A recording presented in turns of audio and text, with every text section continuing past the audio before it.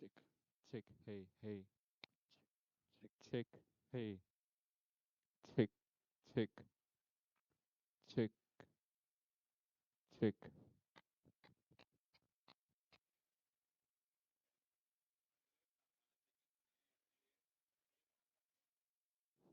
Hello, hello.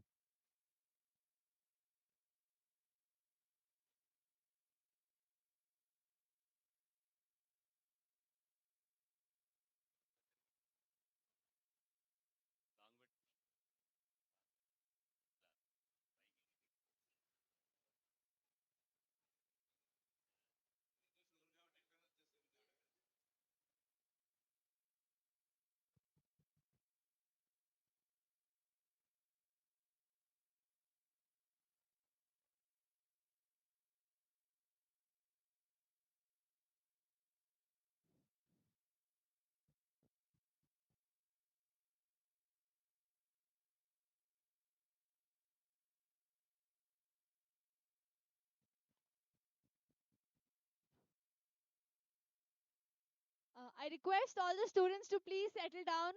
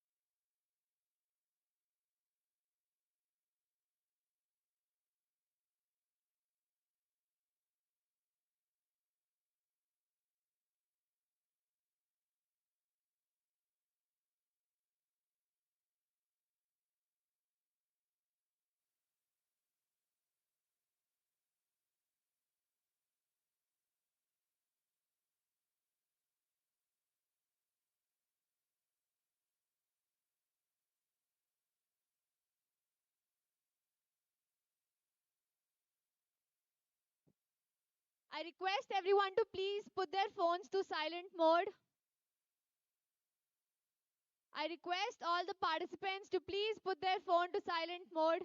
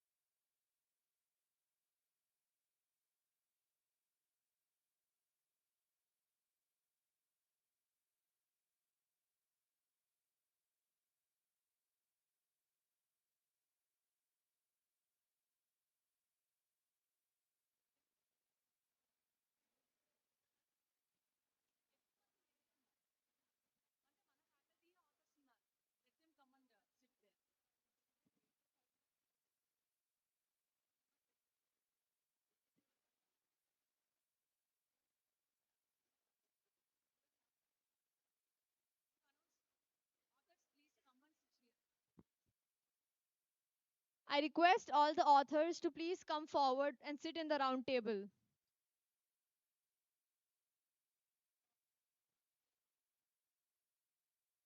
I request all the authors to please come forward and sit at the round table.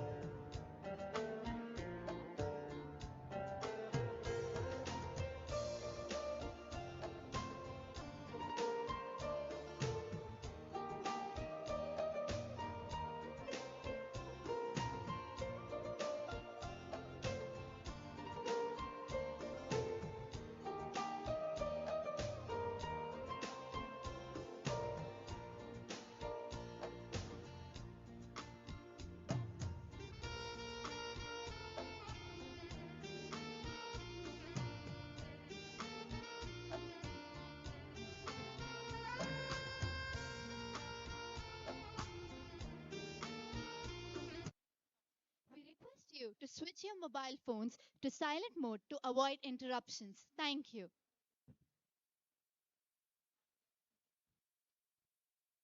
We request you to switch your mobile phones to silent mode to avoid interruptions. Thank you.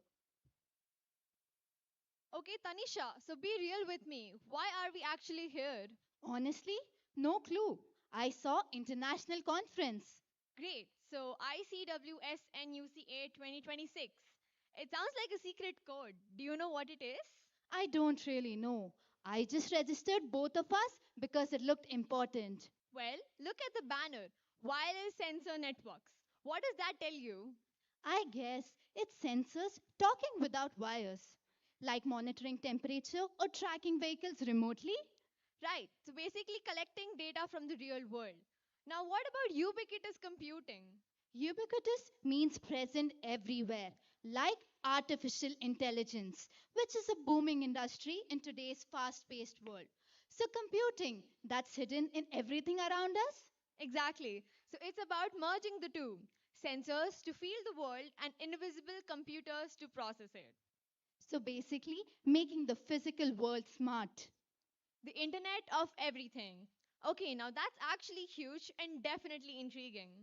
Respected dignitaries, distinguished delegates, research scholars, faculty members, and dear participants, a very pleasant morning to you all. We are about to begin the inaugural ceremony for the third international conference on wireless sensor networks, ubiquitous computing and applications 2026, Where ideas ignite and visions take flight, where research turns curiosity into light. where minds unite beyond boundary and nation. We welcome you to a celebration of innovation. I am Lakshya Agnihotri. And I am Tanisha Vasudeva. It is our honor to welcome you to ICWS NUCA 2026.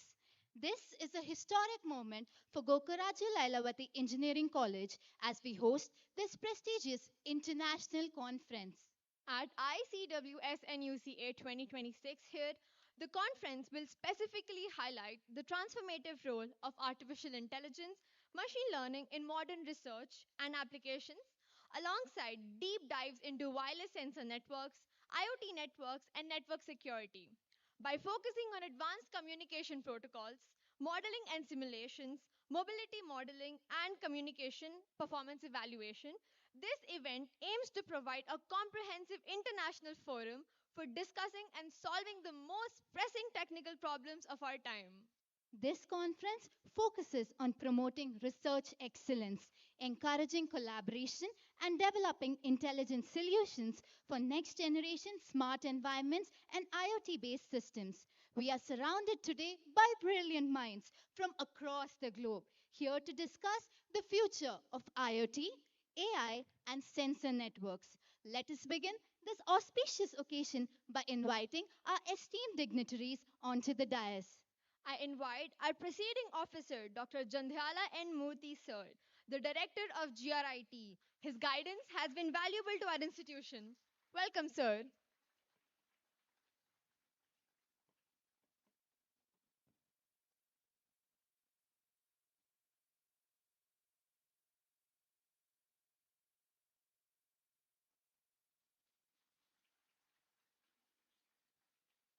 It is my distinct privilege to invite our chief guest, Dr. A. Krishnaya sir, the Dean of Faculty of Engineering, Osmania University, Hyderabad. We are grateful for your presence, sir. Please join us on the dais.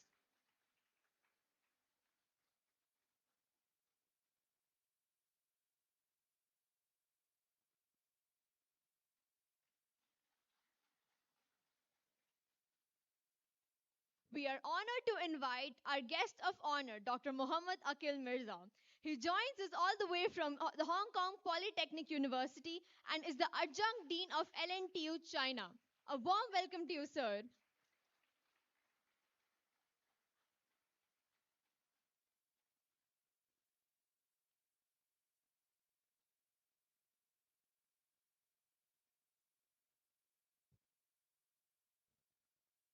I am pleased to invite our program chair, Professor Sachidananda Dheri from Fakir Mohan University, Balasore, Odisha. Please grace the dais, sir.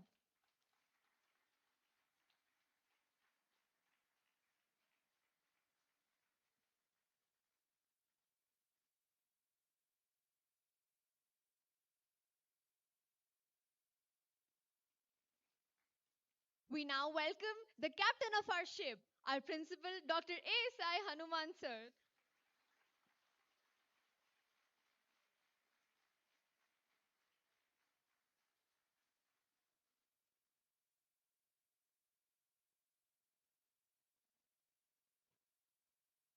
And finally, the architect of this conference, our convener, Dr. Padmalaya Nayak ma'am. She is the professor and head of the Department of Computer Science and Engineering. It is her relentless effort and vision for advanced communication networks and AI ML based applications that have brought this international conference to life.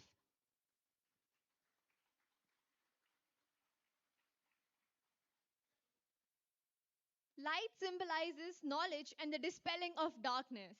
It signifies the dawn of new ideas and enlightened minds. I request everyone to please rise for the lighting of the traditional lamp to officially inaugurate ICWSNUCA 2026.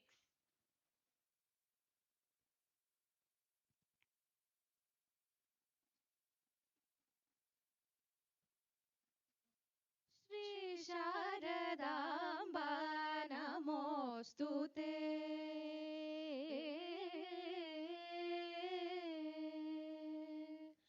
Shri Sharadamba नमोऽस्तु ते सङ्गीत साहित्य मूलाकृते श्री शारदाम्बा नमोऽस्तु ते सङ्गीत साहित्य मूलाकृते श्री शारदाम्बा नमोऽस्तु ते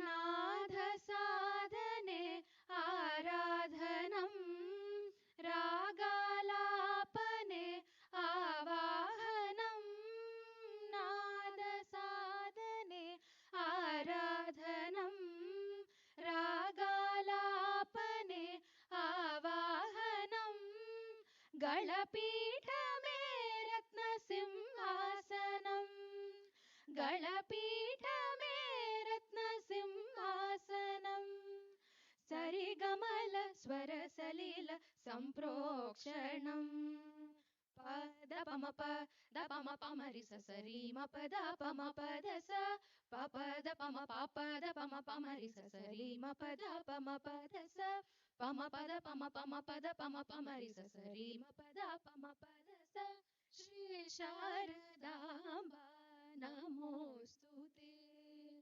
सङ्गीत साहित्य मूलाकृते श्री शारदाम्बा नमोऽस्तु ते नमोऽस्तु ते नमोऽस्तु ते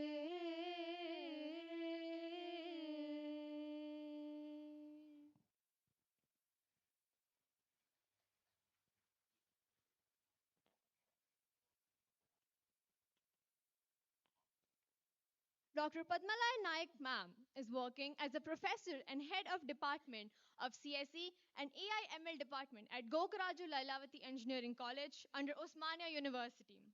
Previously, she served as the professor in the department of CSE at Gokaraju Rangaraju Institute of Technology. Since 2009, she has obtained her PhD from NIT Tiruchirappalli in 2010 and has 23 years of teaching and research experience in ad hoc and sensor networks, network security, IoT networks, and AI/ML applications. She has published over 80 research papers, contributed 7 book chapters, and holds one Indian and one Australian patent. She is the editor of 3 Taylor and Francis books and a reviewer for many IEEE, Springer, and Elsevier journals. She has completed several AICTE and UGC funded projects and received multiple awards, including Young Woman Scientist Award, 100 Best Professor Award, Women Excellence Award, and for the last 5 consecutive years, 2 research scholars completed PhD under her supervision. She is a senior member of IEEE, IETE, CSI, and IEANG, and serves on advisory and technical committees of international conferences. She is the convener of ICWSNUCA 2026 with an H index of 19 and an I-10 index of 27. She is the convener and editor of the international conference. We, the students, wholeheartedly appreciate Dr. Padmalaya Nayak ma'am for her dedication to teaching, motivating us to develop high quality projects, publishing research papers, and always standing with us for any type of help and guidance. Thank you, ma'am. We are truly grateful for your guidance. I now invite our convener of International Conference and HOD of CSE, Dr. Padmalaya Nayak ma'am, to deliver the opening remarks.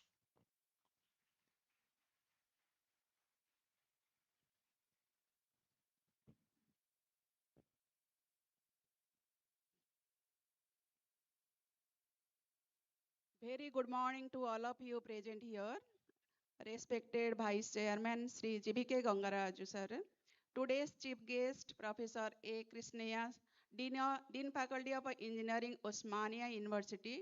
Today's guest of honor Professor Mohammad Akul Mirza from Hong Kong Polytechnic University.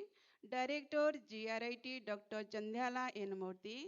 Registrar GLEC Dr. KVSN Raju. Principal GLEC Dr. A. Sai Hanuman, Principals of GRIT, GRCP, Deans, HODs, dignitaries on the dais and of the dais, my dear colleagues and students, and participants of International Conference on Wireless Sensor Networks, Ubiquitous Computing and Applications 2026.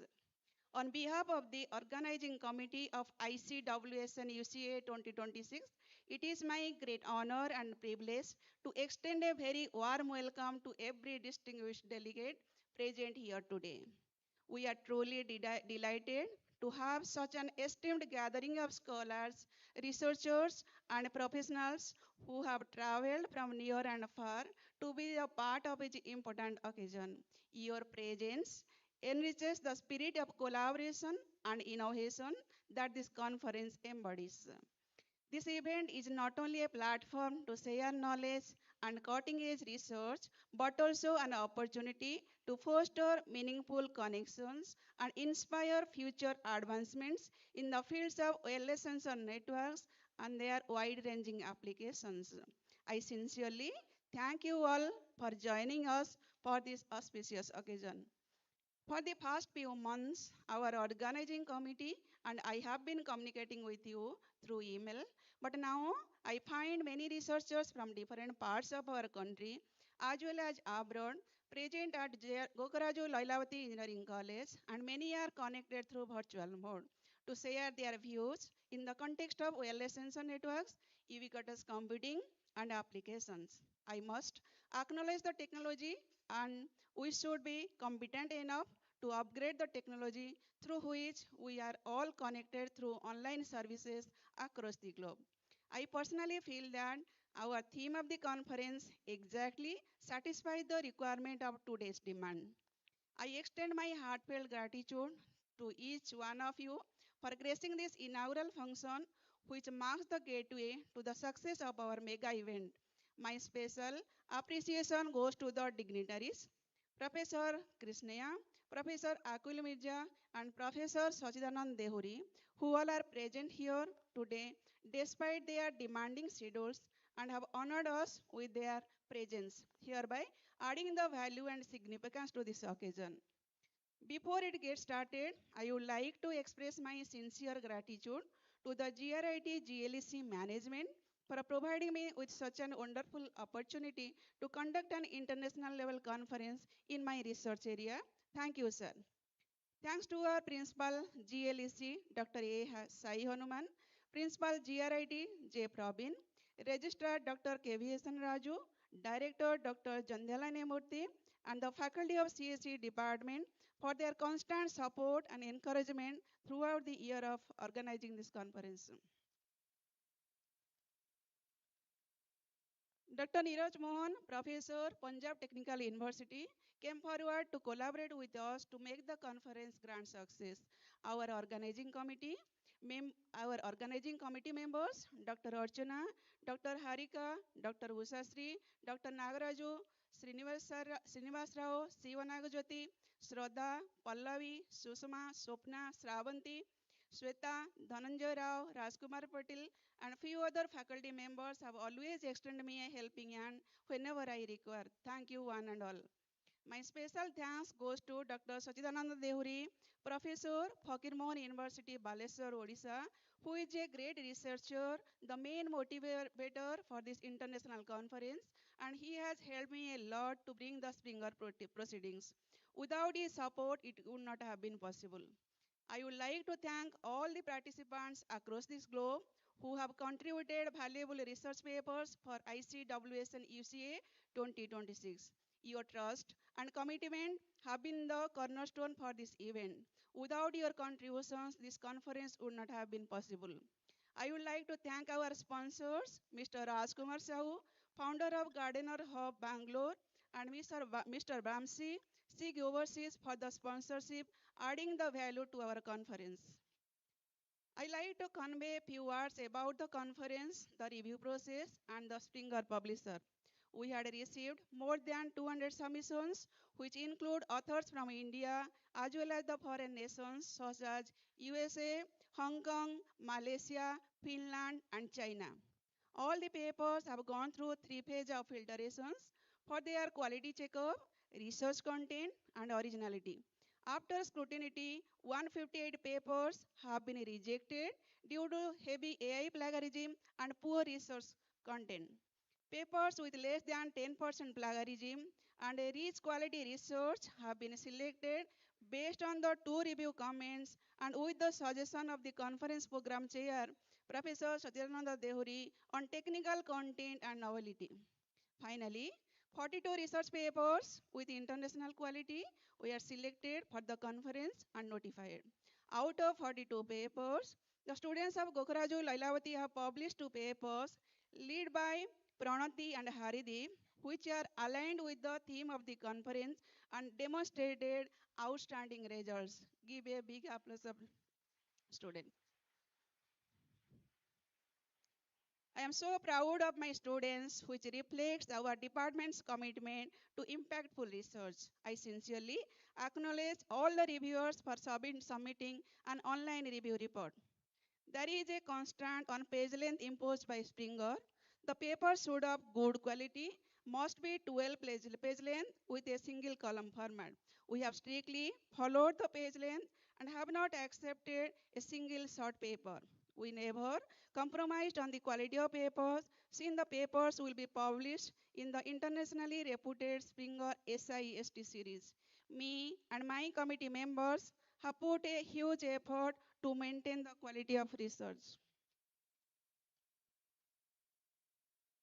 At last, I do not want to take much of your time. I must leave some time for our dignitaries. Once again, my hearty welcome to all of you. I request all of you to cooperate in conducting the two-day international conference smoothly, as the conference will be conducted in a virtual mode. I am sure all of you can enjoy Hyderabad biryani on the 2 days of the conference and the climate of the Queen City, Hyderabad. Our volunteers are available to assist you whenever it is required. After the inaugural session, keynote sessions will start, two offline sessions and one online session followed by the author's presentation. Please follow the guidelines and instructions given in the author's WhatsApp group to join the particular link to present the paper online. So once again, thank you all. Now I announce that our conference is open. I humbly request to our chief guest and other dignitaries to come forward and open the hard copy of the souvenir. Thank you for this opportunity.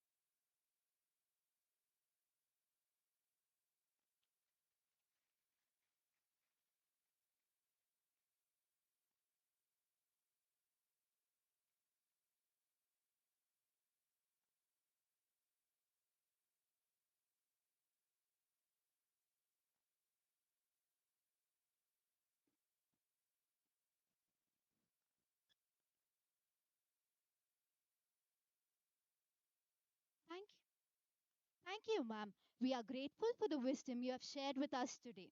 Moving on, Dr. A. Sai Hanuman is the founder principal and the head of institution at Gokaraju Lailavati Engineering College since its establishment in 2021. A distinguished professor of computer science and engineering, he possesses 5 years of valuable industry experience and has rendered 25 years of committed service to Gokaraju Rangaraju Educational Society, where he served as Dean of Academics, Dean of Examination, Head of the Department, and held various managerial positions. Dr. A. Sai Hanuman holds a PhD in data mining and an MTech in computer science and engineering. Actively involved in research, he has published over 50 research papers, including articles indexed by Scopus, SCI, and Web of Science, authored 3 textbooks, secured 4 patents, completed 3 funded projects, and continues to guide research scholars at JNTUH, KLU, SR universities, and other esteemed institutions. I now invite Dr. A. Sai Hanuman sir, Principal of GLEC, to address the gathering.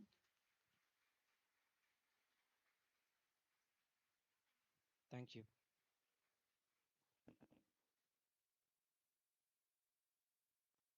Good morning, all. So, all the dignitaries, my sincere pranams to all of you. Respected presiding officer of today's conference, Dr. Janjal N. Murthy sir, director of GRIT. Today's chief guest, Professor A. Krishnaya, Dean, Faculty of Engineering, Usman University. And guest of honor, Dr. Muhammad Akil Mirza from Hong Kong Polytechnic University. Then Dr. KVS Rajgaru, Registrar of Gokaraj Lailavati Engineering College. Dr. Padma Nayak ma'am, convener of the conference. Principal of GRCP, Dr. Rangaraju garu, and other dignitaries of the dais, deans and HODs of GRET and GLEC, invitees from GRET, respected delegates, faculty members, and dear participants.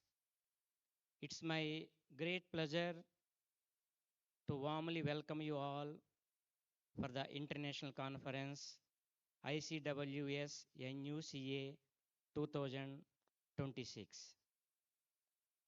We are truly honored to host such an esteemed gathering of scholars, experts, and professionals from across the globe. Let me briefly introduce about our esteemed institution, Gokaraju Lailavati Engineering College, the proud host of this conference. So GLEC was established in 2021 as a sister institute of Gokaraju Rangaraju Institute of Engineering Technology, a 25 years old college with NAC A++ grade. Dr. Gangaraj Garu is the chairman of this institution, and we inaugurated this institute on 31st October 2021 by Sri Chinajiyar Swamiji. So it is located in the campus of Gokaraju Rangaraju Education Society. In this we have 4 institutes. One is GLEC, GRET, GRCP, that is a pharmacy college, and one of the famous schools, Ganges Valley School. And even though this is the 5th year of this college, there are many achievements for this institute, Gokaraju Lailavati Engineering College. There are 100% enrollment of all sanctioned seats, establishing itself as leading engineering college in Telangana. Currently, the campus has 1800 students in total, only for GLEC. Our first graduating batch achieved 100% pass rate, 90% placements with a 45 lakhs package as highest. And in academic excellence, we got 4 university ranks in Osman University, both in CS and IT departments. Also, we are encouraging the students in sports and other events. And GLEC offers excellent sports facilities. Our students actively participate and excel in the competitions, winning multiple trophies in basketball, swimming, throwball, all in inter-college tournaments, Osmania University and national level. So as an example, we have Alakshya Agnihotri. Last week only, she won 3 medals in Tech Mahindra University. So I am congratulating all these students. Also, we are promoting our Indian culture through all other activities. Like here we conduct programs like classical dance, separately classical cascade, classical music, and like we conduct all the events here like promoting Sankranti, like Sankranti Sambaro, like that. We are conducting all events to the students so that they will excel as all-rounders. And at the same time, in the research and innovation, always we encourage the students and the faculty also. And many of the faculty members are doing their PhDs in various universities like NIT Warangal, then BITS Pilani, and NIT Goa, VIT Vellore Institute of Technology, SRM. And we are encouraging the research and innovation for faculty as well as the students. For students, we conduct many events which will support their projects. In the first year itself, we conduct a program called as SEEK. And in the second year students, we conduct a program called as D. SEEK is for project presentations. And we have a separate club called as Advanced Academic Center. In first year onwards, we teach how to handle the projects and how to participate in the hackathons. Our students are participating in many hackathons, and we are also arranging the hackathons. And recently, our students got the Best Performance Award in the Smart India Hackathon conducted by the Government of India, inaugurated by our Prime Minister Narendra Modi Garu, and we got the Best Performance Award for our students. This culture of innovation nurtured by GRES society is a strong foundation behind this international conference. I extend my heartful congratulations to all the paper presenters for their valuable research contributions. I also sincerely thank our keynote speakers, session chairs, panelist members for accepting our invitation. Also, a special note of appreciation to Dr. Padma Naik, the convener of this conference, the backbone of this conference, in fact, who has worked tirelessly for last 8 to 10 months. Actually, we conducted 2 conferences in GR8 in the past. Starting from the 2021, I'm continuously asking Madam to conduct conference here also. Now finally we are able to conduct a Springer conference here with high quality, accepting only 40 papers because quality is more important in the research. And mainly another uniqueness of today's conference is 100 plus students registered for this conference as a participants. So I'm appreciating the students also and young staff mainly utilize the conference. So this is a golden opportunity to learn, network and grow. Make the most of every sections, interact with experts and expand our knowledge. Because engineering is not for coding, not for getting a placement only. Even though I'm saying that now Gokaraju is very good for placements, it's true. But engineering is, there are many problems in the society. We need to solve the problems of the society. So the main role of engineer is for that. So everywhere, computer science is there everywhere, and research and innovation is possible everywhere. Just now, our students now, when they are singing that prayer song, so just I'm thinking on that because everywhere we can mix our research because a lot of research is going on in the music also now. Just I will ask the question immediately them, what is the raga of that song? Sometimes if they are the classical singers, they can identify it. And some type of research is going on for that problem also. For every problem, research is there. Computer science is there. How to identify the raga? Many tools are there, but still lot of research is required for that. And yesterday also I'm speaking with one of the professor in Hyderabad Central University. She's doing research, mixing music with our computer science. Then, if you take our Indian traditions, all these ragas are from Samaveda, and identification of raga is one problem if you take, and every raga is now is like one medicine to the one disease. So how to connect these things, raga with the disease? It will cure one type of disease. That is another problem. Okay, all these problems now we need to explore because like this is one application. Now just I'm saying that now because all your youngers, especially young generations, because these kind of conferences are mainly for the young generations. Lot of future is there for India because we are dreaming for the Vishwaguru, and entire future depends on you people only. Because my message is finally as a principal of one institute to the young kids and the young staff. Do good research. Everywhere problems are there, societal problems are there, either for good or bad. We need to solve those problems. So because nowadays the especially the present generations, they are exploring the new things. So everywhere you can do the research. Okay, this college always support the research and innovation.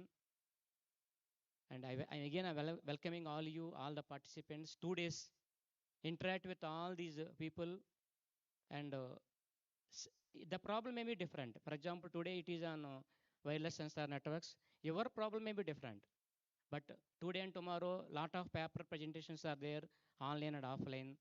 And by looking those things, you can understand how to solve your problems. Okay, good luck all of you. And also for the people who are coming from the other cities and other countries, so I encourage all the delegates to explore the vibrant city of Hyderabad, famous for its rich history, iconic landmarks like Charminar and Golconda, and their Hyderabad biryani is famous here. So both vegetarian is also available, non-veg is also available. So even it's there in 2 days dish also, but still 2 days or 3 days explore the city. And I advise all the people to make 100% utilization of this conference. Good luck all of you.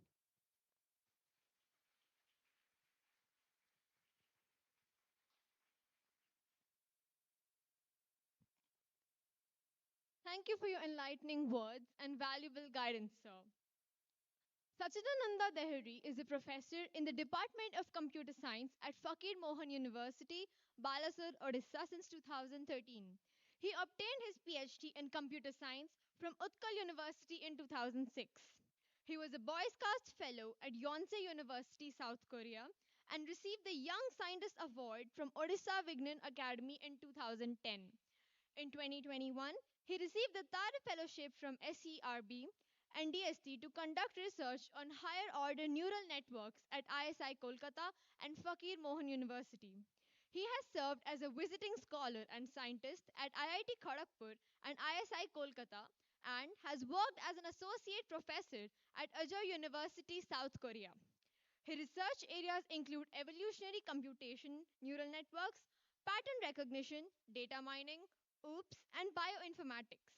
He has published around 280 research papers, authorized 5 textbooks, edited 10 plus books, supervised 20 PhD scholars and 2 postdoctoral researchers, and has completed research projects funded by DST, UGC, and DRDO. His H index is 34, and he has academic collaborations with Ireland, New Zealand, Hong Kong, France, and Nepal.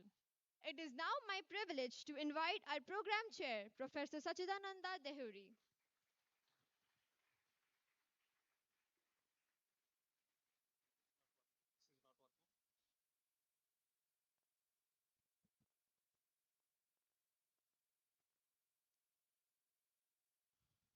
Jai Jagannath. Yeah, from Odisha. So therefore, let us start the journey by praying Jagannath, Lord Jagannath.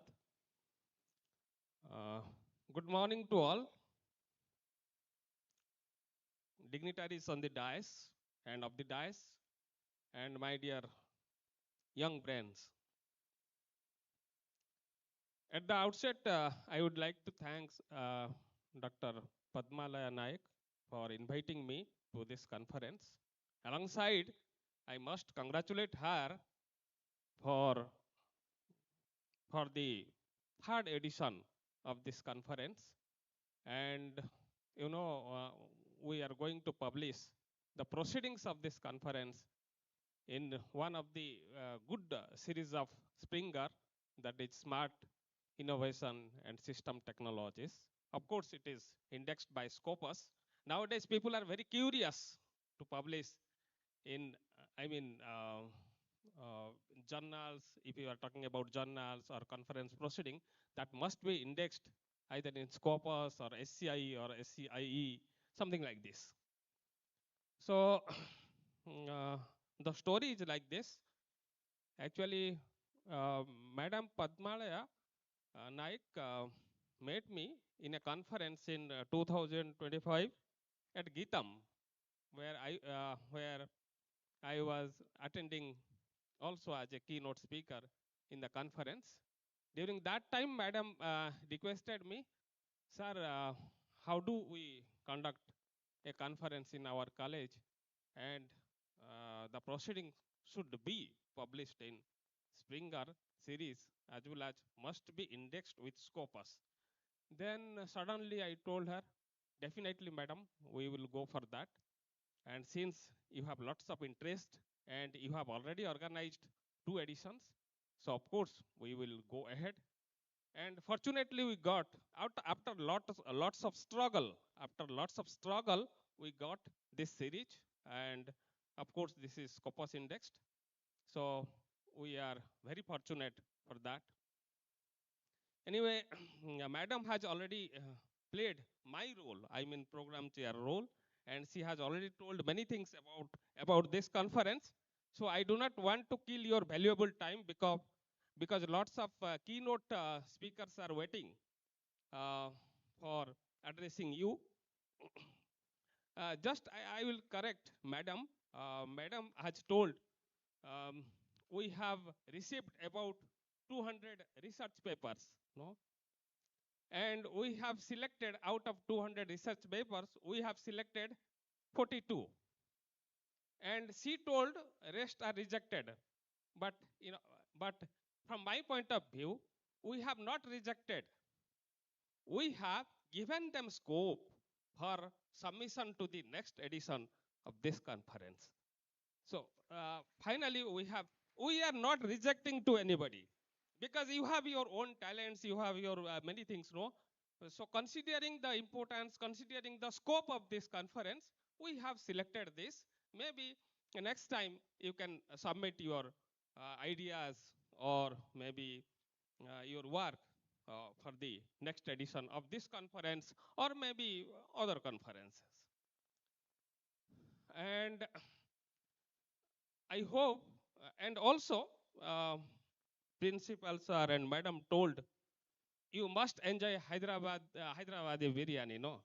Yeah, of course, you should enjoy the Hyderabad biryani, but by enjoying all the talks and keynote address, you must add flavor of Hyderabadi biryani to those things. Okay. So, I mean, don't try to skip those addresses, I mean keynote addresses as well as ideas. The presenter will present their ideas. Please attend all the keynote address as well as research paper presentation and add your Hyderabadi biryani flavor to that. Uh, uh, with this, I hope with this I need to conclude because other speakers are there. Thank you all.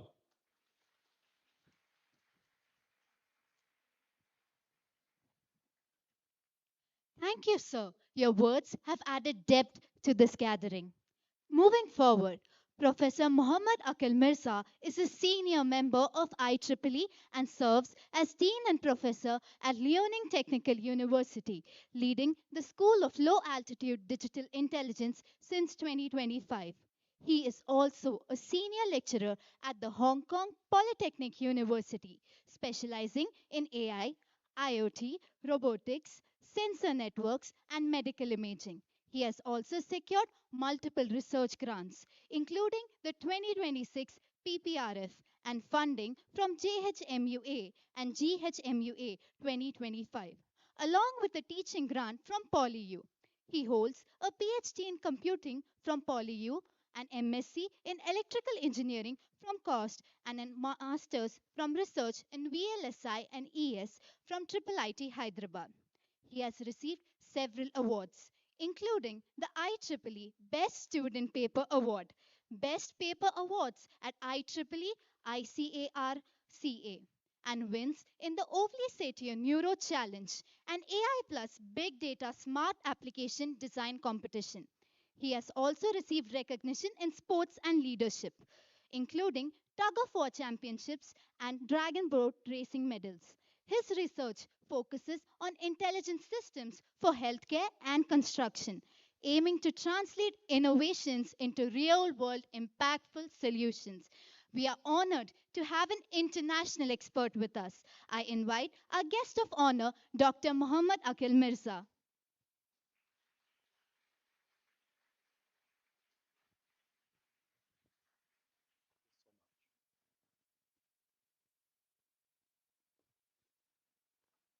Good morning, dignitaries, Professor Hanuman, Professor Murthy, Professor Dehri, and Professor Krishnaya. And also, I would like to extend my thanks to Professor Padmalaya for giving me a chance to come here because this is the first time I come to Hyderabad as a keynote speaker. Thank you. So previously, I have an opportunity to travel to different countries. But hometown being Hyderabad, this is my first time to come here and do a conference as a keynote speaker. So I will keep my speech a little bit shorter to make sure that we go along with the time. So first of all, it's truly an honor to be a part of ICWS NUCA 2026 and to address this esteemed gathering. I extend my gratitude to all the organizers for inviting me to this prestigious event.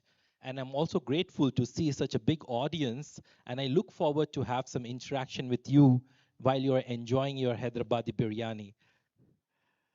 So today, as we stand at the intersection of wireless sensor networks, computing, and its applications, I'm reminded of the transformative power of technology. In a world driven by the rapid innovation, the challenge lies not just in developing advanced systems, but in making them accessible and sustainable, especially in resource-constrained environments.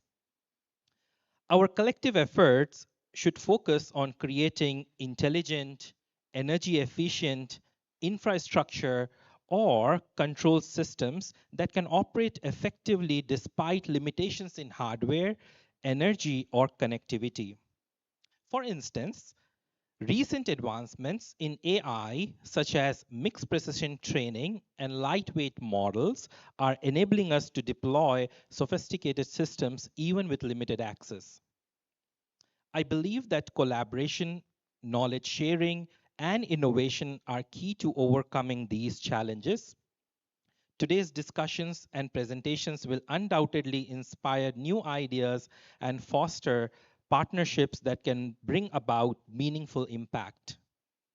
In closing, I look forward to fruitful exchanges and pioneering solutions that will shape the future of ubiquitous systems. Thank you all for your attention, and I wish the conference a great success. Thank you.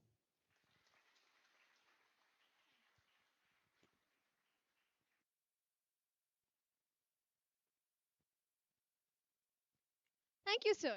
It's an honor to have you here with us.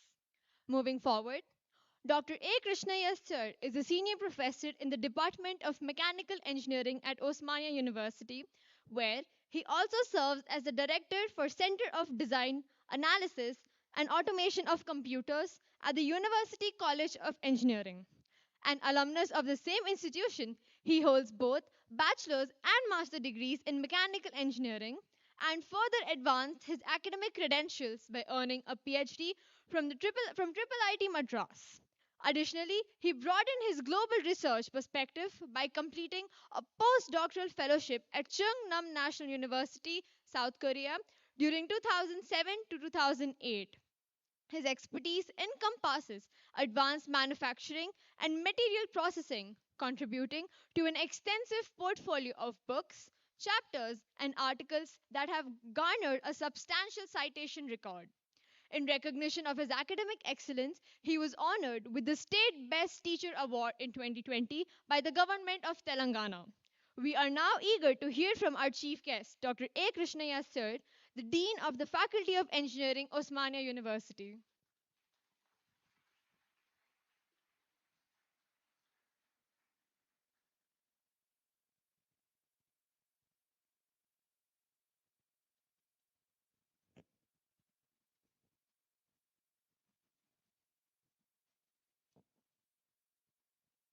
Yeah, good morning to all.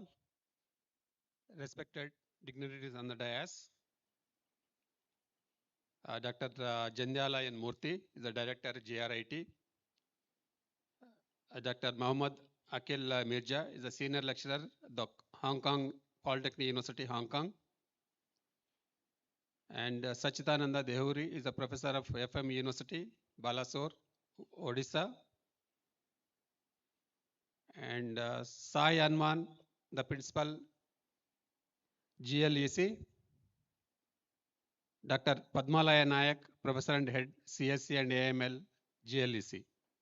And all the dignitaries of the dais, like KVS Raju, faculty members, deans, HODs, and my dear students and participants.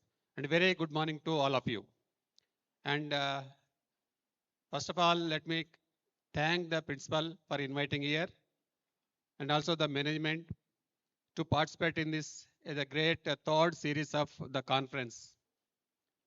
And it gives me immense pleasure to be a part of the third international conference. There's a wireless sensor networks, ubiquitous computing and applications. It is organized in the third time. At the outset, I extend my heartfelt congratulations to the management, the principal, conference chair, organizing committee, and faculty members and students for successfully organizing this prestigious international conference. Hosting the third edition of ICWSNUCA reflects the institution's strong commitment to research, innovation, and global academic collaborations. In the wireless sensor networks and ubiquitous computing are no longer emerging concepts. They are the backbone of today's smart world. From smart cities, intelligent transportation system to healthcare monitoring, environmental surveillance, Industry 4.0, and IoT embedded applications. And Industry 4.0, like I say, fourth revolution of Industry 4.0. The first one started with the water, the steam. The next with the electricity. The third with the computers.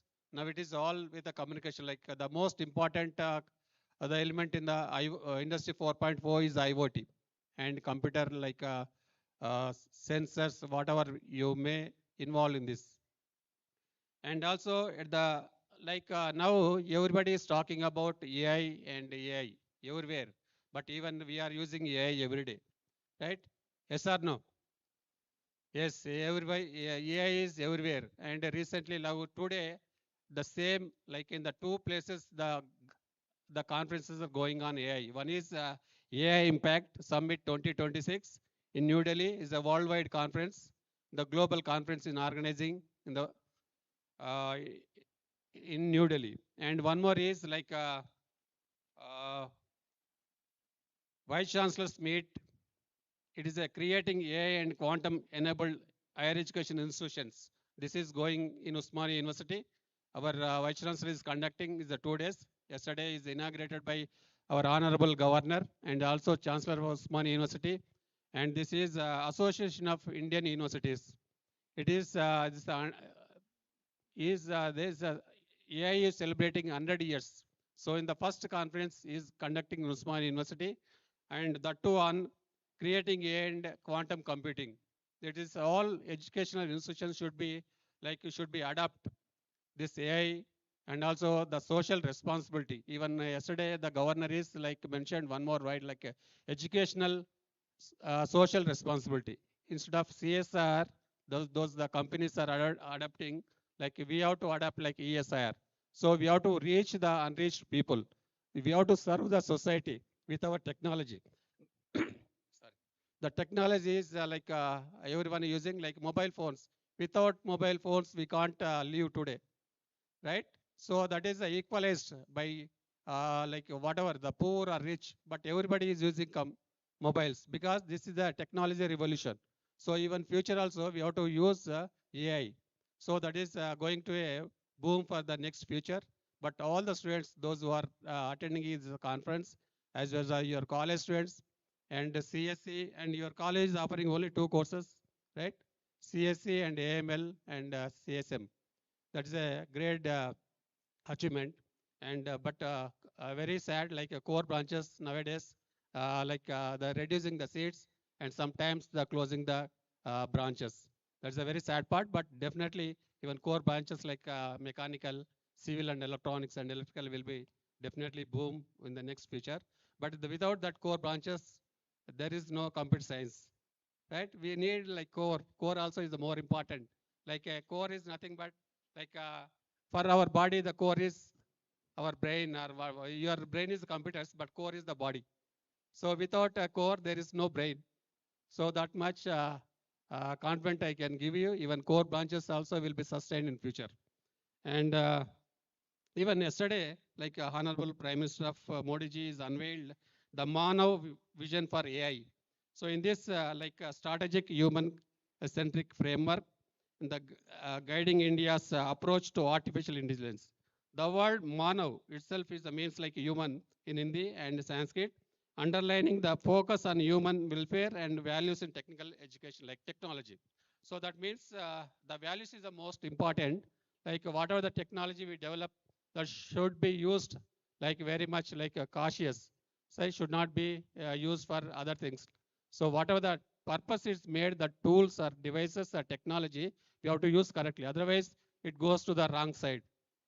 And Manav is an anonymous, like acronymous, representing the 5 guiding pillars of India's AI strategy.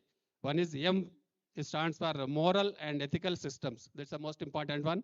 So AI development must follow the ethical guidelines that protect the human dignity and rights. And A, accountability and governance, transparent rules, strong oversights, and responsibility in AI development. The N stands for national sovereignty.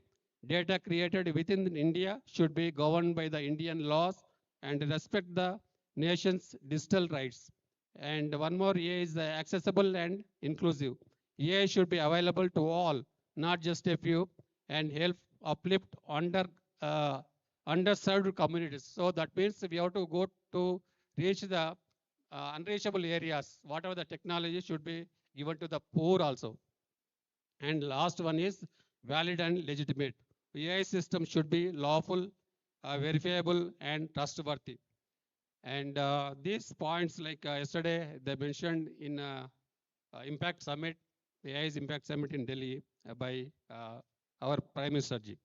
So the conferences like ICWSNUCA is the 2026 provides an important platform for researchers academicians and industry experts and young scholars to exchange ideas and present innovative findings and explore collaborative opportunities. Such forums not only disseminate knowledge but also they inspire the new research directions and technological advancement.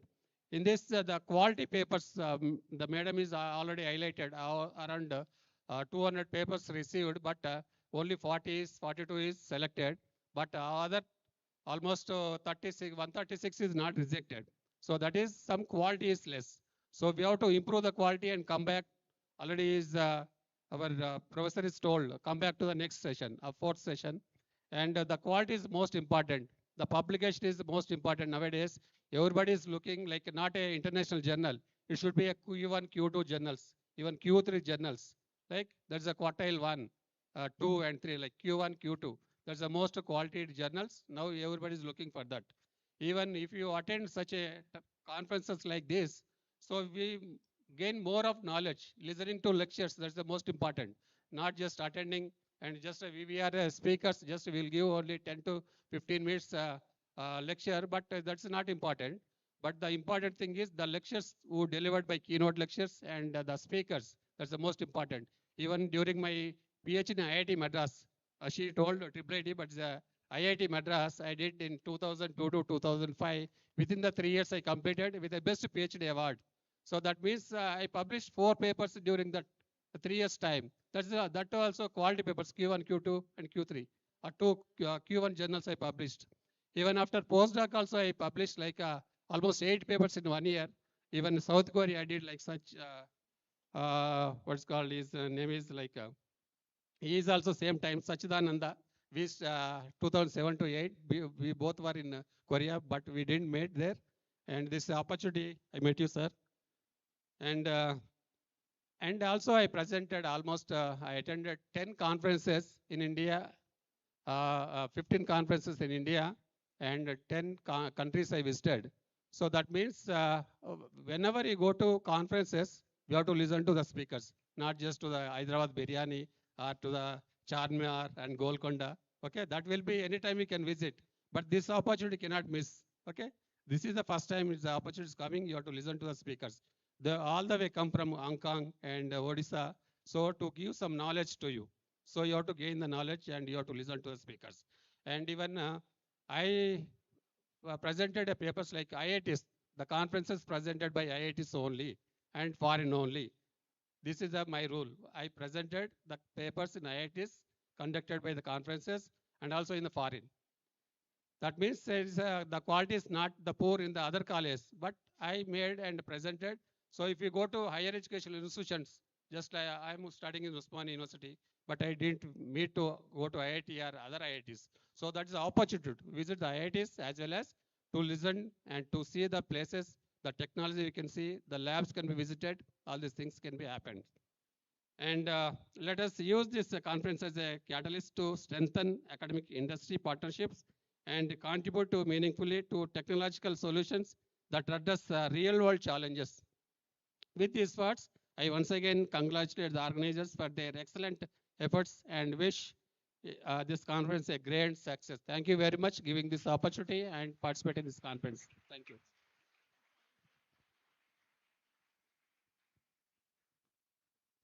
Thank you, sir. Your leadership in engineering education is an inspiration. Your presence here signifies the strong academic foundation this conference is built upon. Moving forward, Dr. J.N. Murthy sir completed his B.Tech in Mechanical Engineering from IIT Madras and earned both his MS and PhD in Thermal Power from Cranfield University Institute of Technology, UK. He served in the Indian Air Force's maintenance branch as an AE officer for over 25 years. During his service, he was an instructor at the Air Force Technical College in Bangalore, worked in the combustor division at the Gas Turbine Research and Development Establishment, Bangalore, and led a technical training team in Botswana, Africa. He is also an alumnus of the Defense Service Staff College, Wellington. After taking voluntary retirement from the IAF As the wing commander in 2001, Dr. Murthy joined Gokaraju Rangaraju Institute of Engineering and Technology as a professor in the Department of Mechanical Engineering. He served as the principal of GRID from 2004 to 2018, after which he was appointed as director of GRID. I now request Dr. Jandhalia N. Murthy, director of GRID, to deliver the presidential address.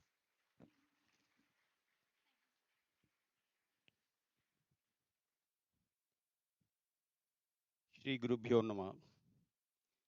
Respected dignitaries on the dais, eminent keynote speakers, and experienced session chairs, excited researchers, and the enthusiastic organizers, and dear staff and students. Very good morning. Namaskar, Subhodayam. It's my privilege and honor to invite you all to ICWNS UA, third of its series.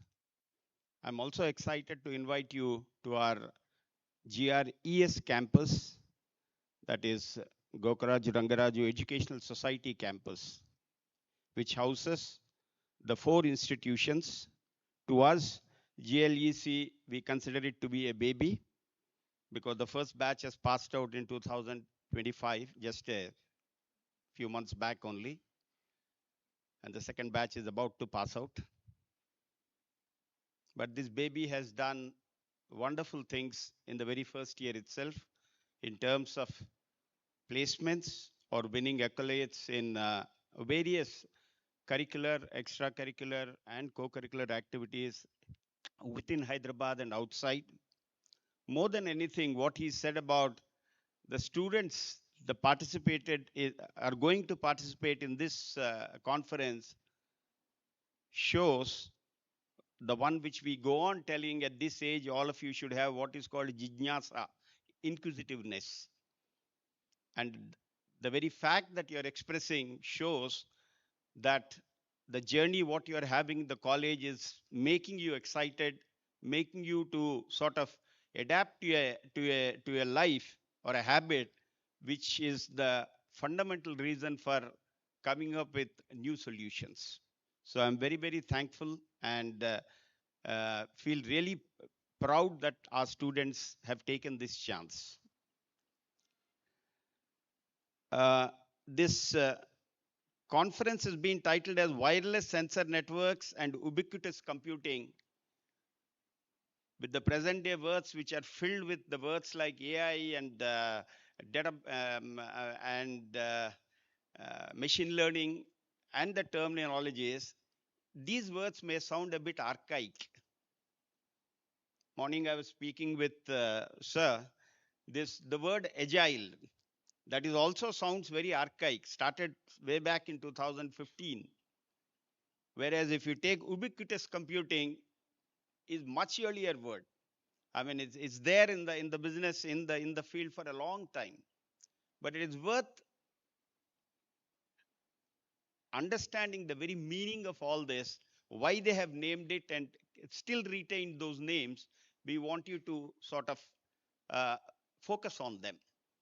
The words may be different, but the concepts are the same.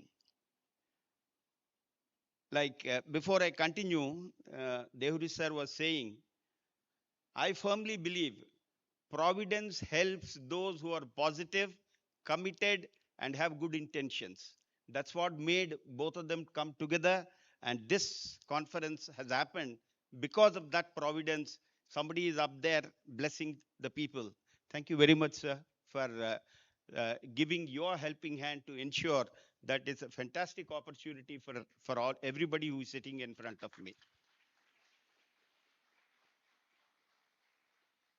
And our chief guest was mentioning about Industry 4.0 and the technologies. I thought we are at an interesting stage of what we call in the cusp of those revolutions called Society 5.0 and Industry 5.0. Normally, the society and industrial revolutions, you can call it complement each other or supplement each other. One drives the other. Certain times the society drives the industry, and sometimes the industry makes society to adapt or change their way of living by providing certain solutions which will improve the quality of life. But the current society 5.0 is known as super smart society. You all belong to it. You should be thankful for that. And the qualities are, it aims for safe and security for everybody. It is so resilient that it can tackle any unexpected or uncertain situations. It provides a sort of an environment for every human to follow his diverse needs and way of living. If it has to do all that, it has to monitor the environment and the individual continuously through variety of sensors. That's why this WSN comes into very prominent role. Knowingly, unknowingly, you carry one sensor every day. It's what I'm mentioning. It is your cell phone. Whether that sensor input is being used by the other end for good uses or bad uses is a different issue. But you have been part of this sensor. You have been part of the system carrying one sensor throughout. But then society, if you look around like this, there are variety of solutions where the sensors and their existence happens highly pervasive. It just intrudes into your life itself. Look around. You can see now, still it's not here, but in some other places, autonomous cars. If you go into wearable units are there, which follow your health parameters on a continuous basis and directly contact the doctors at the other end. The health sector, what he mentioned, then the robotics part of it, and the defense part of it, where the sensors continuously monitor the border, where the load on the humans get reduced. Those of you who are interested, since I'm from the Air Force, go back and read Ops Sindoor. You will see the amount and the success of actually networking all of them to come up with these fantastic results, what happened in May 2025. With this, I would like to say that this ICWSNUA-UC shall provide you a platform to present, to sort of exchange and cross-pollinate your ideas so that you come up with solutions which are responsible and sustainable for the society. Best of luck to the organizers and to all of you to have a wonderful time in the next 2 days. God bless you.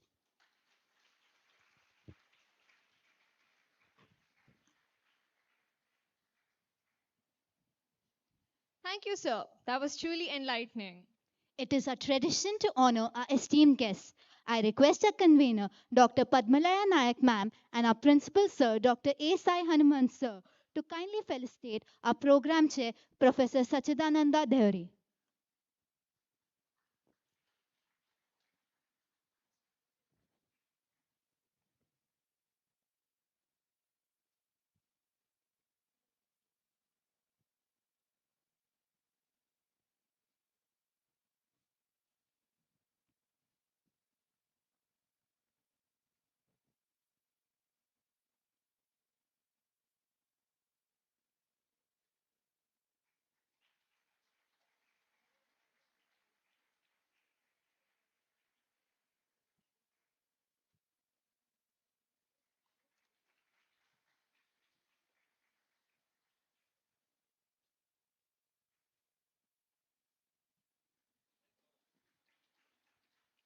I request our convener, Dr. Padmalaya Nayak ma'am, and our principal sir, to kindly felicitate our guest of honor, Dr. Muhammad Akil Mirza. I would like to request call upon KSN sir on the stage, please.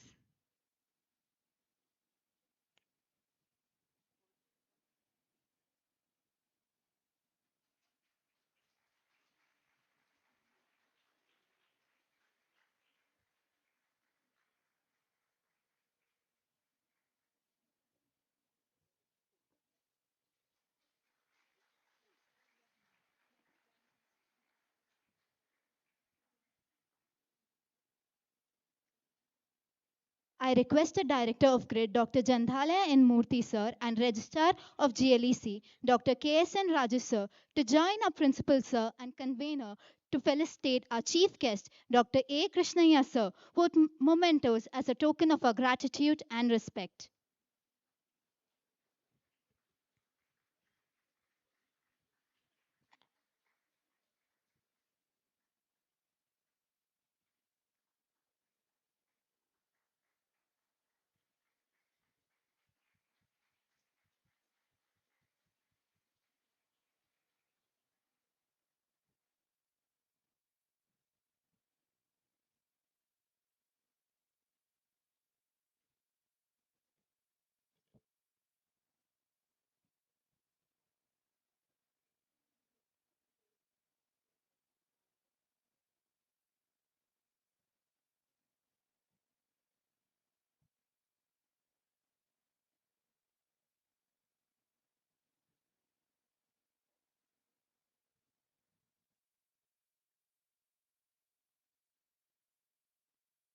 Thank you, dignitaries, for your valuable time here. We now request everyone to proceed for a short tea break. Please join us back here exactly at 12 p.m. sharp for the first keynote address by Dr. Mohammad Akil Mirza on adaptive medical robotics. Thank you.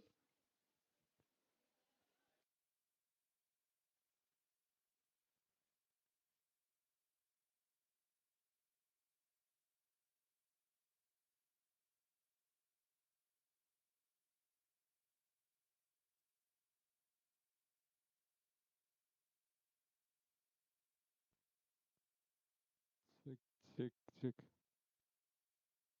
check. Hey, hey, chal, hello, hello, hello, hello, hello, hello. Check, check, check, hello, check,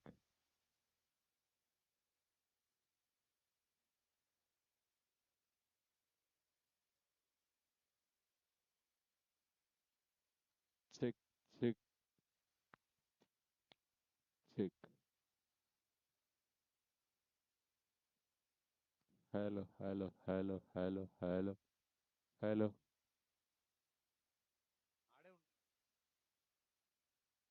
hello, hello, hello, hello, hello.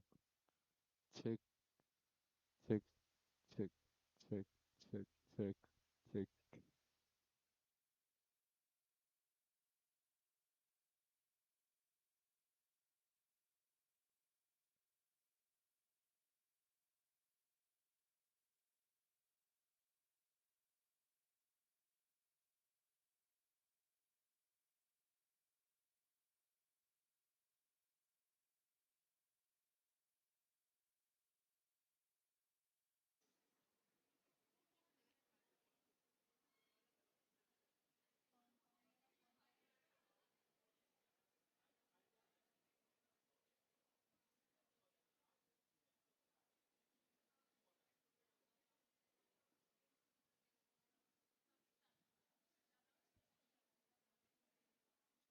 Welcome back, everyone. I hope you had a refreshing tea break. We are now all set to dive into the technical core of our conference. Absolutely, Tanisha. We are starting with a high impact session. Our first keynote speaker is a visionary who bridges the gap between biological intelligence and robotic systems. Ladies and gentlemen, please put your hands together for our guest of honor and keynote speaker, Dr. Muhammad Akil Mirza.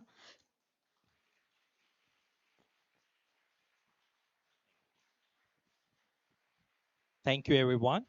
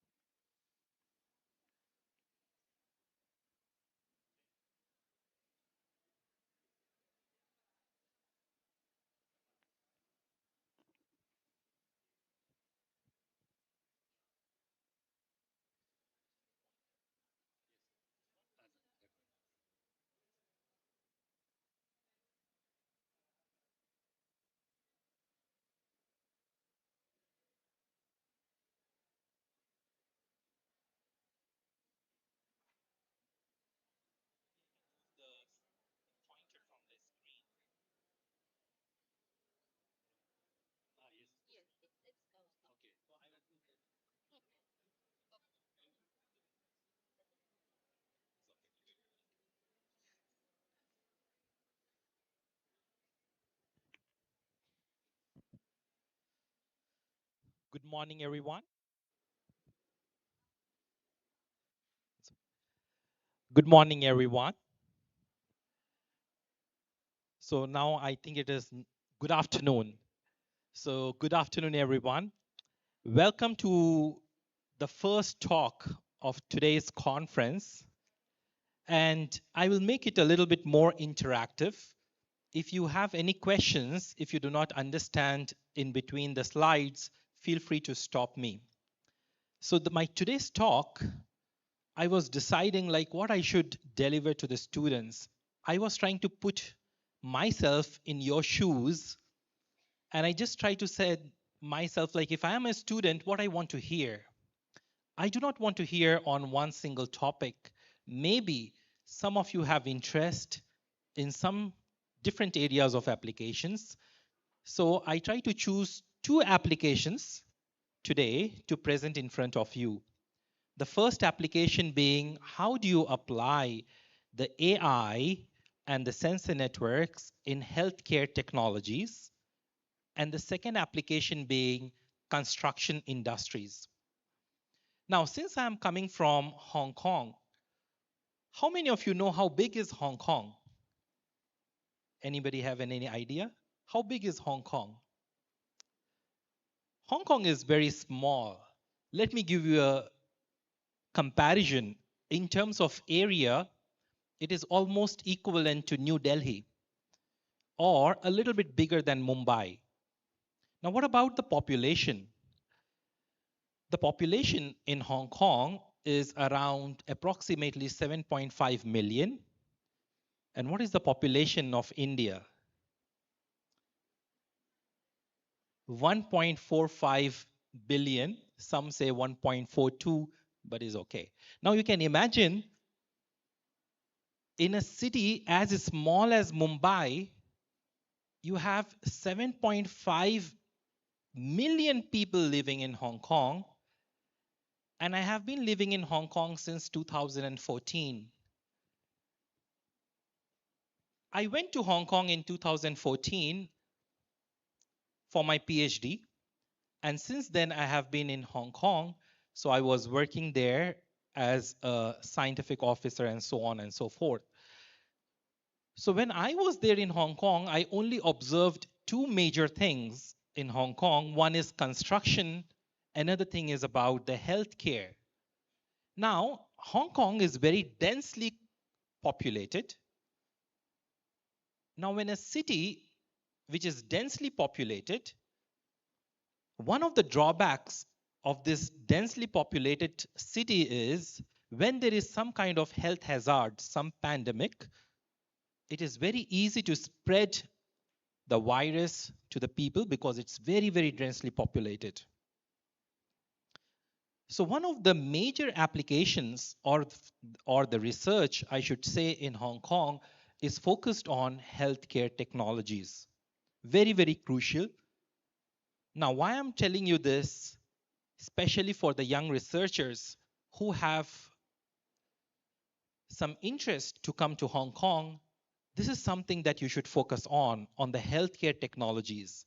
Because the government of Hong Kong, the universities in Hong Kong, we are very much focused on the healthcare technologies, what you can bring to Hong Kong in terms of healthcare applications. Very important. Second application is construction engineering. Now, every now and then you will find a lot of construction happening in Hong Kong. The government of Hong Kong now want to make this construction more AI oriented or sensors oriented or sensor networks application oriented, where you have less human interaction with the environment and more autonomous.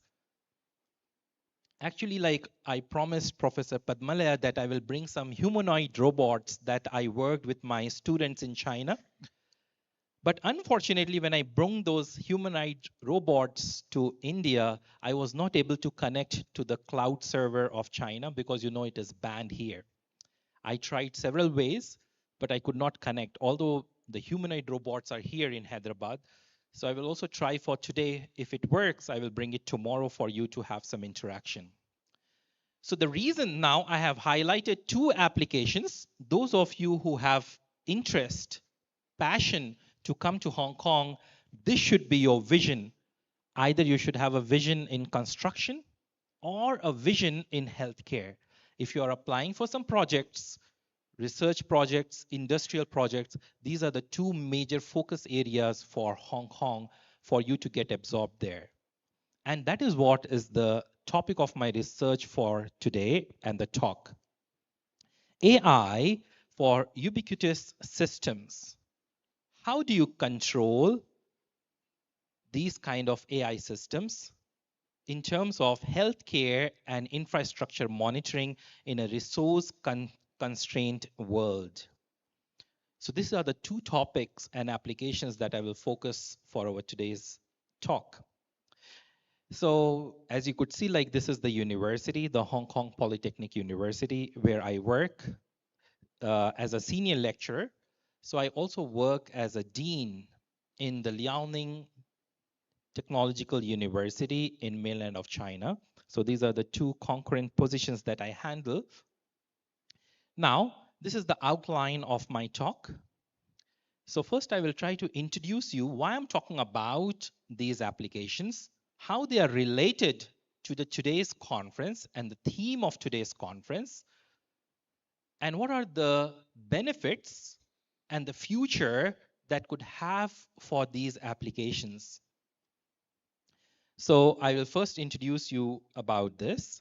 Then in part A, I have divided my talk in 4 different parts. Part A, I will talk about the intelligent control of redundant robots. So my PhD research was in surgical robots, how the robots could do some surgeries and operations. I will also talk a little bit about them. Some of our robots, my robots have been adopted by the Queen Elizabeth Hospital in Hong Kong. Then we will talk about the AI in resource-limited healthcare settings. As I said, like how you're going to incorporate your AI in the healthcare settings. Imagine you're going to a hospital to get some treatment. And let's talk about cancer. Cancer is the most crucial disease in Hong Kong. As per the survey, every 1 in a 10 person in Hong Kong is suffering from cancer or have a chance to suffer from cancer. So the government in Hong Kong wants to build up some systems where you can try to find out whether this person has some cancer or not. And in the cancer, the most vital cancer is the lung cancer. Now imagine you're going to a hospital for diagnosis. So for the diagnosis, usually to get some results, you need to do some scans, get some x-rays. So let's say it takes usually like 15 to 30 days to get the real diagnosis. But when we use the AI systems, some kind of sensor networks, now these 30 days of duration can be minimized to a few hours. In few hours, you can actually diagnose whether this person have a chance to have any kind of cancer in future. And this is the second part of my talk that I will try to focus on. The visual sensing is my third part. Talking about the miniature devices that we are surrounded by. When you talk about the robots, when you talk about the sensor devices are miniature devices which are which have some energy constraints, resources constraint. So how you can have some kind of algorithms that could make them more energy efficient. Then finally, I will try to discuss some of the applications in infrastructure monitoring, so via Vision AI. And I will conclude my today's talk by discussing some of the latest trends, the 17 trends that you will find in 2026 that will take over the entire world into itself as an AI. So that means in 2026, most of the things are now taken by AI. The things which you are thinking that now the humans are doing, but behind that, everything is now taken control by the AI. So I will conclude my today's talk by speaking the synthesis and the future perspectives. So I have extracted some of the work from my publications, and I will also discuss those research from these publications. Now, before I talk further, let me try to give you a small introduction about my university, where I am coming from, what do I do, and what is there for you in the future, maybe in terms of collaborations, maybe in terms of research, maybe for the faculty and also for the students. So the PolyU actually ranks for the 5 consecutive years in the top 100 universities. And we have several projects. And presently, like I am working with Professor Johan, and we are working on building some social robots. So these days, like the social robots play a very vital role. You do not want a robot to behave like a machine. You want a robot to behave like a friend. That is what today's generation is now lacking, especially for the elderly. Usually the elderly find themselves to be secluded from the part of the society. Nobody wants to talk to them. Mostly people feel that, oh, they're outdated, they don't have enough knowledge, something like that. And that is actually a fact in Hong Kong. So we are working on building some social robots. Now the robots have to be like a friend who can listen to us, who can talk to us, and then he can also give us some suggestions. It should not be like a machine. It should not give me a feeling that I'm talking to a machine. So Professor Johan and myself, we have won the 40 million Hong Kong dollar fund, and we are actually trying to work on these social robots platforms and build the social robots. I will talk also a little bit about them. We have a lot of collaborators. So we have from Huawei, these are some of our industry collaborators, like CITC, like Ant Group, Brain and Company, and so on. Now, academic collaborators, we have very strong links with some of the top universities like Tsinghua University, Peking University, NUS, University of Berkeley, Cambridge, and so on and so forth. So I have to rush a little bit. Okay, now this is actually my team. So I have with me like Professor Li Shuai. He is actually my PhD supervisor.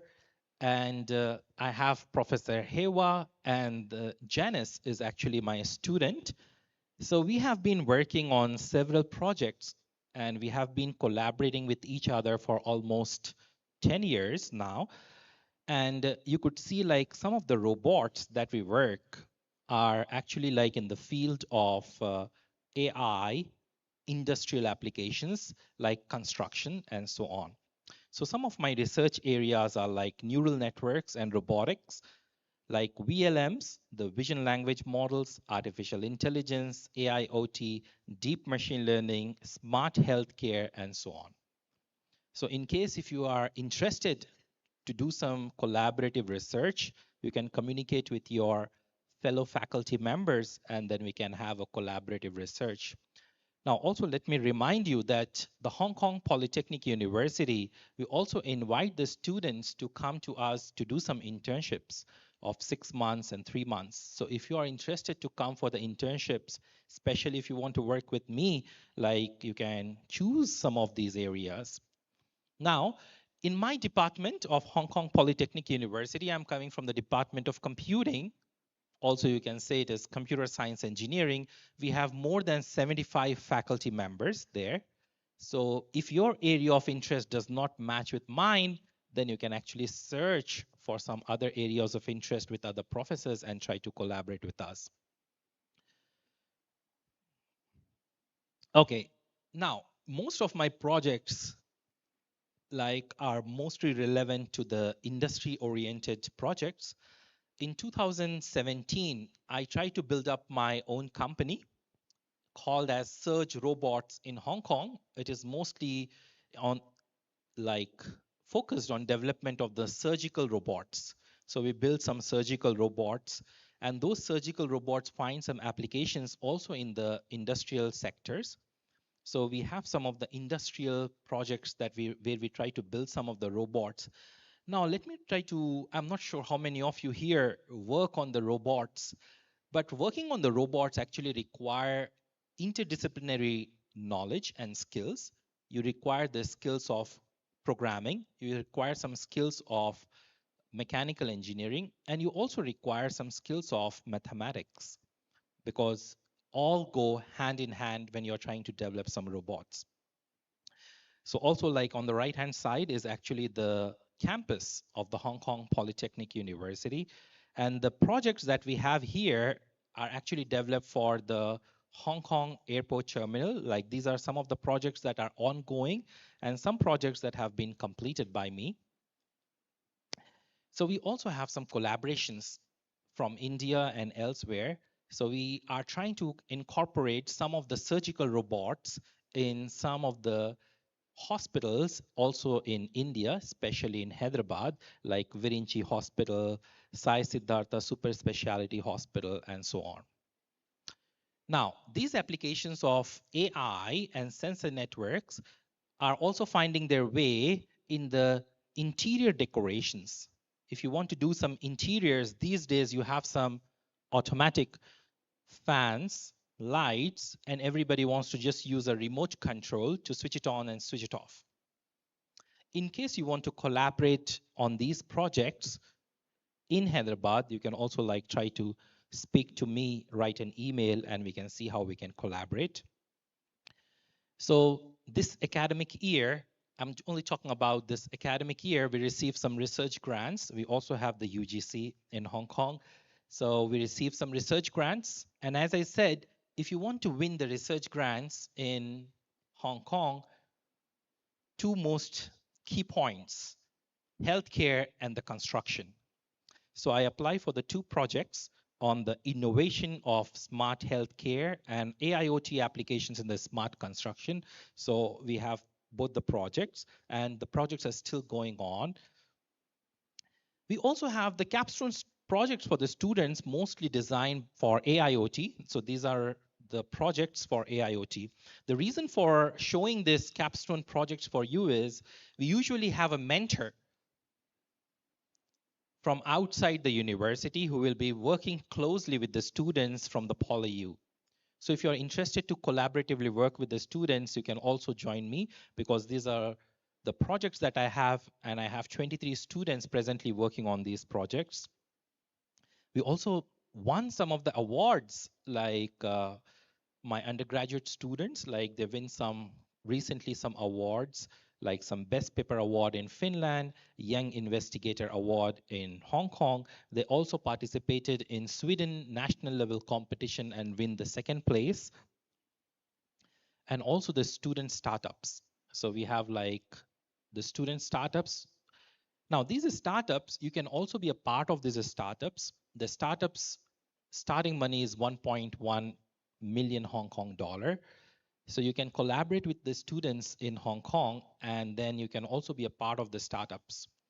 So like my students have actually like won this year, like 3 projects, which I will also talk about a little bit to give you an idea what are they all about.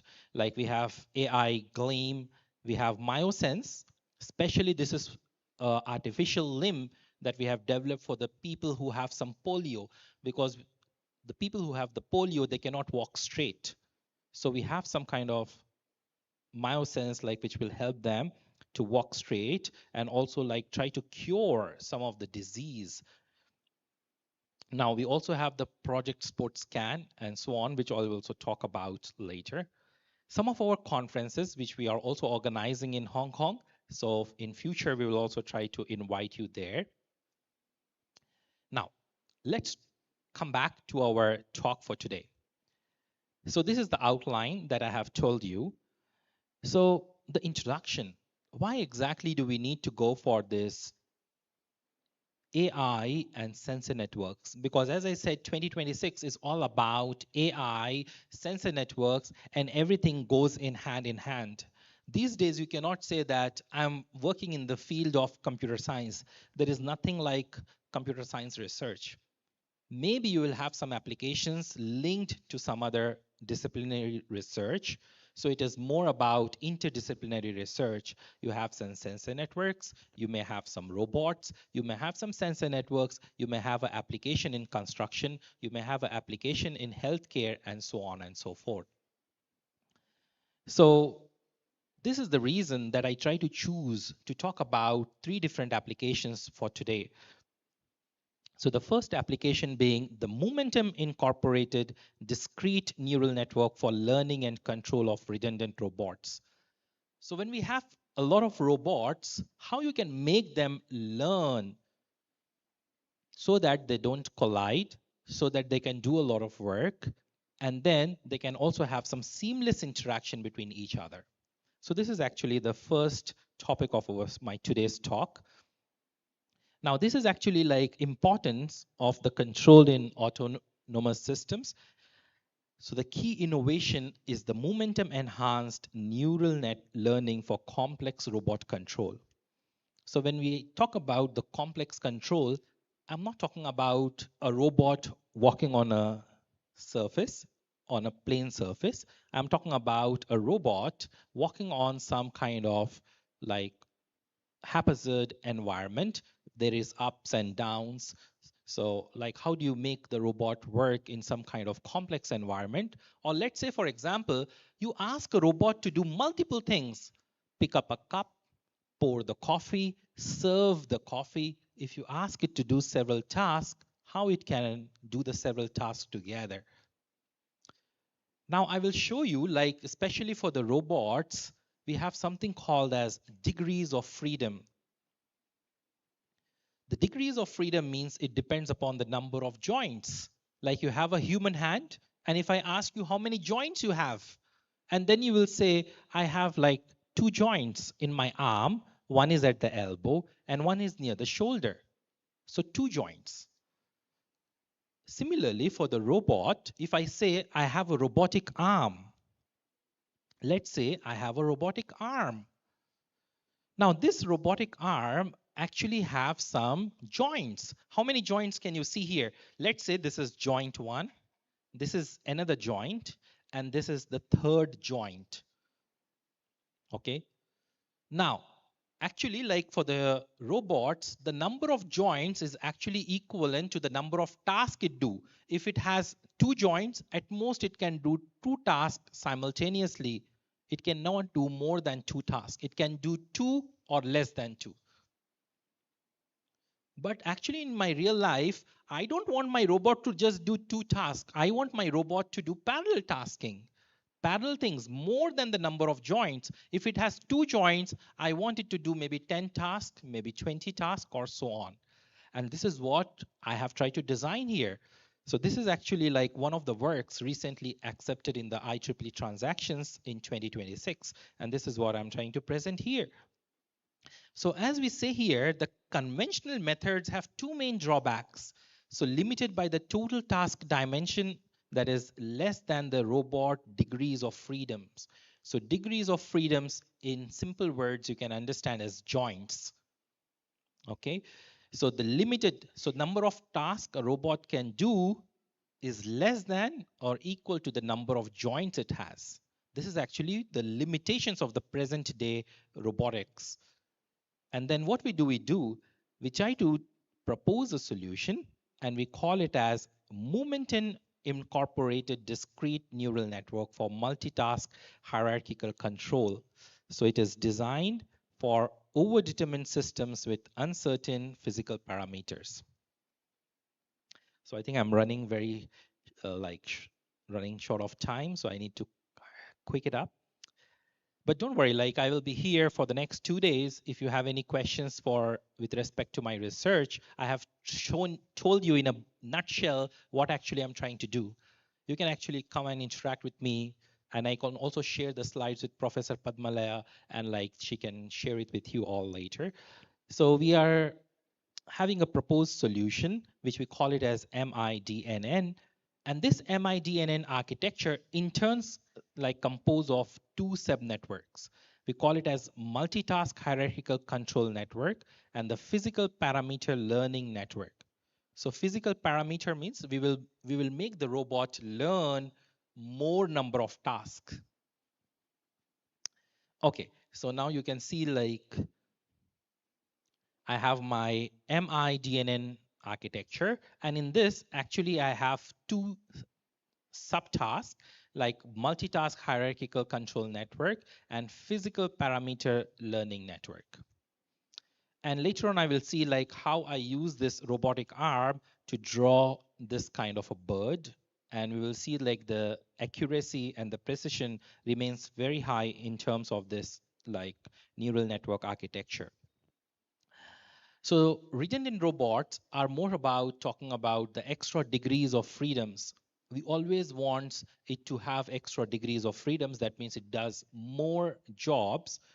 And some of the challenges in multitask control is nothing but the DOF allocation conflicts arise during the coordinated multitask execution. So the problem does not come when you want just one robot to walk on a flat surface. No problem, easy to deal with. If you want to design a robot to work on some haphazard surface that is up and down, is also feasible. But what is the challenge? The challenge is making more than one robot to coordinate. That is very challenging, very, very challenging. When you want more than one robot to like coordinate and work along the complex surface, it'll just try to triple down or just does not work according to your desired conditions. So we have learning-based solutions. So maybe I can just skip this one. I'll just show you the algorithms because I need to finish it very quickly. Now, this is actually the algorithm.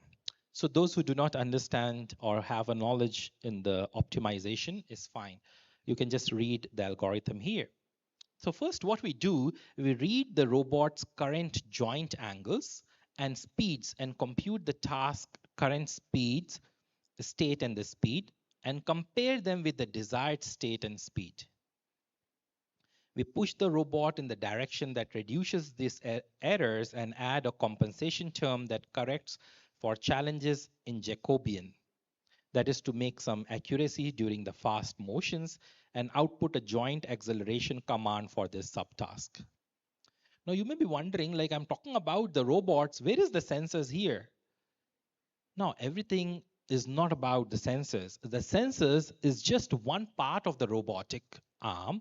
Here we are talking about the coordination. How do you coordinate the systems with respect to the sensors?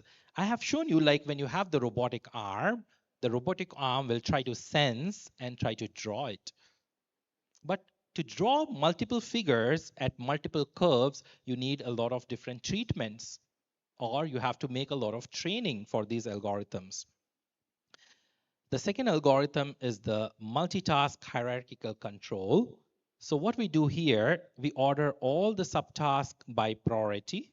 That means first we will say, if I want my robotic arm to do 10 things, I will first say which is the first thing that the robot should do, because that is the most important task. And I will have some priority, priority 1, priority 2, up to priority 10. For the highest priority task, I compute its acceleration command directly. For each lower priority task, I restrict its command to the movements that do not disturb the higher priority task and combine all the allowed commands to get the final joint acceleration.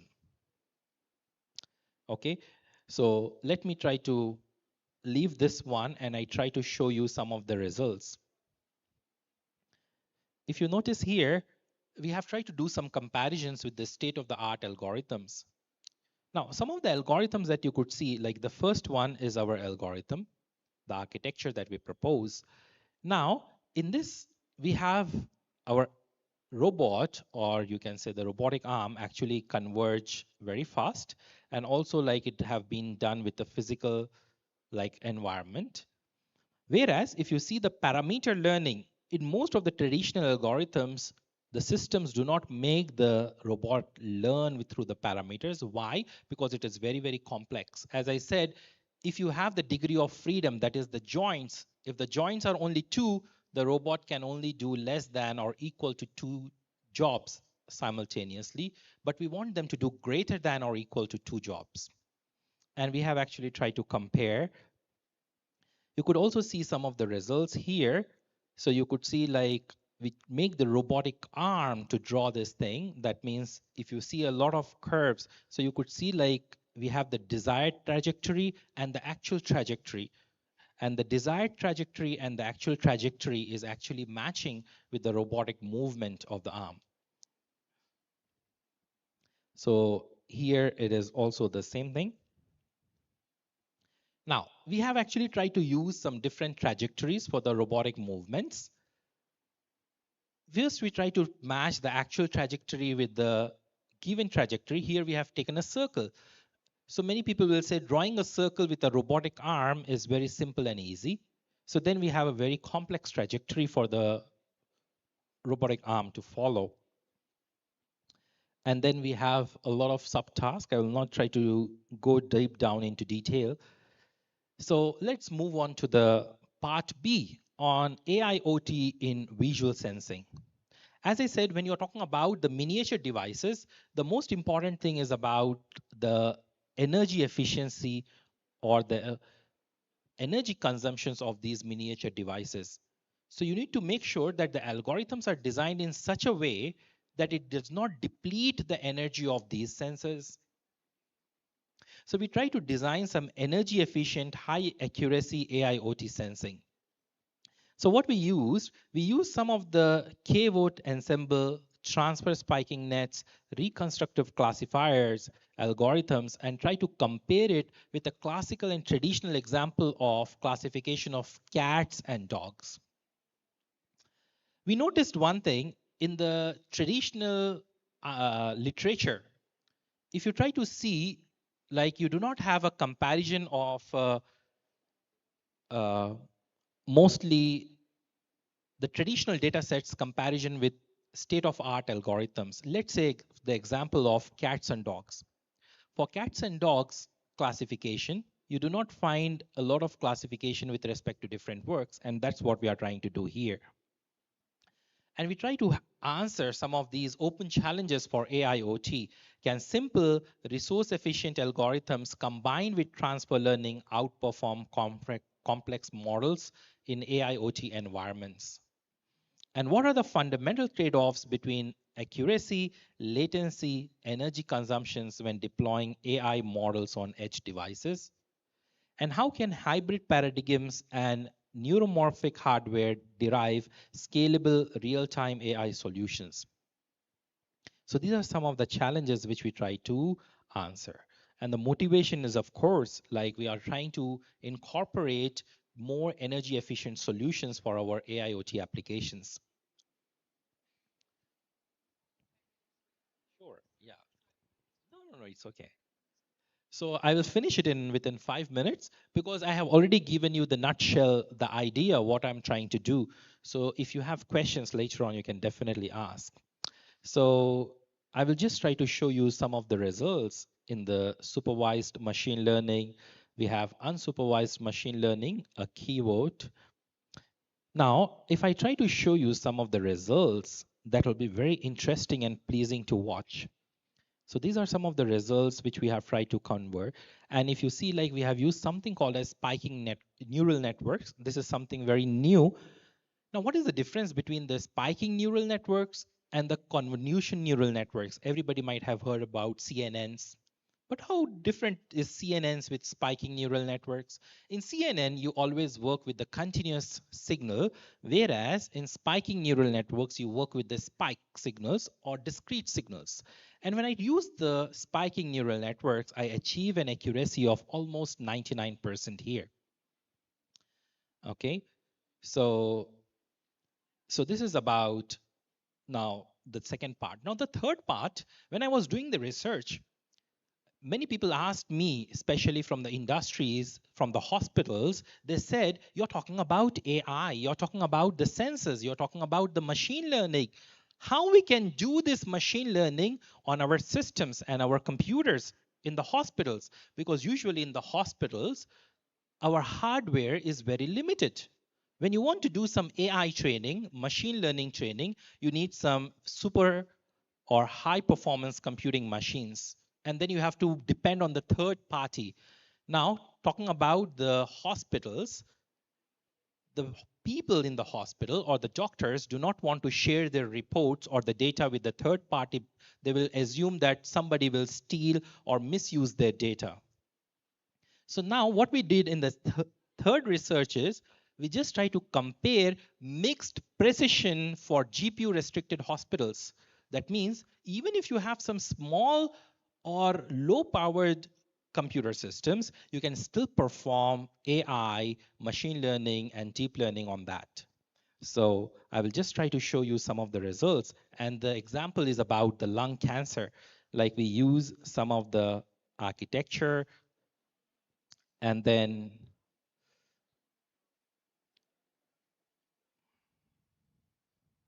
so you could see some of the results. So some of the results are very interesting to watch. So even with mixed precision, even if you don't have high performance machines, you can also solve this problem of AI, machine learning on your systems itself. And then the third and the final part of the talk is infrastructure monitoring via vision AI. That is, how do you do some crack detection in the curtain walls? So curtain walls are nothing but the high-rise buildings. If you see some high-rise buildings that are with the glasses, you cannot detect the cracks on those buildings. That is one of the challenges in Hong Kong. How do you detect the cracks on the high-rise buildings? I cannot make a human being climb from the top and check the cracks because it will create a lot of problem because there is a danger for the human being. But how about machines? But can the machines do some accurate like detection? What will be the precision? And this is what is the research. And then we said, yes, we can do that with our monitoring. So this is also one of my students like who did this research. Let me try to just finally give you the results that will be interesting to watch. So we try to achieve an accuracy of almost 70%. Now you may be wondering the accuracy is very low. Now we are trying to detect the crack through a video camera. Maybe the drone is moving and we have a video. We don't have static images. If we use the static images, accuracy will be very high. We are talking about the video, and these are our evaluation results. So I'll just take 2 more minutes and I'll wind up. So some of the future perspectives that I would, as I said, that we are now surrounded by AI. We have like around 17 trends. You could already see now there is no need for you to write the code. These days you already have all the chat GPT. You have many different softwares that can write the code for you. You want to build a chat bot, you ask the chat GPT to write a code for you. So there is low code, no code development, AI crafted experiences. So AI in smart infrastructure, so privacy first AI, and these are some of the trends that you could find that will replace the AI technology in 2026. So I think on this note, let me try to wind up my talk here. So if you have any questions, feel free to ask me. So thank you everyone and have a good day.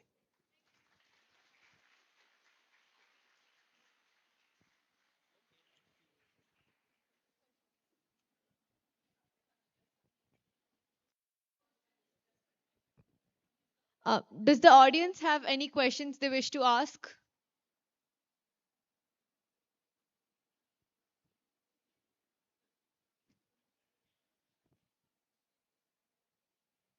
Thank you. Thank you, Professor Vakil. It is so interesting.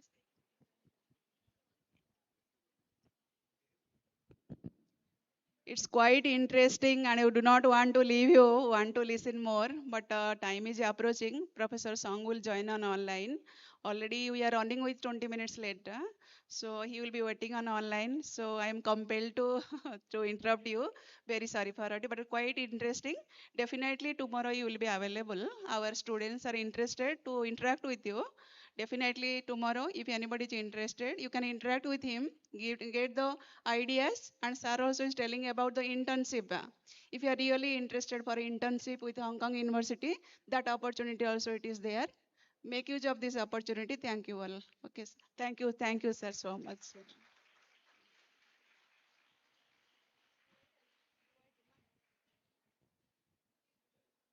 Thank you, Dr. Mirza, for such an enlightening session and giving the students of GLEC a wonderful opportunity to collab with you.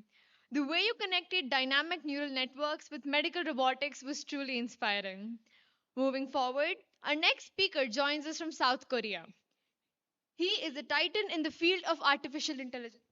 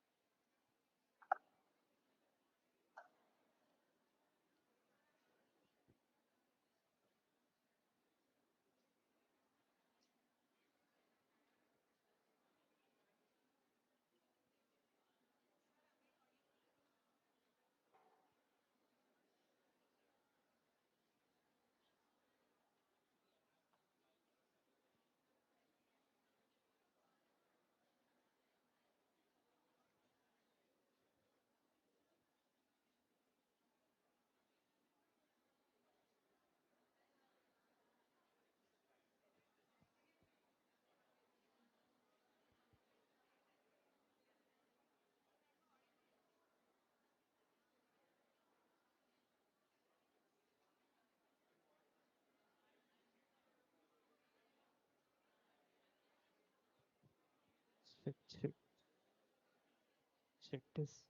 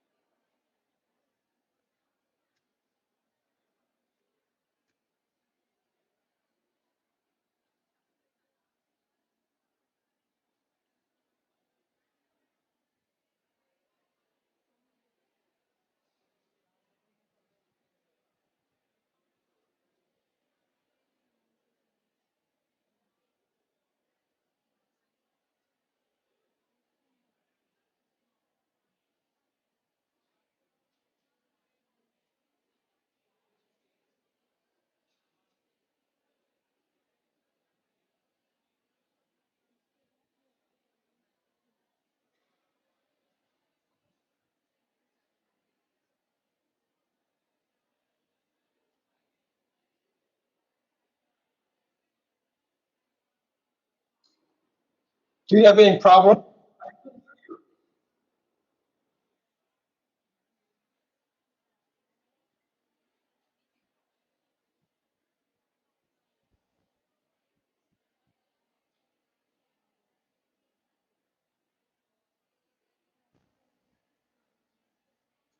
Can you hear me? Okay, thank you.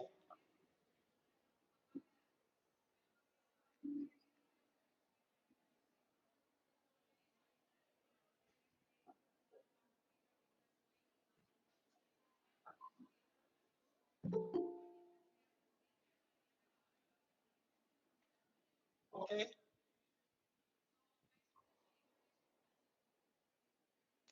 Moving forward, our next speaker joins us from South Korea.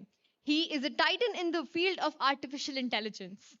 Sung Bae Cho earned his PhD in computer science from Korea Advanced Institute of Science and Technology and has served internationally as an invited researcher at Advanced Telecommunications Research Institutional, International Visiting Scholar University of South Wales, and a visiting professor at University of British Columbia and King Mountgarret University of Technology, Thornbury in 2013.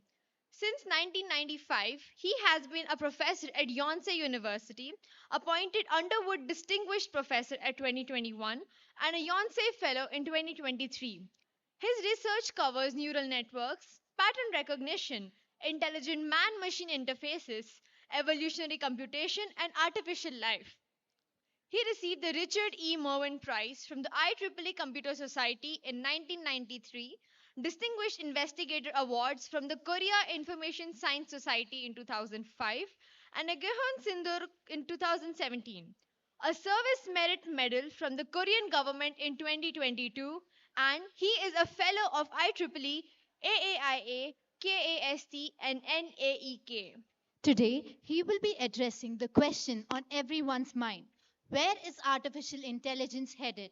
He will discuss game changing applications like detecting phishing attacks and diagnosing brain diseases using fMRI images. It is my privilege to introduce Professor Song Bae Chu from Yonsei University, Korea. We are honored to have you with us, sir. Over to you.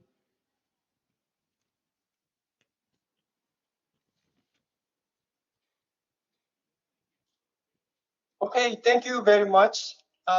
Thank you, Dr. Theory. You look good. Fine. Thank you. Okay, can I share my slide?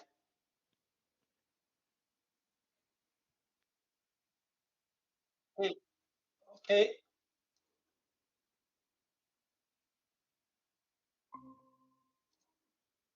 Okay, thank you. Thank you for the nice introduction. And first of all, I would like to apologize not being over there in person. Uh, I'm supposed to be over there, but anyway, this time I couldn't make my promise to get there. Sorry for not being there, Dr. Dehui and Dr. Ashish Ghosh. So anyway, today I would like to share some of my viewpoint on artificial intelligence. I know this conference is not on AI itself, but as you know, that wireless the sensor network and ubiquitous computing can be powered with the AI. Nowadays, AI is just a big buzzword. So some people just say that AI is just marketing slogan, or some people are just using this one as an everyday life tool. However, if we know about that AI more in uh, detail about the reality, it might be helpful for you, your research as well as your everyday life. So first, where is Yonsei? I came from Yonsei University. That it is located in Korea. The Korea is that East Asia, located in between China and Japan. And Seoul is the capital city of South Korea, and Yonsei is located in Seoul City. So nowadays, the Korea is relatively popular. So many people are enthusiastic with the K-pop, K-drama, or K-music, K-pop. So still, but not that many people know about the Korea. So this is the university, the main gate. It looks like quite brand new. However, it is the oldest university in Korea. So we have the 140 years history. So if you can visit Yonsei, maybe you can enjoy that the fresh, brand new main gate. It is famous for the beautiful campus.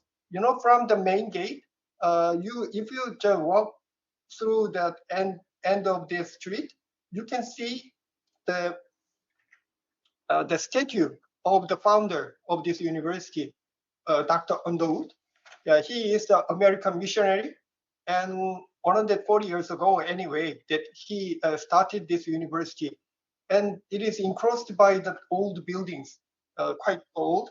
And from the statue's viewpoint, you can see the main gate like this in the summer and fall. The ginkgo trees changes the color from green to yellow. It is quite beautiful. So in the weekdays or weekend, so many people in family groups are just visiting us.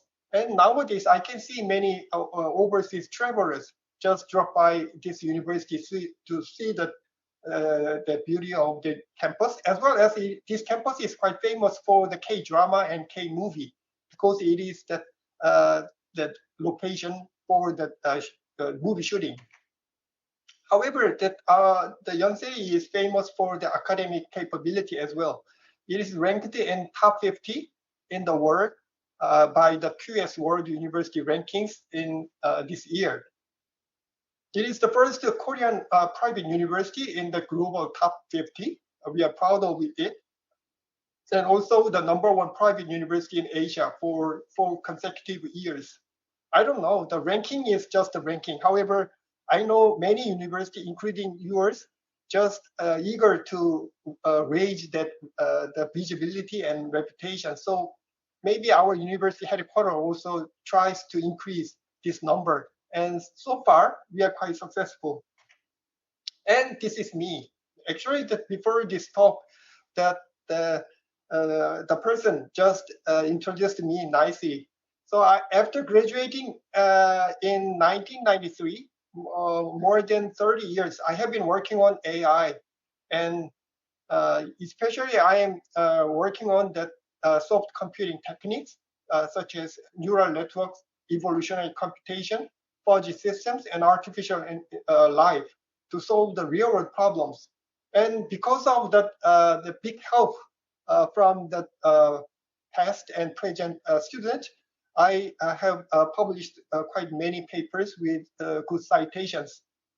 I'm always appreciating this for my past and present students. And anyway, let me start my talk.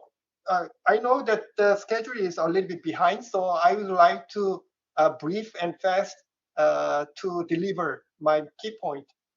I think that everyone wants to be rich. So these are the world richest people recorded in 1990. #1, Walton family, the owner of the Walmart, the supermarket chain in the United States.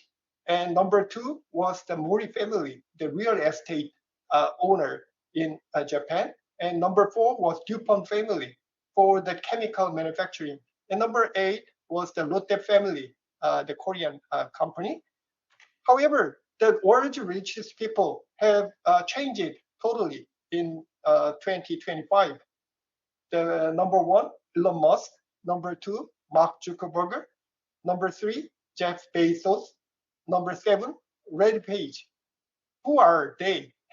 They are just the people in the IT companies. You know, the Tesla or SpaceX, the Facebook, Amazon, and Google. So the world has changed totally from the hard industries to the soft industries, especially the IT companies. What made this changing? You know that according to the Gartner, Gartner is announces the 10 strategic technology trends every year, and these are the 10 technologies reported for 2025. Actually, the last year was this year is near the same. Anyway, there are 3 categories, and one of them devoted for the AI, agent AI, AI governance platforms, disinformation security. However, other than that, that you can see the ambient invisible intelligence, just sort of the ubiquitous computing and spatial computing, polyfunctional for robots. Those are just some of that AI categories. So anyway, AIs are quite trendy and changing technologies. And a couple of years ago, that we got quite amazing news. you know that the Nobel Prize in Physics and Chemistry went to the AI researchers. John Hopfield for Hopfield Network, Geoffrey Hinton for multi-layer perceptron, and David Becker, Demis Hassabis, and John Jumper for AI techniques for 3D protein structure. So anyway, it was quite amazing. You know that we know that Nobel Prizes are one of the toughest academic award.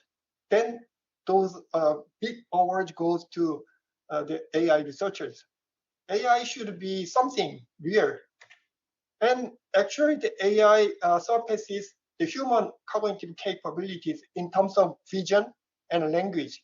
You know, actually in terms of the vision, about the 2014 to 2015, the AI systems already surpasses the human performance. And language, many people thought that language was a little bit more difficult than vision. However, in the several different tasks in the language, about the 2019 to 2020, the many tasks are already overcome by the AI to overpass the human performance. What is the AI? Actually, the AI is just simply a set of techniques to mimic the human cognitive capabilities by using the computer. The computer is simple machine to produce the output according to the input by changing the input with a sequence of commands called algorithm or software. By changing the software, we can use the computer for the totally different machine. By using this general machine, we use the logic, rules, probabilities, etc. to implement the algorithm to mimic that human cognitive capabilities. In some aspect, we got some success. However, most of the cases, the performance was not that good because we do not know the basic mechanism of intelligence, how to transform the input to output. By looking at the picture, how can you decide that that object? That kind of thing is not that distinctive and clear inside of our brain. So if we do not know that mechanism, then anyway, we can just put a set of parameters called weight here, which can, if those parameters are correctly determined to produce the output for the current input, then anyway, even though we do not know the mechanism inside, we can implement that AI. That is called the neural networks. In the old days, when the computers are not that powerful and the data sets are not abundant, the performance was not that significant. However, nowadays, the computers are amazing. So by using those power of the computers, we can implement this kind of complicated neural networks with many layers. Actually, the neural networks with many layers are totally different. Mathematically thinking that if we implement some complicated function, maybe it may be better idea to decompose the functions into the smaller, simpler functions. And by sequentially arranging those functions, we can implement that finer complicated function for that cognitive capability. That is the general idea. And nowadays, millions of people are working on deep neural networks or deep learning to implement that AI. So how many different models can be possible? You can imagine. However, there are only 3. Most popular deep learning models are convolutional neural networks for image processing and recurrent neural networks or transformers for language processing or signal processing, and generative adversarial network for generating new data by using the 2 paired neural networks can be used for generating the new data. Those three are most popular one. So nowadays, during those last 10 years, so many people are trying to develop some sophisticated algorithms for these models to solve the interesting problems. And some people also think that use the neural networks for language models. Actually, the language models are have some long history. So in the beginning of computer, if we use the computer for language processing, translation or editing, etc., anyway, we need the language model, which just predict the next word given that a sequence of previous words. So previously, we just used statistics. By collecting a lot of the sentences, we can just calculate the conditional probabilities like this. So by using those conditional probabilities, we can predict the next most appropriate word with the given the sequence of previous words. That is the language model. And some people just try to use the neural network for the language model. And especially after the 2017, the transformer developed by Google has been used for language models. Actually, it looks a little bit complicated. However, the basic idea is simple. For the input, that we can just stacking layers like these boxes to produce the output. That is the general idea of neural networks. However, the merit of this transformer is that we can stack on quite many layers appropriately. So it is quite powerful. By increasing the layers, as you can guess, we can implement quite complicated functions. And interestingly enough, by increasing the number of the power of a computer and also number of data set and number of parameters or weight, the error of the network decreases significantly. It is the log scale. So it is actually the counter example of the common sense. You know that in the field of neural networks, by increasing the number of parameters, increasing the number of training data, sometimes the performance can drop down. However, in some point, the performance can getting worse. That point is quite the important in terms of the engineering. However, in this model, that those common sense is just broken. So by increasing those three factors, we can increase the power of the neural network. That is called the scaling law. So nowadays, in the field of AI, is the battle of the size. So the mechanism itself is quite simple. However, by increasing the number of parameters, we can implement quite interesting AI models and AI systems. So compared with that early stage, like pre-2020, the BERT was one of the language models implemented by neural networks. The circle, the size of circle means the number of parameters. The number of parameters at the time, BERT has quite enough number. However, compared with this one, nowadays that size becomes like this. So maybe trillions of the parameters are possible right now. This is the general trend of AI. And also here, this color is the neural networks developed by Chinese Research Institute. So nowadays, that China and America are two big horses racing this race, racing this battle of AI. And then some people also think that why we only stick on the text.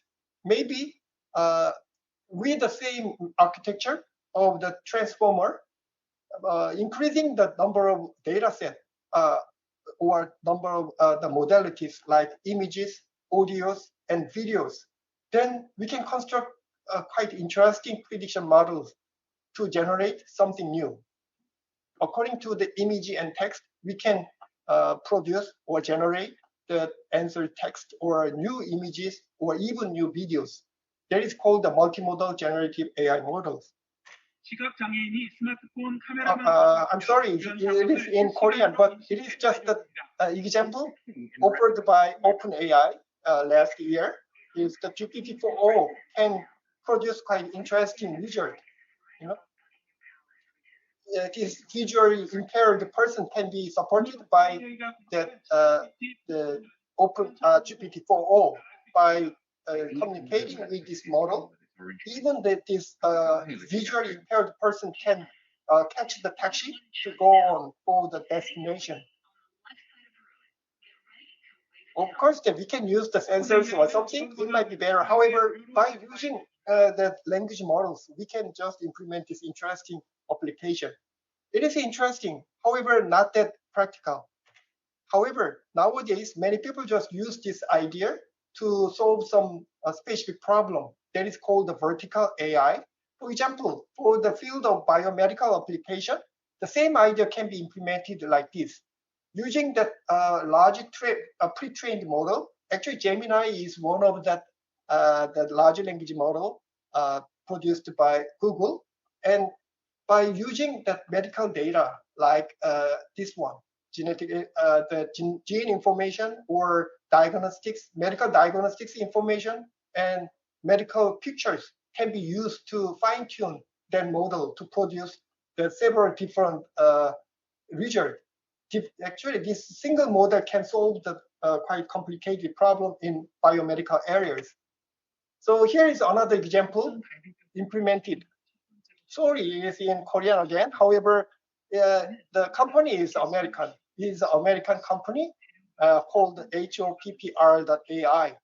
They use the same idea to produce some treatment, medical treatment for the patient. So the patient can provide this kind of X-ray images and can make the questions to the system, and also even the system can produce the treatment or some symptoms or something like that. That kind of thing can be possible in the medical hospital with the medical doctors. However, by using this kind of AI systems, we can replace human doctors with AI systems. Quite interesting.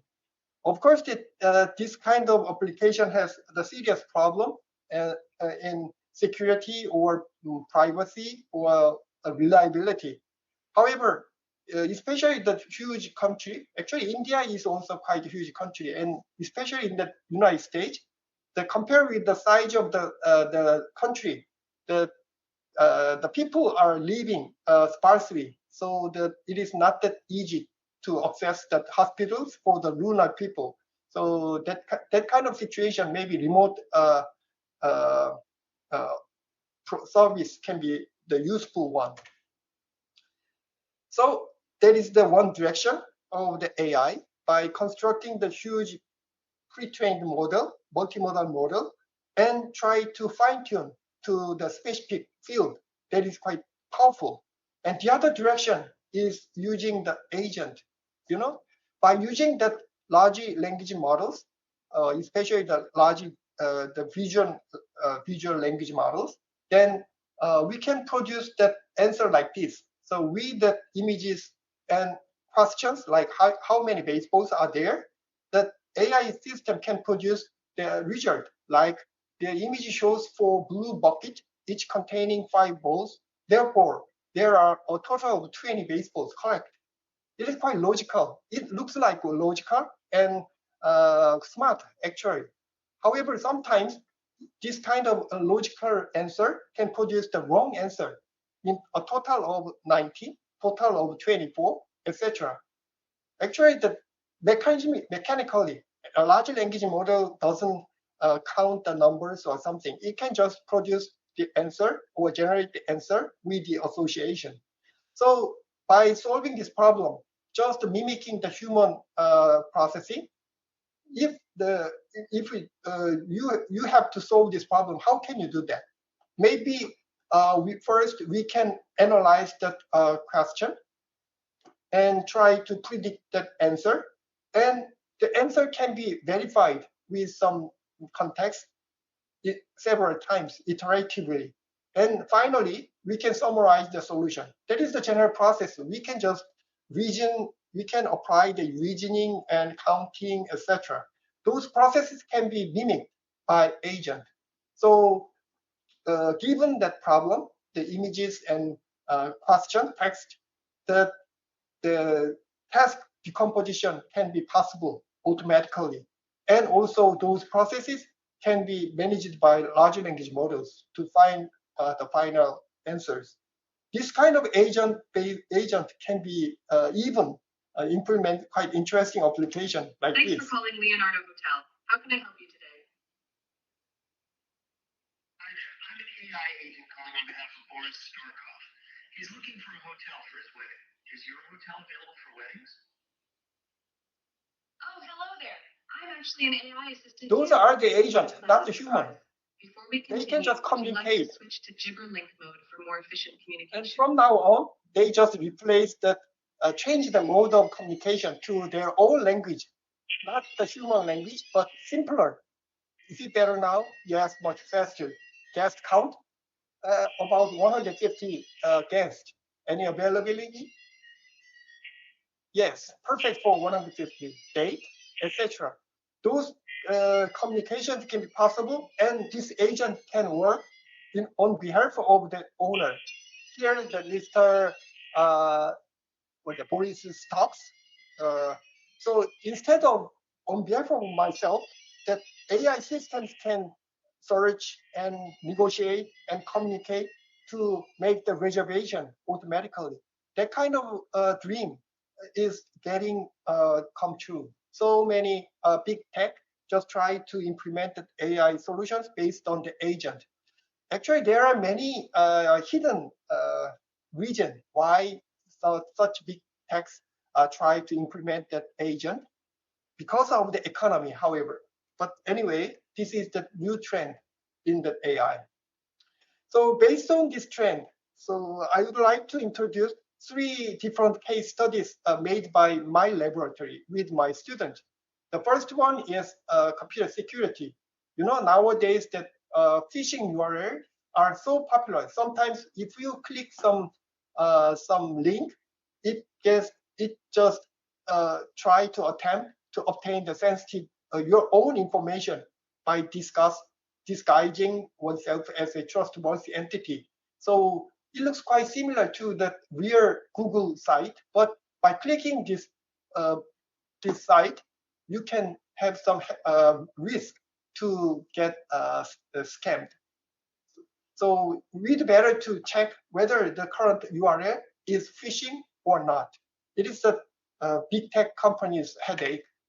So we just try to solve this problem by formulating the phishing URL detection as a classification problem. So the problem is to decide whether it is benign or phishing for the input URL like this. So by using some mapping function, deep neural networks, we can implement this one. However, you know that simply mapping or simply associating that input URL input and the classification result can produce the ridiculously awkward result. So we'd better to use some domain knowledge or human knowledge. That is one of the idea. By using the fuzzy rules derived by large language models, we can calibrate neural networks output more appropriately. That is our idea. So we just implemented the transformers calibrated by the fuzzy rules derived by large language model. So utilizing the large language model, you can obtain that a set of that fuzzy rules. Then those rules are used to calibrate the final neural transformers output. That is the main idea. And interestingly enough, our method produces the best result compared with that comparative baselines, comparative studies, as well as other knowledge calibrated method for 3 different benchmark data sets. Defined, fish storm, fish tank are the most popular benchmark data. However, it is not that clear. that clearly reflect the real situation. So we just constructed realistic data set based on ICWSNUCA 2016. It is much more real and large number.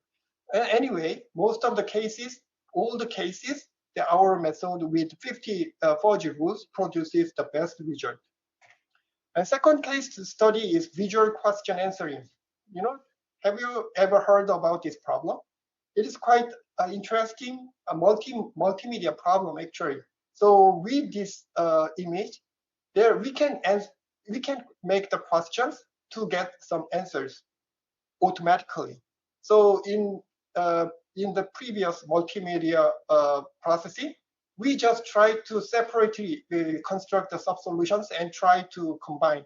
However, nowadays, by using the deep neural networks, we can produce the correct output, right?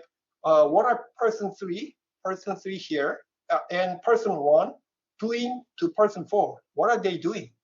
They are about to kidnap her. That should be the answer. So sometimes the system can produce the incorrect answer, sometimes correct answer. By adjusting those things, we can finally get the final result. That is the visual question answering with deep learning models. So for example, with this image and the question, which part of this animal would be in use of it was playing the game that is played with the items the man is holding. What is the answer?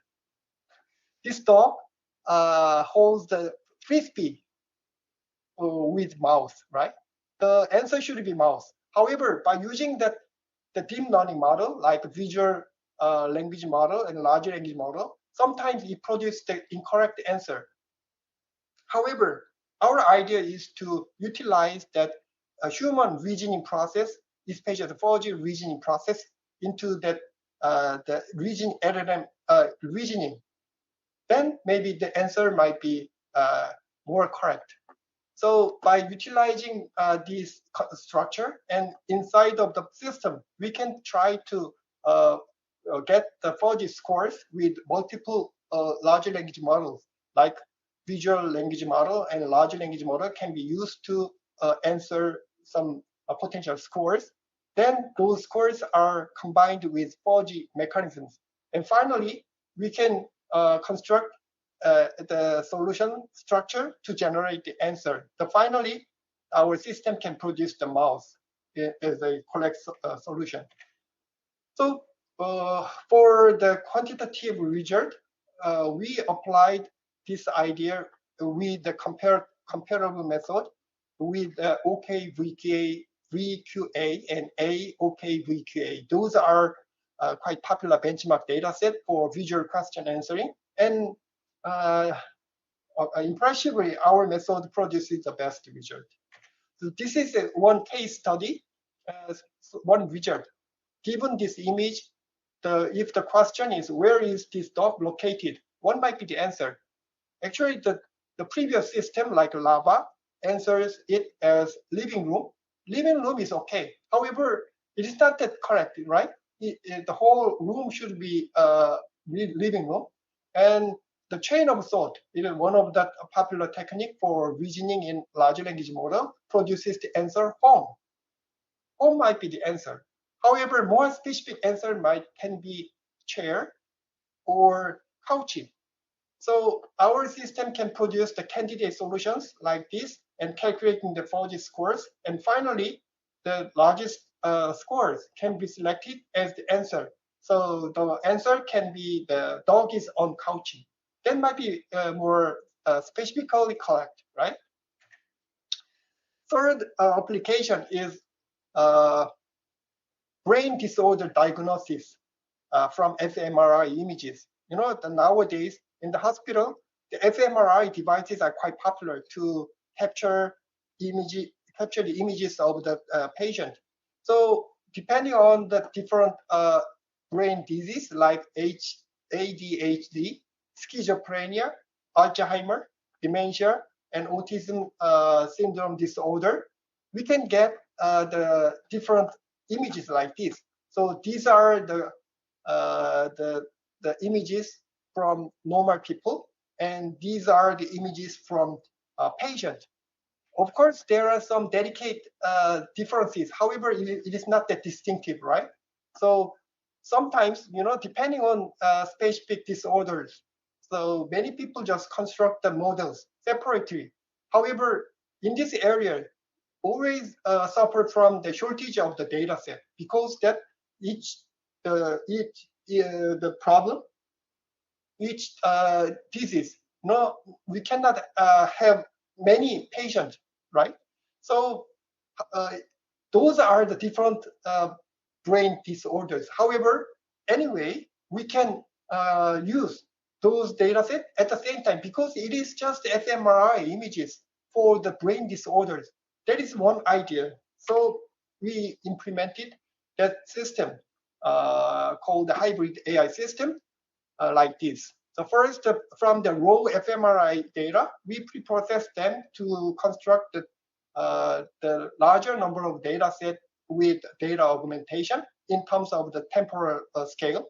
And then for the contrastive temporal consistency pairs, like positive and negative pairs, we can construct the universal 4D transformers with multitask learning. So by using this uniform model, we can predict the brain disorder diagnosis for different diseases. That is one idea, and this idea works. So this is the result for the brain disorders for different deep brain disorders. And anyway, we can construct this kind of feature maps, and by using the 4D transformers, we can produce the more accurate result compared with the previous ones, like 3D convolution neural networks, CNN LSTM, Graph LSTM, TFF, and even the transformer. Our method produces the best one at this moment in time. So I just talked a little bit quickly because of the we are running out of time, and you must be hungry. So anyway, let me conclude my talk. Anyway, nowadays AI offers immense potential to address the pressing the difficult problems while fostering sustainable development. Oops. And each development must be guided by ethical principles to ensure inclusivity, fairness, and trust. I didn't have enough time to discuss about this ethical point of view. However, anyway, AI itself doesn't matter. However, AI deals with that something related to human society. So anyway, we have to consider more reliable and trustworthy techniques. So in order to solve the problem anyway, collaborative effort among several different parties and different countries is needed to maximizing the benefit of AI for human society. That is my main message. Thank you for your attention. Actually, I think that we have 2 or 3 minutes left. So if you have any questions, I'd be happy to answer. Thank you for your attention.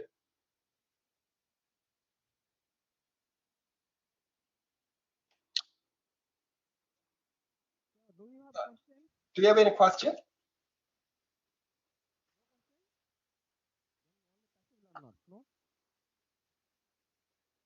I guess most of you are hungry and you must be tired. Yes, Professor Chow. Can you hear my voice?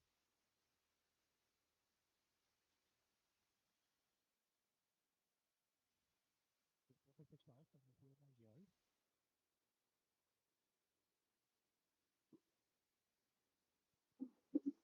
Professor Chow, can you hear my voice?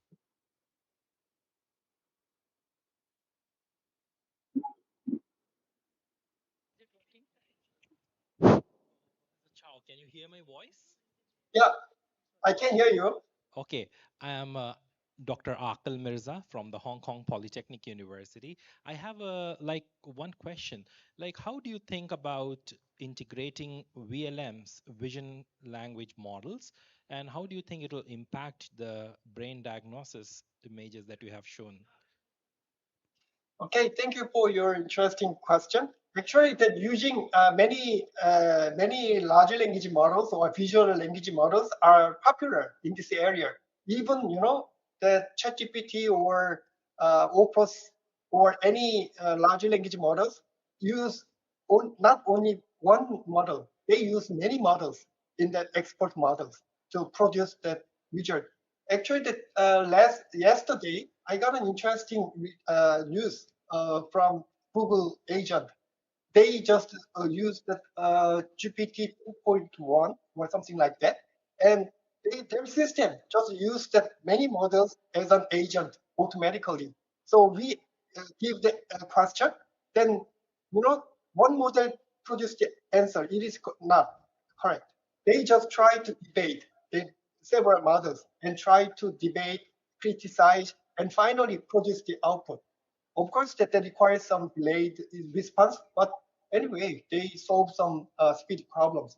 So there are my point is that that is the general trend in AI in this area, and my point is that I would like to use the conventional AI techniques, including fuzzy logic or rule-based systems, to remedy some problems like hallucination or truthful checking, and also uh, probably produce the more accurate result.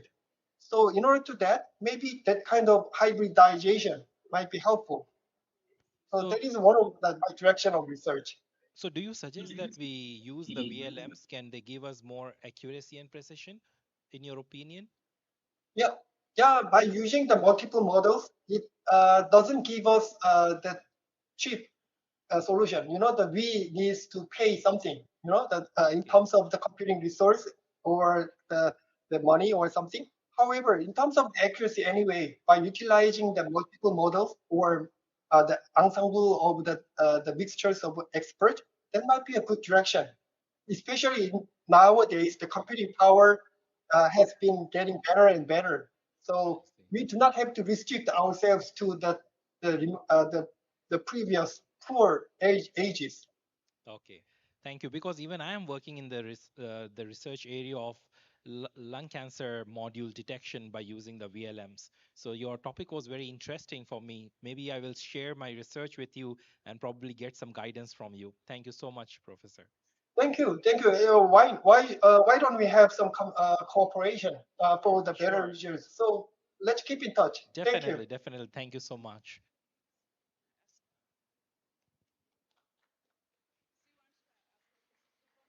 Good afternoon, sir. I have one question. How does your model handle the zero-day phishing attacks? I'm sorry. Can you repeat once How again? how does your model handle zero-day phishing attacks, which are not present in the training data? You mean the phishing URL detection? Yes, sir. Yeah, and for the phishing URL, your question is how can I use the mode, how can I cope with that unseen data? Yes, sir. Okay. That is quite good question. Thank you. Usually, by using that neural networks with a lot of data, the more data, the better. It is just the common sense. However, we cannot provide all possible data set. So at any rate, we have to train the model with limited data set. So in terms of the generalization, we do better to consider some idea to extend the generalization capability. There are many tricks, and especially in our case, we just use the fuzzy logic in the domain expert. However, other than that, we can have many things like if you are aware of the machine learning, that we can inject the inductive bias into that model to take care of the unseen area with the training data, or just like me, after producing the result with the unseen data model, finally we can adjust those results with the domain knowledge. So there are many different techniques to solve the problem, and that is just the ultimate question in the area of machine learning. So you'd better to study a little bit more. Nowadays, there are a lot of interesting techniques. Thank you, sir. Okay, thank you.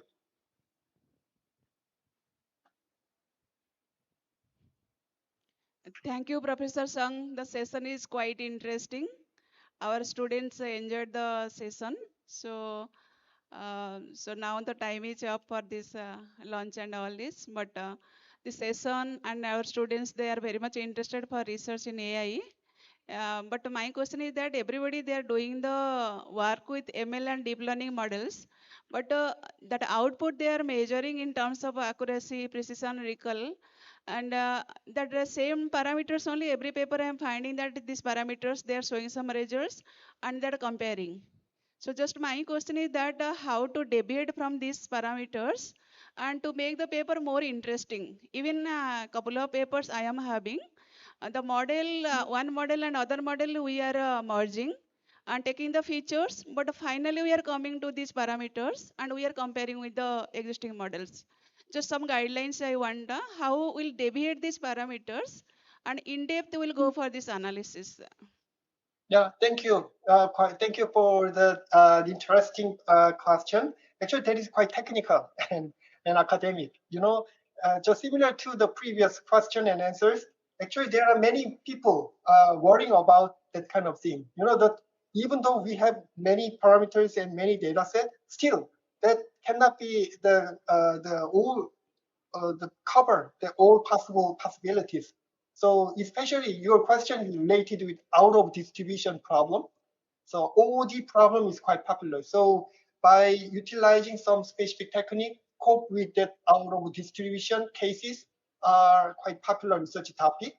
And also even we have the fixed parameter set, and later on we can just fine tune with the specific data set. That is another direction to solve the problem. So I cannot give you the ultimate answer at this moment of time, but that should be the interesting direction of the research, and I can give you some hint about the research on out of distribution models. Thank you, Professor, so much for your time and guidelines. We got many points from your session. Thank you very much, sir. We are grateful to you. Okay, thank you. Thank you for your attention.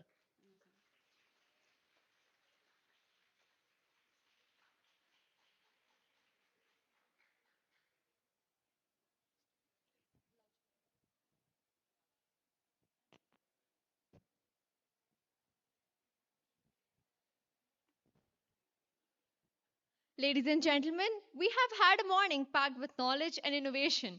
Now it is time to recharge. We will now break for lunch. Please proceed to the dining area. Please be back by 3:25 p.m. 25. I'm sorry, 2:25. Uh, Please, we request everyone to be back by 2:25 as we have our final keynote address by our program chair, Professor Sajidnanda Dehuri, followed by the paper presentations. Enjoy your meal.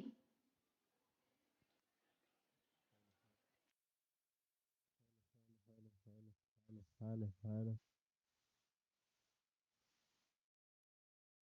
Check, check, check, check, check, check, check.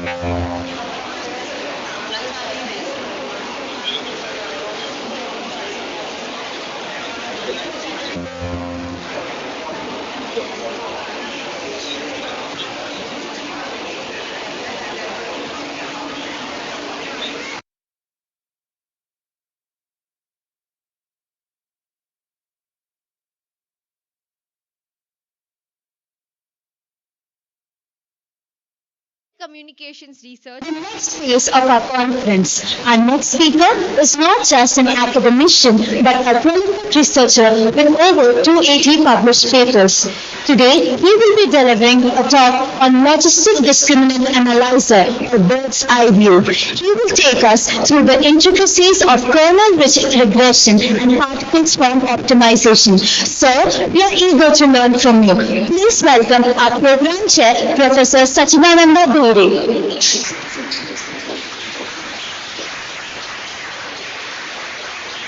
Thank you.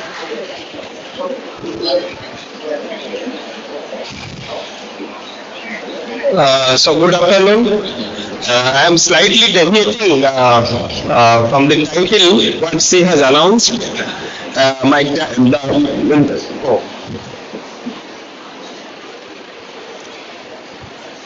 The topic of my keynote address is on integration of data mining and ML.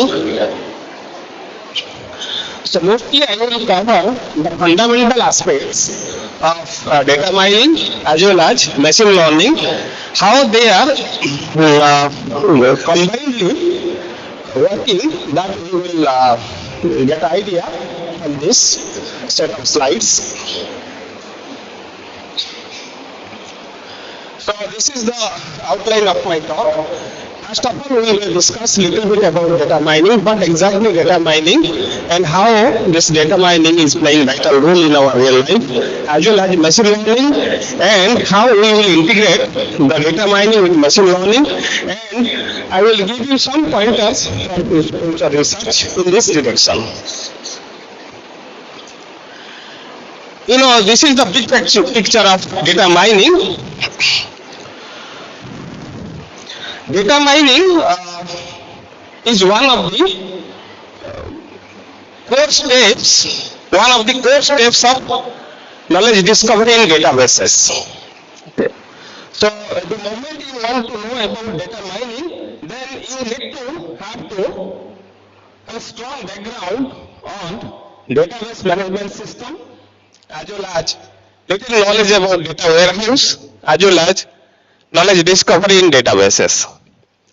So you see, the data mining is one of the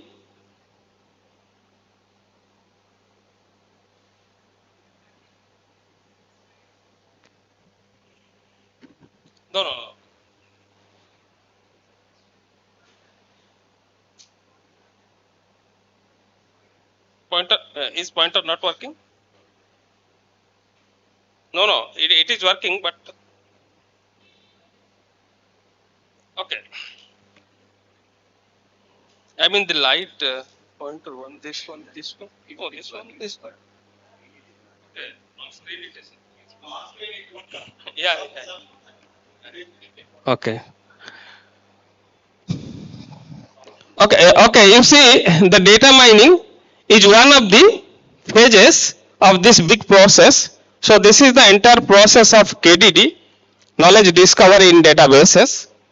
So the data mining, the task of data mining is to uncover or discover patterns from a huge amount of data.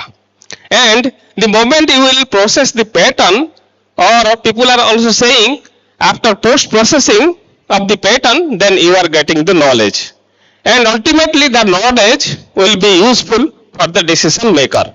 I mean, the person who is going to take ultimate decision, he may use that knowledge and accordingly function his or her organization. And the data mining is having mostly 3 tasks like classification, regression and clustering. So on these 3 tasks we will discuss, or I will restrict myself, even though there are many other tasks, but I will restrict myself with these 3 tasks. Then after having the little knowledge about data mining, then we need to understand what is that machine learning. You see, in the morning session, we have learnt about AI, artificial intelligence, and its trains. That means, probably you learnt from the keynote talk of Professor Cho that he has established the relationship in connection to AI between among the past, present, as well as future. And you brought the idea of artificial intelligence and its current trends. Now, let me tell you what is that ML, machine learning. So, the machine learning is a subset of the artificial intelligence. If you want to compare machine learning with artificial intelligence in terms of set theoretic point of view, you can say machine learning is a subset of artificial intelligence, or in other words, artificial intelligence is a superset of machine learning. And also people are establishing the relationship among machine learning, artificial intelligence and deep learning. Again, the deep learning is a subset of machine learning, and your machine learning is a superset of deep learning. AI is a superset of machine learning. Overall, AI is a superset of deep learning as well as machine learning. Then what exactly machine learning? So you see, this is a very trivial picture. From this picture you can understand what machine learning is doing. Machine learning, you know that machine learning means you are going to develop a software agent, or maybe the combination of software and hardware agent that can act and think like a human being or rational human being. Okay, so that is the ultimate goal of machine learning. So in machine learning, your computer is taking input as data as well as output and producing a program. This is the interesting feature of machine learning. Machine learning means you have your device that is taking your data as well as output as the input and producing a program. That is very interesting in comparison with traditional programming. In traditional programming, what happens? You are giving input as your program as well as data, and you are producing output. That is happened in your traditional programming. But in your machine learning, you are supplying data and output, you are producing program. So can you just, my dear students, can you just give one example, what exactly that program?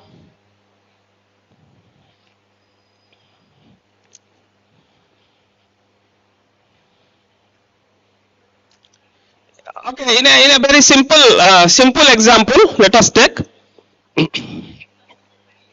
Maybe like summation of two numbers. Like suppose you are supplying the variables like a equal to 2 and b equal to 3. Okay, and in order to add these two numbers through these variables a and b, you are writing a program, or you have your summation program. That program you are writing sum within bracket a and b, then your computer is producing the output, it is 5, and stored in another variable maybe c, and you are printing. But if it is a machine learning program, then what will happen? You need to give the input as 2 as well as 3 and also 5. Your machine will produce that function, that sum. That is very interesting. I mean, write a program 20 years back. It is also a kind of hot discussion in the community of machine learning as well as artificial intelligence. Write a program in such a way that it will create many more interesting programs, and those programs are really useful for the society. That was the objective. Now it is, you see, it is very easy as well as it is also possible through your chat GPT. So then the bookish definition of machine learning is, it is a kind of triplet. So what exactly machine learning? Machine learning you can define through a triplet, that is your PTE. PTE, P stands for performance, T stands for tasks, and E stands for experience. I mean, you need to develop a machine, as I told, you need to develop a machine, okay, which can perform or which can give the performance while solving a particular task through experiences. And when you will say or when you will claim your machine is learning, when you will say or claim your machine is learning, if the performance of the machine is improving, if the performance of the machine is improving while solving the task through experiences, then only you can say your machine is learning. So that is exactly your machine learning.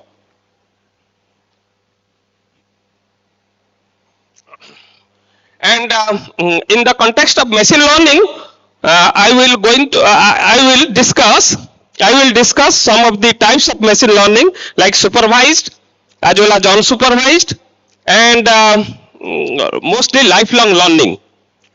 So these three areas I will cover.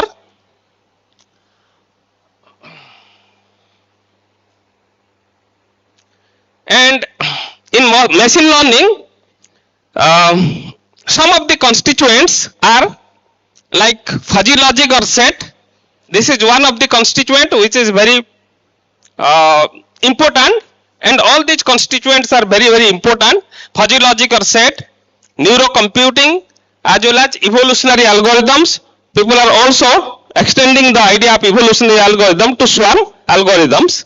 Or few people are also saying, instead of evolutionary algorithms or swarm algorithms, nature inspired algorithms. These three constituents are complementary rather than competitive. These are complementary, not competitive. Then what is their role? Why these three constituents are important under the umbrella of, whenever we are discussing machine learning, I mean under the umbrella of machine learning, these three constituents are playing vital role. Why and when we will use fuzzy logic or set? If the problem is involving any type of uncertainty or vagueness or imprecision, in that case we are going to apply fuzzy set or fuzzy logic. Okay? And when you are going to use neurocomputing or artificial neural networks, counter to biological neural networks, if you have a kind of prediction problem or approximation problem, then you can go for neurocomputing or artificial intelligence. And the final one is evolutionary algorithms. This is for search as well as optimization. Of course, neural network is also used for search as well as optimization, but evolutionary computation or algorithms has its own merits as well as demerits for the problem of searching as well as optimization. And most of the machine learning algorithms are using these three constituents, either fuzzy logic set or maybe evolutionary algorithms or maybe neural networks. In the morning session you have heard or you have learned the different types of neural network models combined with natural language processing. The moment you are combining neural networks with your natural language processing, then it becomes your triple L, large language models. In large language models, the principle, I mean the architecture is your deep learning. Okay, deep learning and combined with natural language processing. That's it. Similarly, if you want to understand deep learning, then you need to have basic understanding of basic preliminaries of artificial neural networks. Otherwise, you cannot learn. So that's why whenever you are going to take off any kind of assignments or projects or problems for solving, and you are going to use these techniques, you need to understand the basic. Not that nowadays what happens, many students are just using Python, different modules, they are putting their data set either from primary sources or from secondary sources and getting the results. But what is happening inside, they are not in a position to understand. So my suggestion is to understand the problem very well, or to solve the problem effectively, you need to understand the basics or the fundamentals of the models or maybe the algorithms, so that you can effectively explain what output you are getting from the model or your algorithm. Now, whenever we are talking about supervised learning of machine learning, then that supervised learning, we are saying supervised learning in machine learning, but in data mining, it is a kind of classification. So supervised learning of machine learning is, in other words, used as classification in data mining. So the moment we are talking about classification task of data mining, that means it is a kind of supervised learning. It is a kind of supervised learning. Then what exactly that classification? What is a classification problem? You see, so different visualizations, through different visualization, I will try to convince you what exactly classification. You know that classification, what is classification, what is clustering, and what is regression. But through different visualization, I will try to convince you. See, classification problem is nothing but to find a function. That function is your discrimination function, and it has its domain as well as range. Your domain is d to the power d, your decision space, okay, and range is your class level. I mean the output is a discrete value, that is your class level. Okay, I mean for constructing that function, you are using a particular database, two-dimensional database, and that database is consisting of set of features as well as set of instances.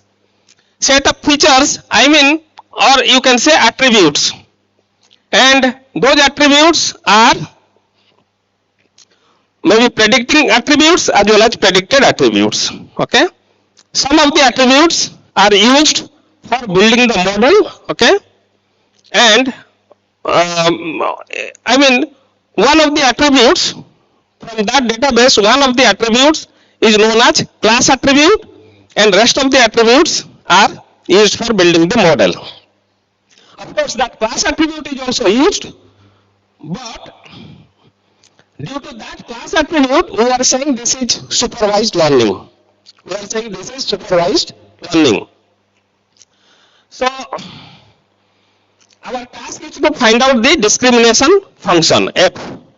That is the important point here. Then classification, in other words, classification is also known as an optimization problem. Classification, people are saying classification is also a kind of optimization problem. What is that optimization problem? Then the moment we are talking about, or the moment you are visualizing it as an optimization problem, then How it is an optimization problem? See, finding the best discriminators among the classes under given condition. Finding the best discriminators. That means we have n number of, n is finite of course, but sometimes it is infinite. N is finite, of course sometimes it is infinite. We have many number of discriminators. Out of those discriminators, we need to find out the optimal one. Okay. So that discriminator can classify the unseen sample effectively. Also, best discriminators are either evaluated through single criterion or multiple criterions. That best criterion can be evaluated through one objective function or maybe many objective functions. One objective function is your accuracy. What is the accuracy of the discriminator or model? If you are considering one objective, then maybe accuracy, but sometimes people are considering other objectives. In addition to predictive accuracy or prediction accuracy, they are also considering interestingness. How interesting that discovered model or that discriminator, and also how comprehensible, how understandable, whether the model, the model which is discovered through the process of training and testing, whether it is understandable or not, comprehensible or not, interesting or not. If you are considering these objectives, then it becomes a multi-objective optimization problem. And at the same time, you need to ensure that if you are really or truly considering this is a kind of multi-objective optimization problem, then you need to check whether these objectives are conflicting in nature or not, whether they are making a trade-off or not. That you need to ensure. Then how you are going to represent the model, discovered model or discriminator? Either through tree diagram, your model can be, the model which is discovered from the data set through the process of training and testing, that can be represented through a tree diagram, tree data structure you can say, or maybe a kind of line, or maybe a kind of plane, or maybe a kind of hyperplane, or maybe a kind of polynomial with more than degree 2, or maybe a set of rules. So these are the representation scheme. You can represent the models so that ultimately the decision maker can take decision effectively. Otherwise, if you are producing a model and that is black box in nature, then probably nobody will use. Then it becomes useless. So therefore, you need to discover the model in such a way that it must be understandable so that the ultimate decision maker may get benefit out of this. So you see, this is a very trivial example and which is plentifully available. Okay, which is plentifully available or available everywhere in internet, maybe standard books of data mining as well as pattern recognition, etc. So just I am giving you, just I am highlighting what is that model or the discriminator. So this is your discriminator, and this model has been discovered from this database, small database. This database has 5 attributes including the class attribute. Age, income, student, credit rating as well as class, and of course 14 instances. From this database, this tree has been discovered. This is the discriminator. Ultimately, this one is representing that database. This tree is representing the database, and you are throwing this model or this tree to the decision maker. Now you take this and try to take decision of if you are getting any unseen sample, a sample or maybe an instance with no class level, then probably you can easily draw the conclusion by using this tree. So this is also, the decision tree is also widely used for explainable AI. Explainable AI, nowadays many people are also talking about explainable AI. The decision tree is very much useful. And this is another way to be present. This is another way to present your model or discriminator.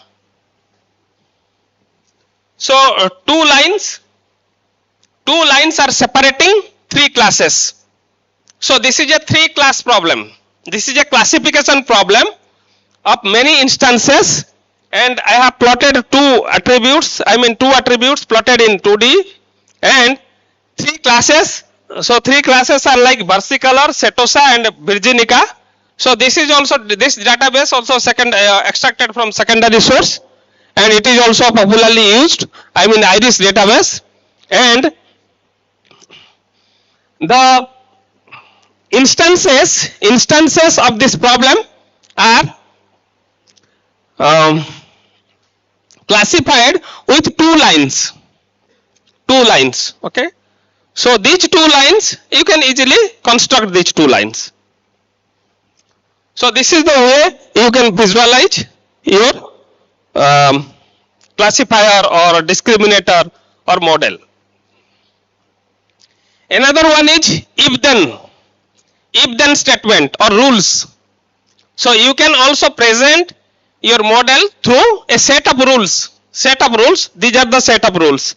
If age is less than equal to 30 and student is no, then class is no. Like this, you can also present. And another one, the same if then rules. This is the same if then rules. The same problem can also be presented through if then rules. Like for example, you can easily construct the if then rules from this picture. Like for example, if the petal length is less than 3 and if the petal width is less than 1.5, then it is setosa.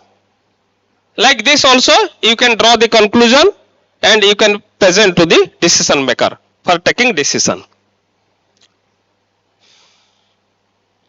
So finally, the rules, okay, you can extract directly rules from the database, not from the decision tree. First of all, if you have your database, then construct the decision tree and then extract the rules.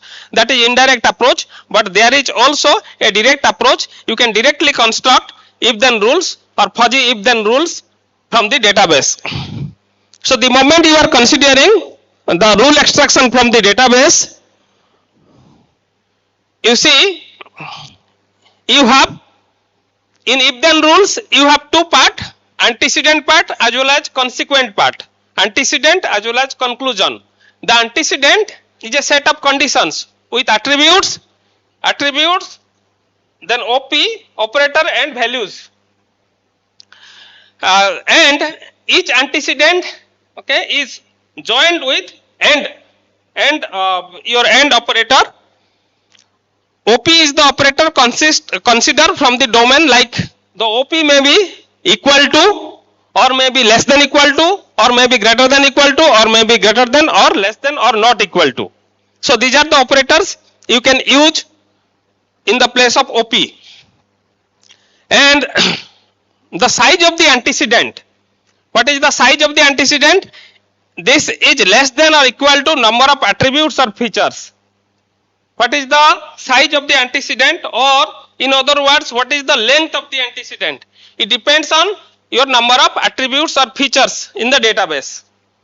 The consequent, in this context, consequent is having only one attribute with the value like class level. So domain of the attribute, the domain of the attributes or features or characteristics may be continuous in nature as well as discrete in nature.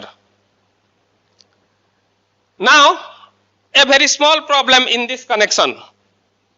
So after getting this idea, how to extract rules, simply rules, not fuzzy rules even, rules from the database, let us solve this problem. Of course, the solution is embedded in this slide, but let me highlight what is that problem. and how complex this problem, even though it is looking simple but very complex in nature. So if you have heard about the NP complete or NP hard problem. So let the attribute be discrete. The attribute be discrete. I mean the features or characteristics of the database is consisting of the discrete value, not continuous value, discrete value. Let n be the number of attributes. We have n number of attributes, small n number of attributes. Each attribute contains, for example, 2 discrete values. Particularly students, in order to draw your attention, I am throwing this question. So you need to answer my question, because I know what will happen after lunch. How many number of rules? Now each attribute contains 2 discrete values. How many number of rules you can generate? Of course the answer is 2 to the power n, and 2 to the power n is very big, you know, very big. It is exponential. Accordingly, your size of the search space will be determined. Okay. So now, since it is a kind of intractable problem, in other words, people are saying intractable problem or NP complete problem or NP hard problem, because its time complexity is too high. In that case, you can apply your machine learning approaches. Like for example, evolutionary algorithms, you can apply. Because in this case, you are not running after the exact solution. You may satisfy yourself with approximate solution. So the moment you are satisfying with approximate solution and you are not looking the exact solution, then only you can take the advantage of one of the constituents like evolutionary algorithms of machine learning.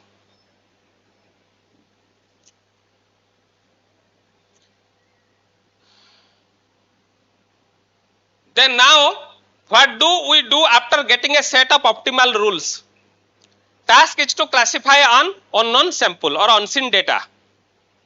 Optimal rule finding again leads towards set covering problem. So this is a very old known problem, and which has been studied very widely since 46 maybe 40-50 years. Okay, and we know that this set covering problem is a NP complete problem. Now I am just trying to map this rule, I mean discovering rule from the database, okay, discovering rule from the database, this problem to set covering problem. And the moment I am in a position to mapping this, then I can say, in other words, I can say this is a NP complete problem. Then that's why people are running after different sophisticated tools like evolutionary algorithms, neural networks for solving this kind of problem. Why I am saying, why I am giving emphasis on this? Because whenever you are just throwing a problem to a student, then all of a sudden, without applying their brain, they are just trying to use, let us use AI/ML tool. No, you should first understand the problem. If the problem requires the help of AI/ML tool, then only you can use. Otherwise, you should not go for using AI/ML tool. It is like killing an ant with a gun. Okay? So therefore, be careful.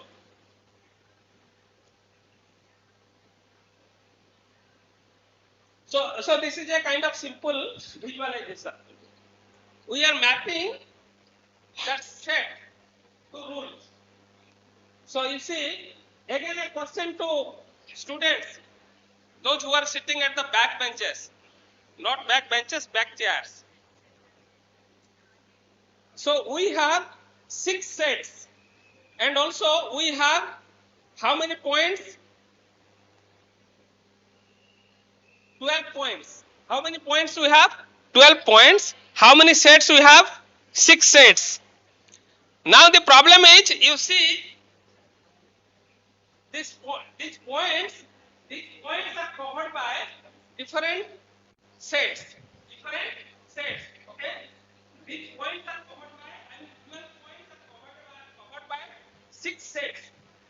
Now the question is, how many minimum number of sets you can take so that you can cover all the points? This is a very simple one. But in reality, the problem is very complex. How many minimum? It is impossible in one set. You see, take one set and try to cover. How many? Minimum? In this scenario, 3. Okay? 3 sets.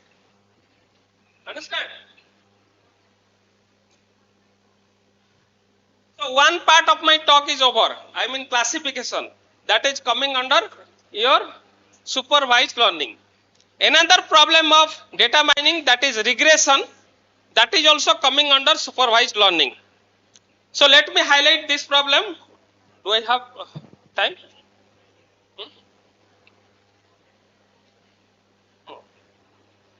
So this regression problem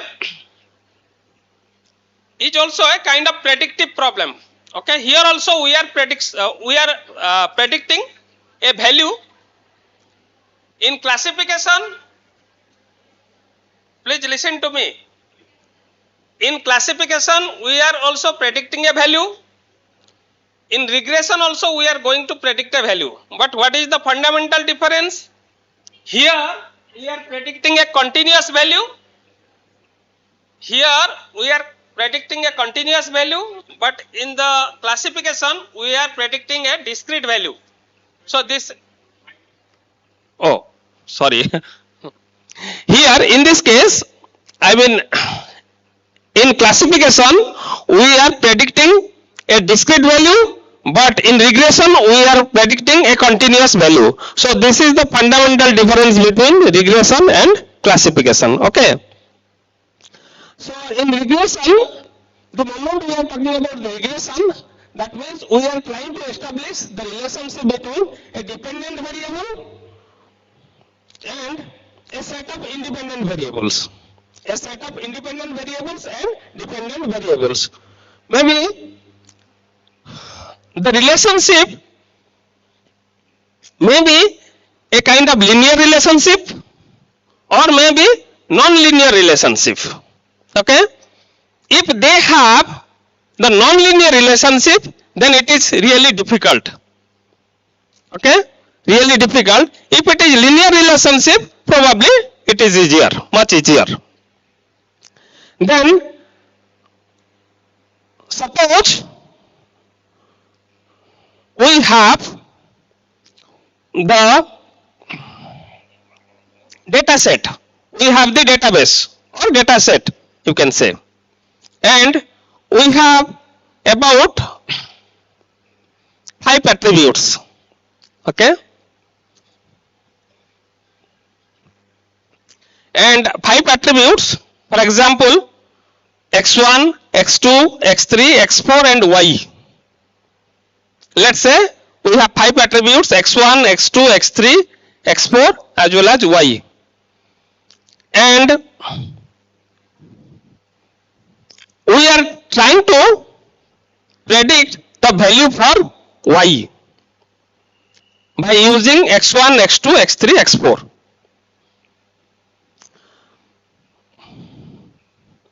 Of course, the database, I mean that 5 attributes, it is a, not an incomplete database. This is a complete database. This is a complete database. I am not talking about incomplete database. If it is incomplete, then it is different. Then how to find out, after giving you the database with 5 attributes and set of instances or examples or patterns, how do you find out the relationship among y, x1, x2, x3 and x4? So this is the question. So either you can assume that okay, the set of attributes are related with, like, if you are assuming they are linearly associated or related, then probably you can try to construct an equation like y equal to b0, y equal to b0 plus b1 x1 plus b2 x2 plus b3 x3 plus b4 x4. Like this you can assume. And then through some methods like least square approximation method or least square estimation method or ordinary linear equation, ordinary least square method, you can find out the coefficient of the equation, and then for the sample with unknown value of y, you can easily predict. But if the distribution, in general I can say, if the distribution of the data is not linear, non-linear, then it is very difficult now. Instead of looking for a linear solution like y equal to b0 plus b1 x1 plus b2 x2 plus b3 x3 plus b4 x4, you need to look for a solution like y equal to b0 plus b1 x1 plus b2 x2 square plus b3 x3 cube plus b4 x4 to the power 4, like this. This is an example. Then it becomes a complex polynomial. Okay. So if you are assuming that the attributes are holding linear relationship, probably this method can easily work, your least square estimation method, and in matrix form this is the matrix notation. So y equal to, y is a matrix and x is also a matrix, and beta holds the coefficient, and epsilon, small epsilon is the error. That is the error associated with this. And finally, this matrix, the final one, b equal to x prime x, x prime x inverse, and x prime y is the solution. So this is the final solution. This method can easily work if the relationship, if the attributes are related with linearly. But if they are not linearly related, then probably you need to go for different method like ridge regression method, Cornell ridge regression method. So many methods are there, those methods you need to use.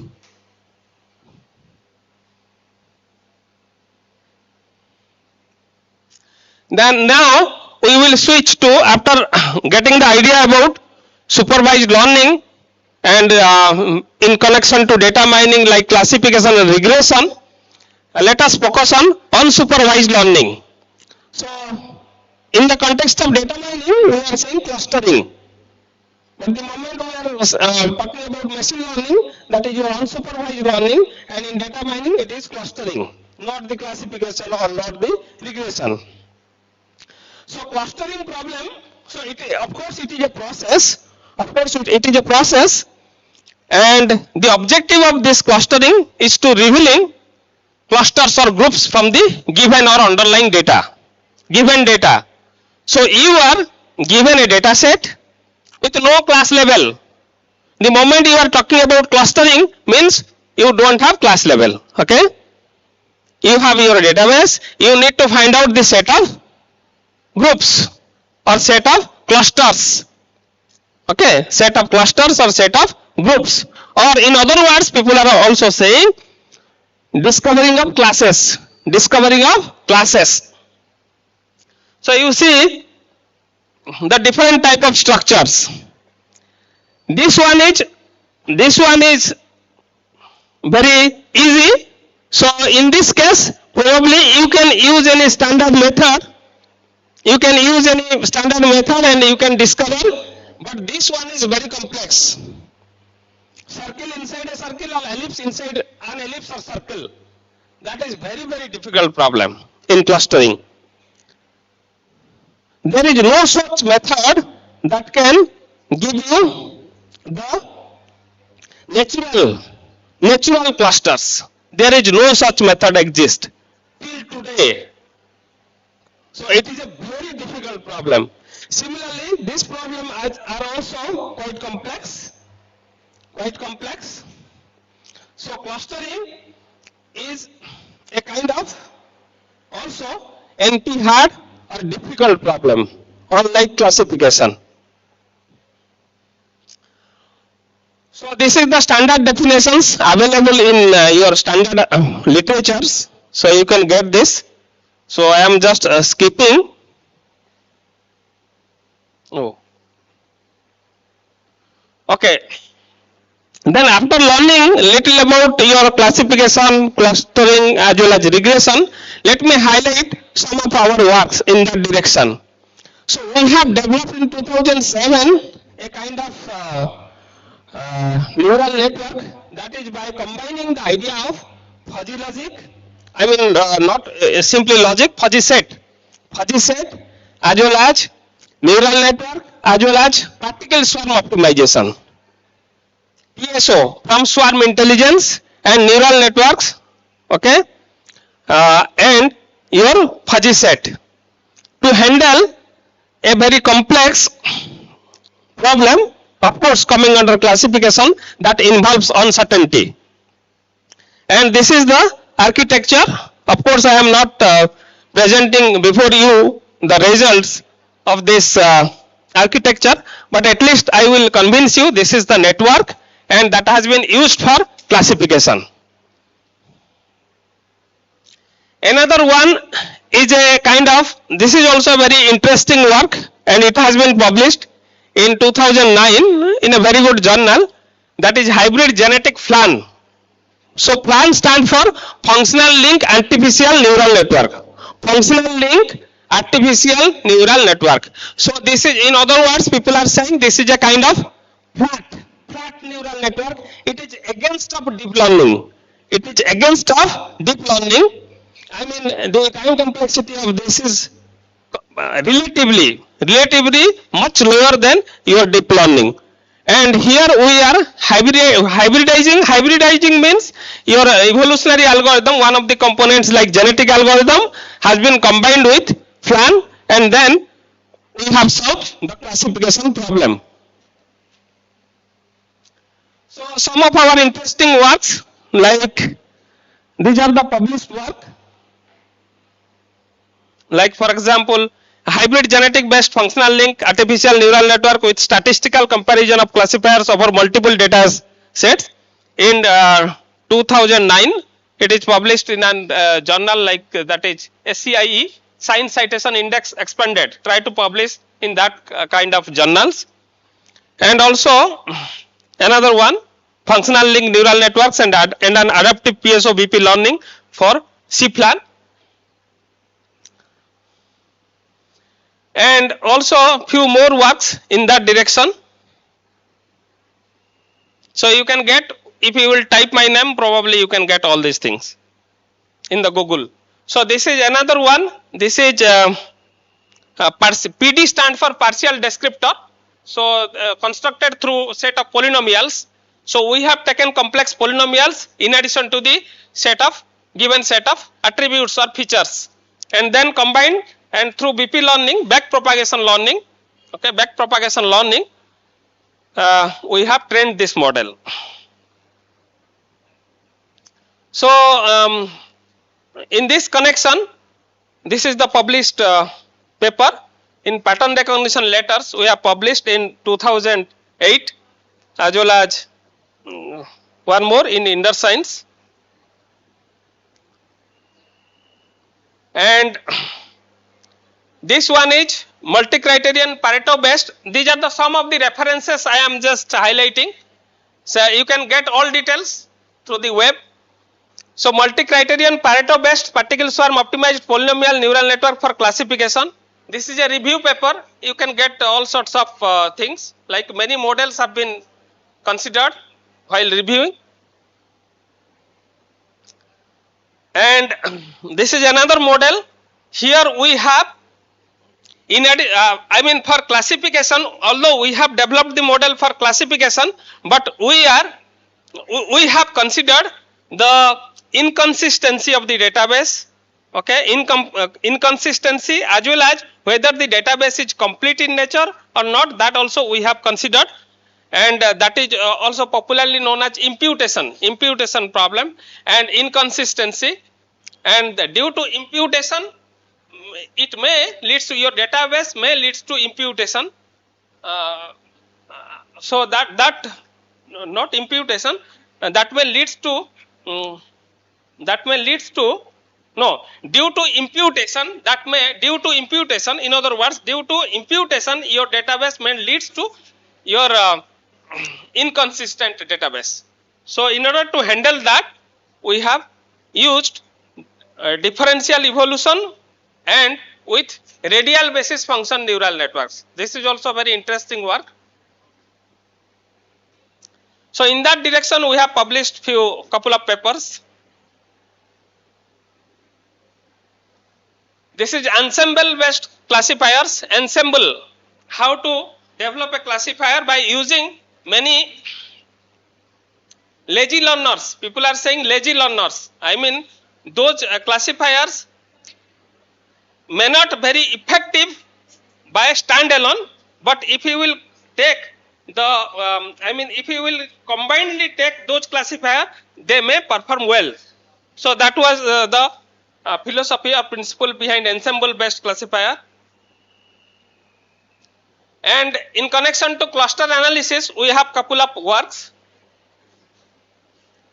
So finally, let me go for cross marketing. So these are my published works. So couple of books, and I have also developed a platform, that is BIT-MDM. So in that BIT-MDM platform, alternate 2 years I am conducting one conference to understand the bit and byte of multi-criteria decision making problem. So if you are working in multi-criteria decision making problem, probably you can throw your work to this. In 2026, we are going to hold this conference in Bhubaneswar, Odisha. You all are invited if you are taking the interest on multi-criteria decision making, theory. And if you have question, please ask.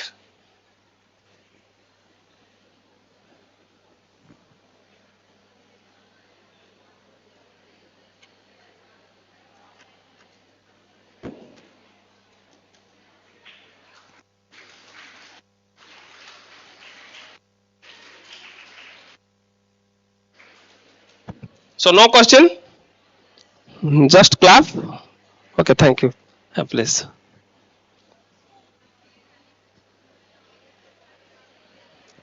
So thank you, Professor, for the insightful talk.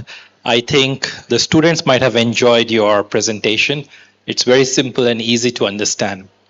I was curious about your phrase that you said, don't try to use the AI/ML where it is not required. It's almost like trying to kill an ant with a gun.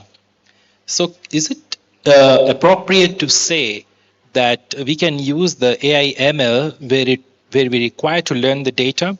I mean, what is in your opinion where we can use this AI/ML and when? Or do we also need to consider about the NP complete problems or not all of them? Yes. Thank you. Okay. So from my point of view, if the problem is really intractable, then only we can go for ML technique, okay, AI/ML tool. And from database perspective, if the distribution of the data is very complex and non-linear in nature, then only you can go for ML as well as AI techniques. Otherwise, we should not, because we have many classical approaches and those approaches are very deterministic and you will get the exact solution. The moment we are going for applying the machine learning, like for example neural networks and evolutionary algorithms, you may not expect always the exact solution. you may land with approximate solution. So that's why, from my point of view, I can say if the problem is very complex and nonlinear and mm, uh, and also if you are solving that problem through classical approaches and the solution may obtain after a long period, then that become useless. So in that case, you need to satisfy with approximate solution.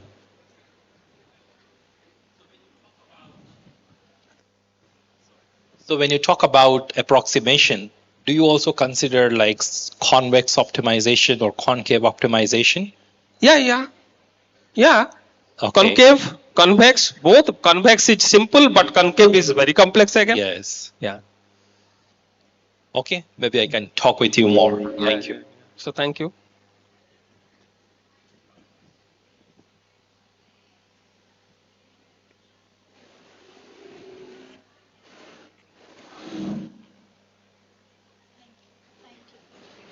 Thank you, Professor Dehuri.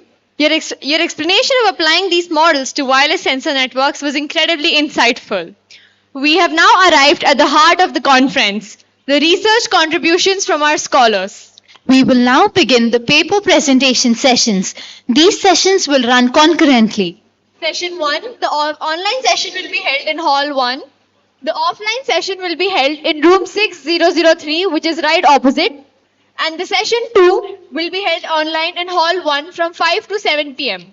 The paper presentation sessions will be held online and offline, and the participants attending the session online have been provided with the links in their respective WhatsApp group. Please join accordingly.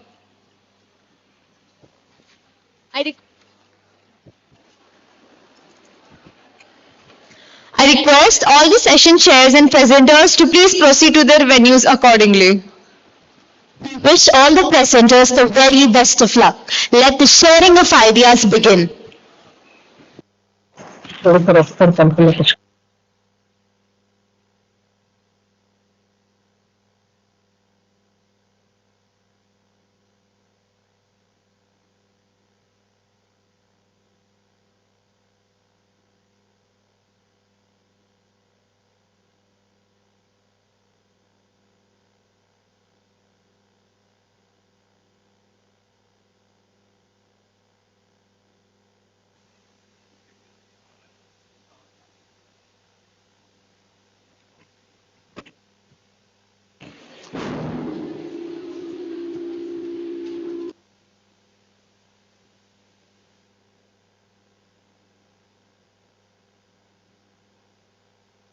Check, check, test, check, check,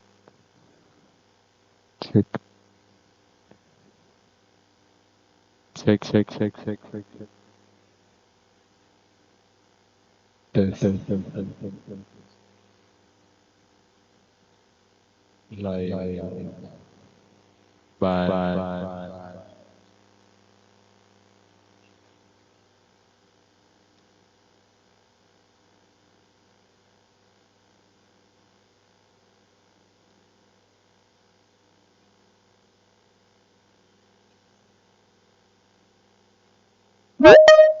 Hello.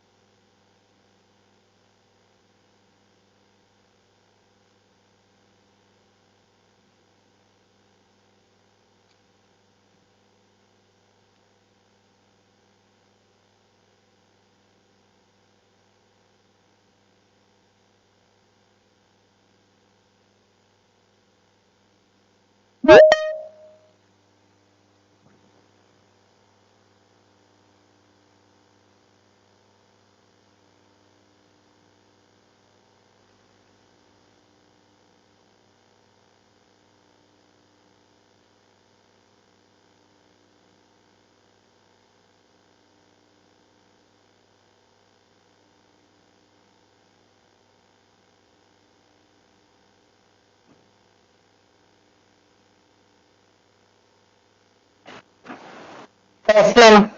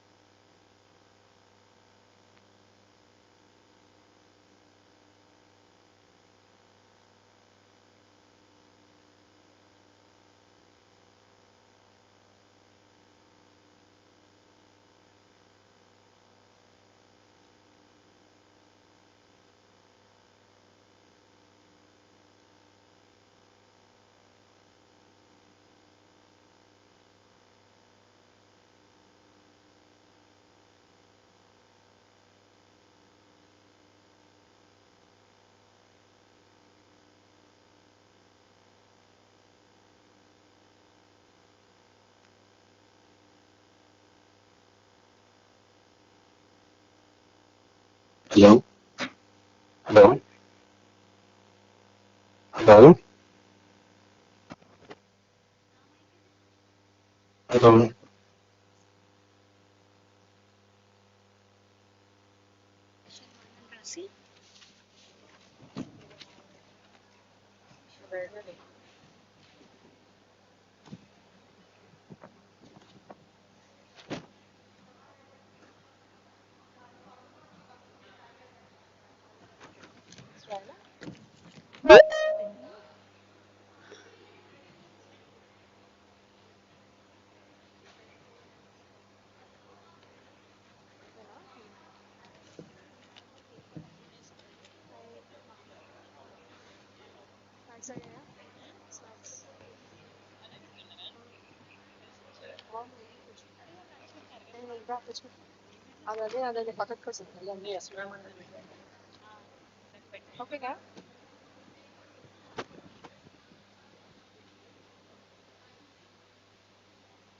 నా camera on చేస్తారా? On చేయండి.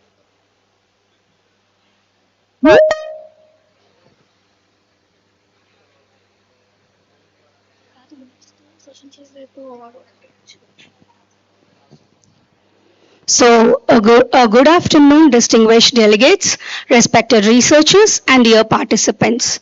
It is my great privilege to welcome you all to this technical session of ICWSNUCA 2026. I, Dr. Archana, Assistant Professor from the Department of CSC, am honored to serve as a session coordinator. ICWSNUCA 2026 continues to provide a global platform for knowledge exchange and collaborative research in cutting-edge technological domains. In this session, we have a total of 8 presentations. I kindly request all presenters to strictly adhere to the allotted time to ensure the smooth flow of the session. Participants are requested to keep their microphones muted unless invited to speak. Questions will be asked after the presentation, and there is a Q&A segment for 5 minutes. And I request all the participants to strictly adhere to the timings. Now, before we start with the technical proceedings, I feel extremely honored to introduce our session chairs. The first session chair is Professor Mohammad Akwal Mirza. He is a senior member of IEEE and serves as Dean and Professor at Liaoning Technical University, leading the School of Low Altitude Digital Intelligence since 2025. He is also a senior lecturer at the Hong Kong Polytechnic University. We have session chair Sachidananda Devori sir, who is a professor in the Department of Computer Science at Fakir Mohan University, Balasur, Odisha, since 2013. Now, sir, with your kind permission, can I start with the sessions? Thank you, sir.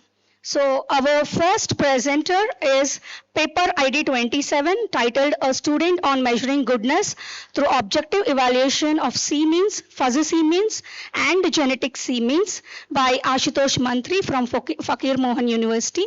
So I request sir to please share your screen and start with your presentation. Thank you. Excuse me, ma'am. Just 1 minute. Hello. Yes, sir. Hello. Yes, Yeah, sir. actually, this is Subir from Finland. I have been shared this link, but my paper ID is 135. Yes, sir. So is this in this session or it is in different session? It is in this session only, sir. Okay, thank you. Thank you, sir. So I request paper ID 27 to start with your presentation. Please share your screen and start your presentation.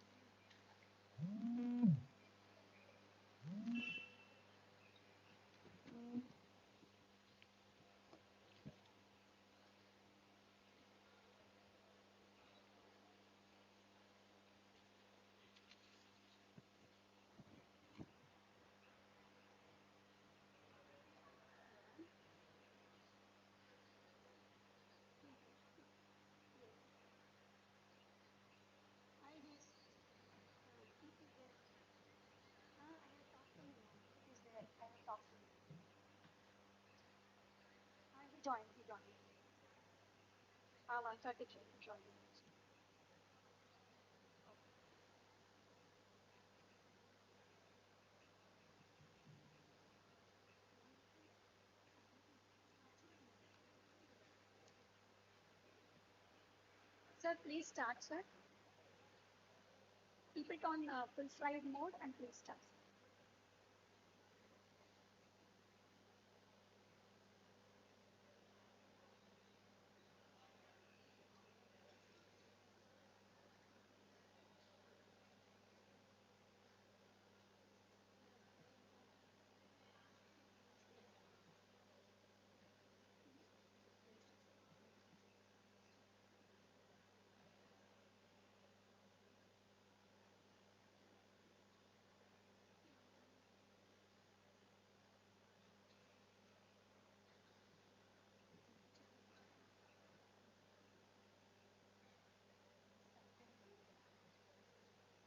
Sorry to interrupt, sir. Your voice is not audible.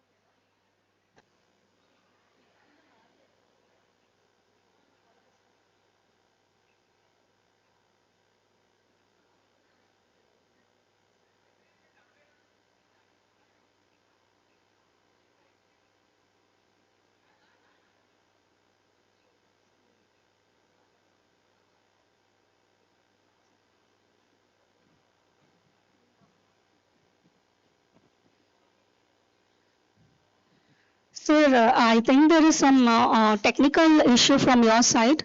By the time you solve the issue, can we have the next paper ID?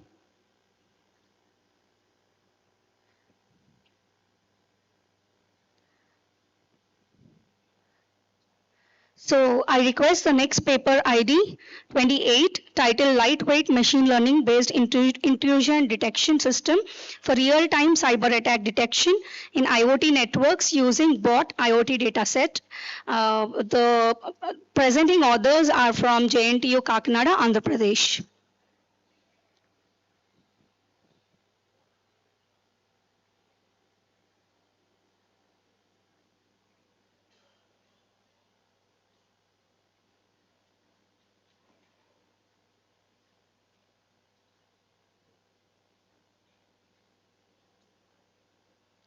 మన దగ్గర నుంచి issue Shall I start?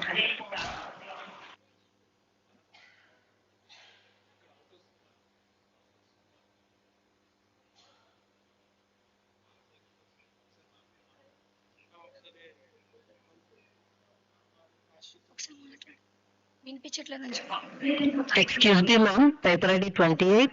Shall I start? Yes, ma'am, you can start.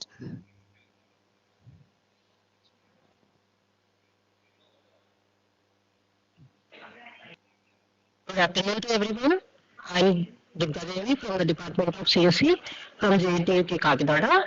I'm doing my research under Professor O. Rangaraju, JNTU Kakinada.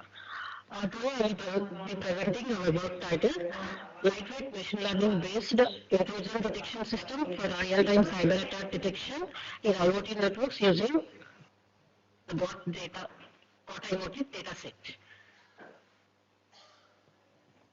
I'm sorry to interrupt. Can you please put your video on? Okay, ma'am.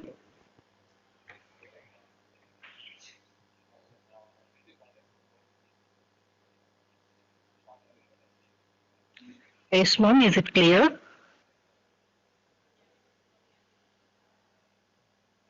Yes, ma'am. You can proceed. Yes. Okay.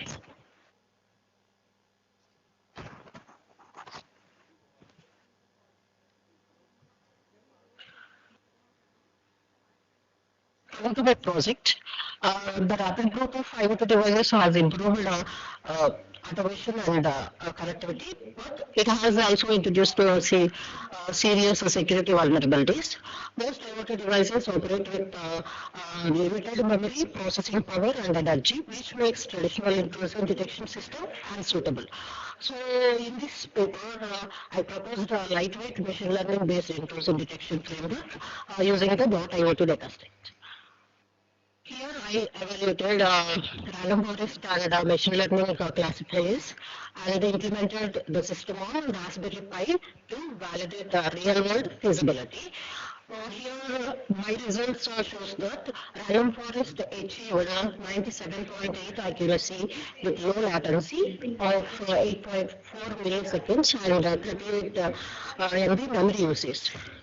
So here I'm using a paid t-test confirmed that this improvement is statistically significant.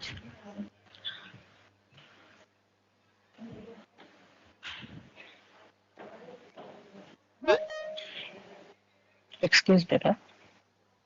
Okay.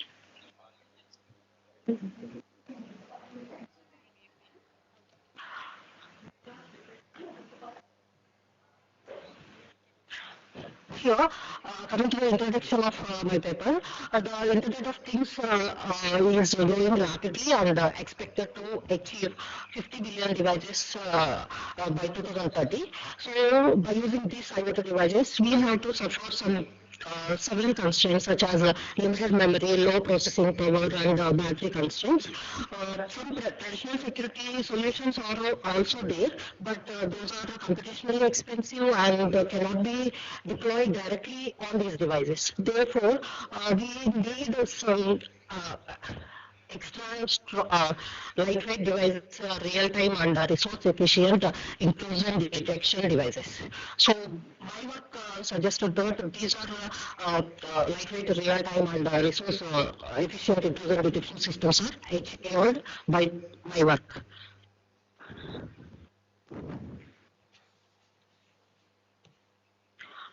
With the literature survey, several researchers have explored intrusion detection techniques for IoT networks before, but these traditional signature-based ideas fail to detect new attacks, while deep learning models also accurate require high computational resources. So, however, many of these works lack real-time validation on actual IoT hardware. From the literature, I found a number of research graphs, several research graphs. Firstly, most ideas are designed for servers, not IoT edge devices. Secondly, deep learning-based approaches demand high memory and computational power.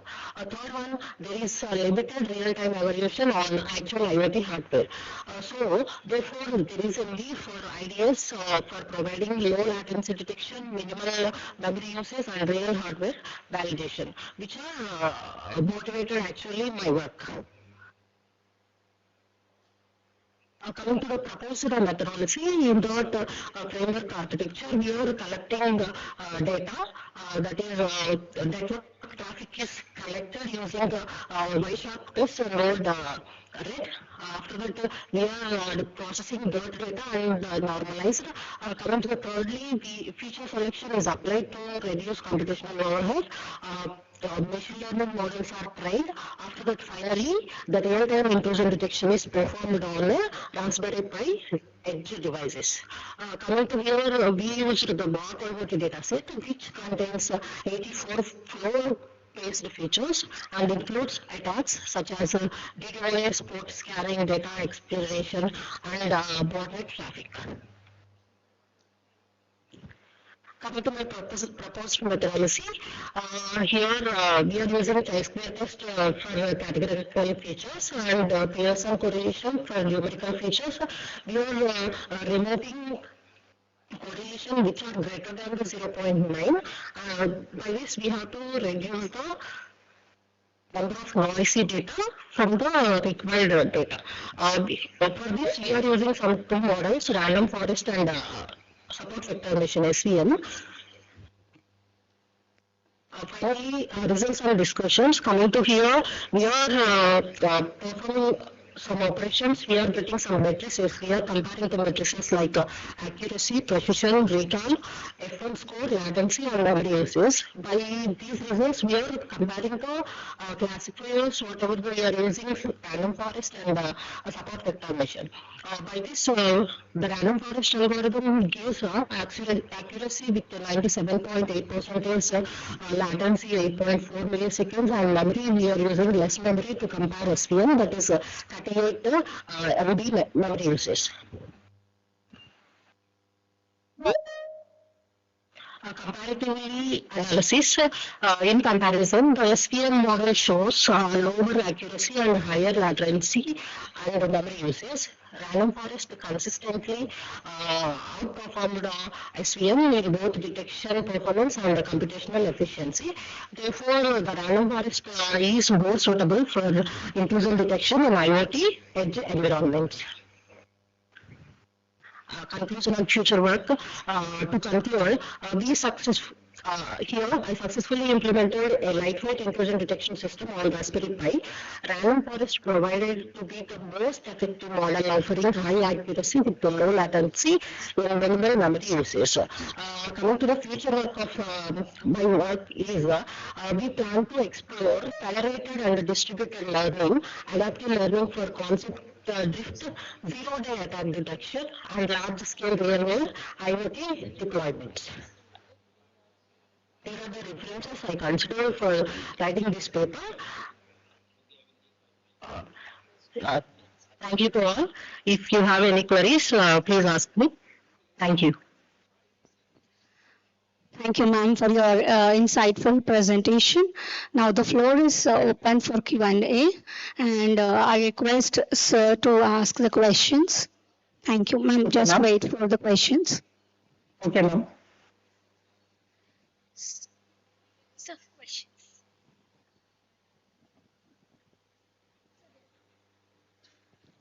Hello, can you hear my voice?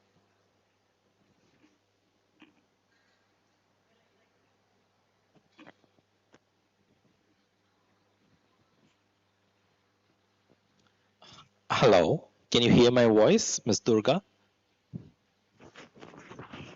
Can you hear my voice? Sir, your voice is not clear, sir. Okay, can you hear it now? Some disturbance is there, sir.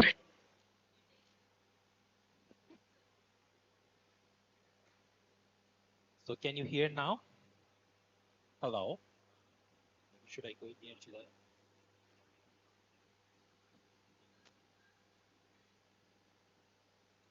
So can you hear my voice now? Yes, sir. Yes, sir. Okay, so I just want to know, like, in your results, so you have said that you have achieved an accuracy of some 97 or 98%. Did you also calculate the probability of false alarm or true positives or true negatives as well? Excuse me, sir.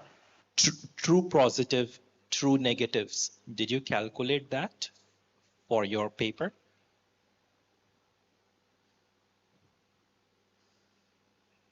So is my voice audible?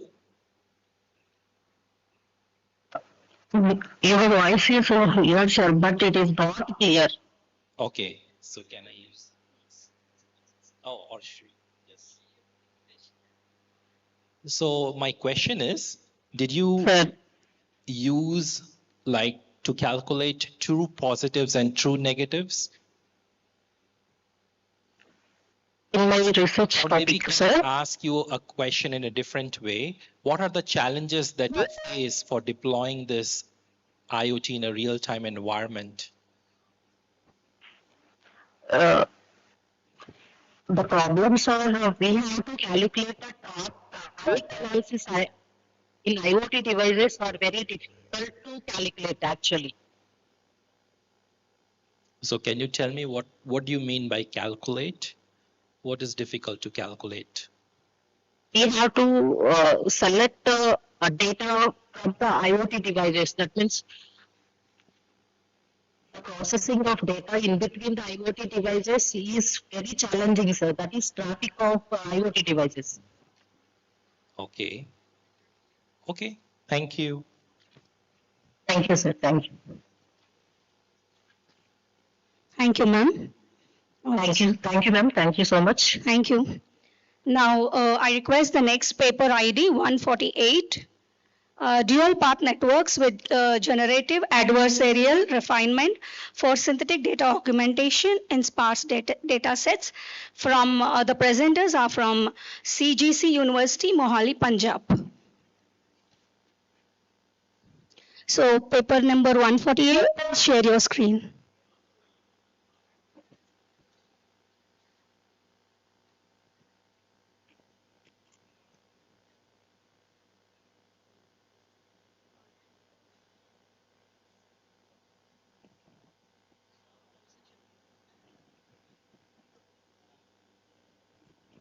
So is there anyone from paper ID 148? Rohini Mahajan?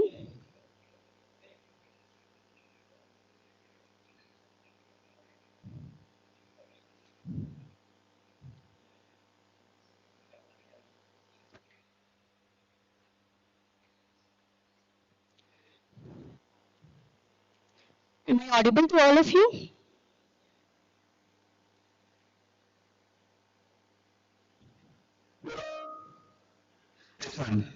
Okay, thank you. So can we start with the next paper ID, because the paper ID 148 we are not getting any response. So by the time they are ready, we request paper ID 135. Recency weighted association rule mining and device family aggregation for spare part analytics from University of Turku, Finland. Welcome, sir. So I request, sir, to please share your screen and start with your presentation. Thank you. Yeah, thank you. I hope I am audible. Hello. Yes, sir, you can start. Yeah, thank you. Actually, my apologies for the different format here. I've been not getting any information, maybe because of my mail ID or what, I don't know. Yes.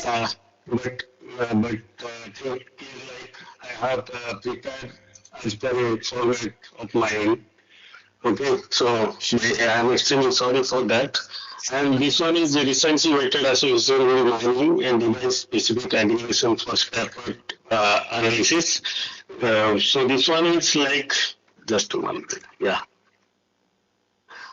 This is the outline of the presentation, and basically this work is part of the business plan project. So we have been given a data set from a company where the company deals with spare parts. So our data set is a primary data set, and as per the non-disclosure agreement, I have not said any details of the data as well as its attributes. So we have used anonymous name here in this work. What happened in case of this spare part belongs to actually different devices, parent devices. For example, there are computers, there are maybe printers, there are maybe scanners, and screw is used. A different screw is used in printer, in computer, and in scanner. So if we consider in traditional association rule mining, if you consider screw of computer same as that of the printer, then the rules generated is not accurate. Okay, so when we go for the data analysis, we found that can we do something for device specific? Okay. Can we generate the association rule for device specific? For that, we come up with an algorithm using FT growth. The functional role of same part can differ different for different devices. As I have already told, if transactions are analyzed without considering the target device, then association rule may mix unrelated patterns. And this is what the idea. Frequency occurring part may appear falsely associated with incompatible device. For example, let's say I generate a normal screw association rule, and it consider all the screw as same. So that is what the problem. Now, second, when we do the data analytics, we found another challenge. The challenge is the device names are in this format. Okay, where the first represented by some alphabets and the second part represented by some numbers, and the length is always not equal. Okay, that means the first part is alphabet, represents a parent device family, and second part is a number, which represent a subcategory within a parent device. Like printer per computer means, let's say HCL computer, but then probably your Apple, then maybe Dell, something like that. So this is what the challenge we face. And the next challenge on association rule mining is we want something where the recent transactions should be having more weightage than the other one.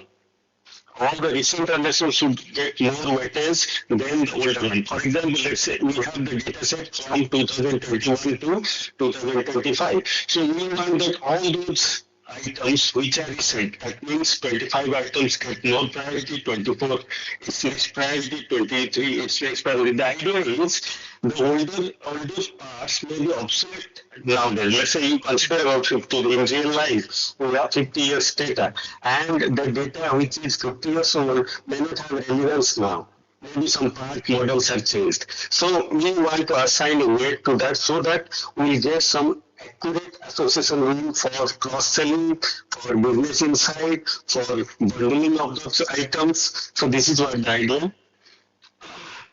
This is about the related work done. So in that case, we found there is less work done on recency aware, means giving weightage to the recent transactions. There is less work done. That's why the gap is, although the prior study have explored temporary weighting, utility-based mining and hierarchical pattern discovery independently. There is limited research integrating hierarchical machine level aggregations. So machine level aggregation has not done with time decay weighted association rule. Time decay means the recent one will get more priority, recent transactions will get more priority, and the older will get less priority. This creates a great gap in generating device specific, recency aware, and maintenance element association inside and simultaneously. This is where the algorithms we proposed.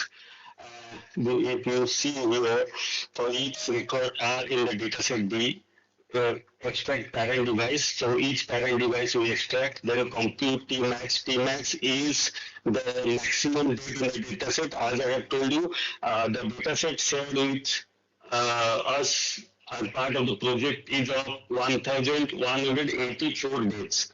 Okay, from 2021 to 2025.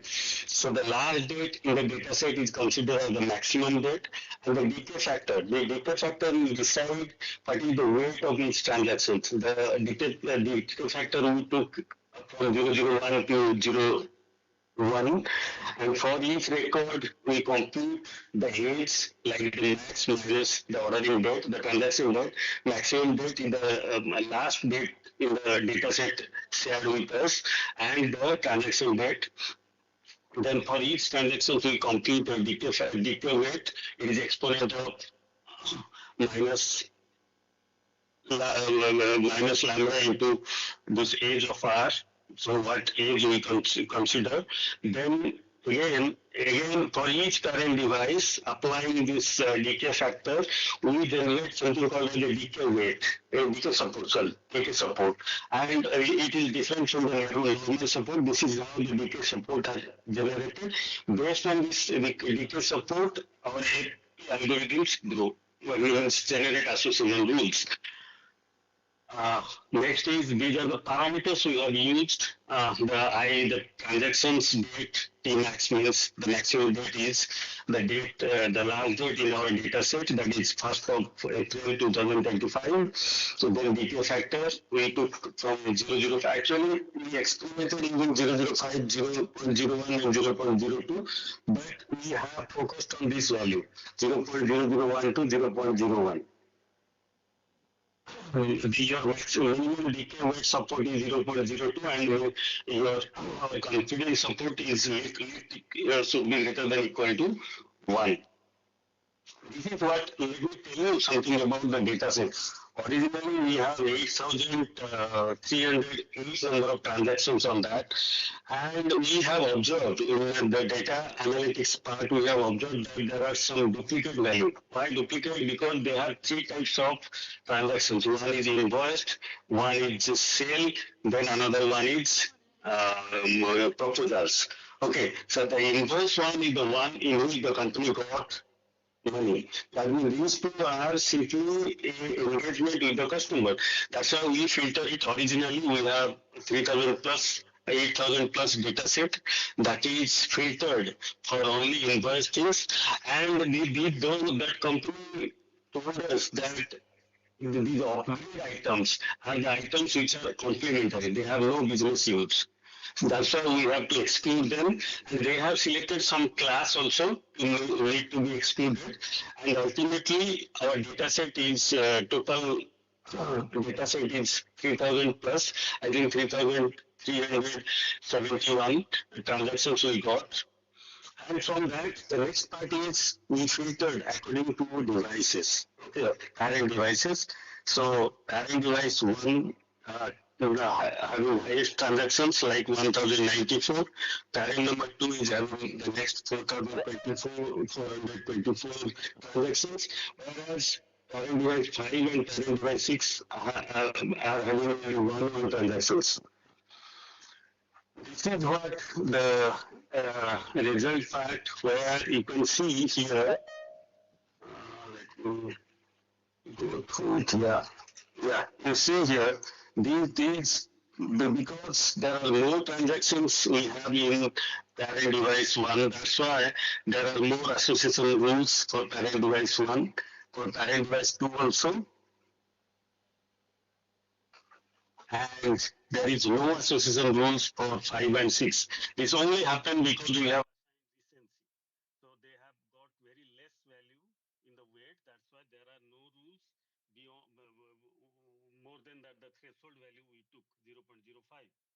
Okay. Now you see here, if you can see this, uh, the confidence is 1, the lift value is 84, which is good. Always lift value more than 1 is considered as good. That means part A, B, C, the antecedent, and part D, E are the consequence. That means whenever these parts are purchased, the same time there is a probable, that is maximum probability that part D and E are purchased. So in for business, for that company, they can bundle it together, they can give some discount so that the sales will be more similar. But here you see for device 2 also, yeah, the results are very good. For part H and part I, they can be bundled with these. Rather than selling them separately, we can make a bundle grouping of these items.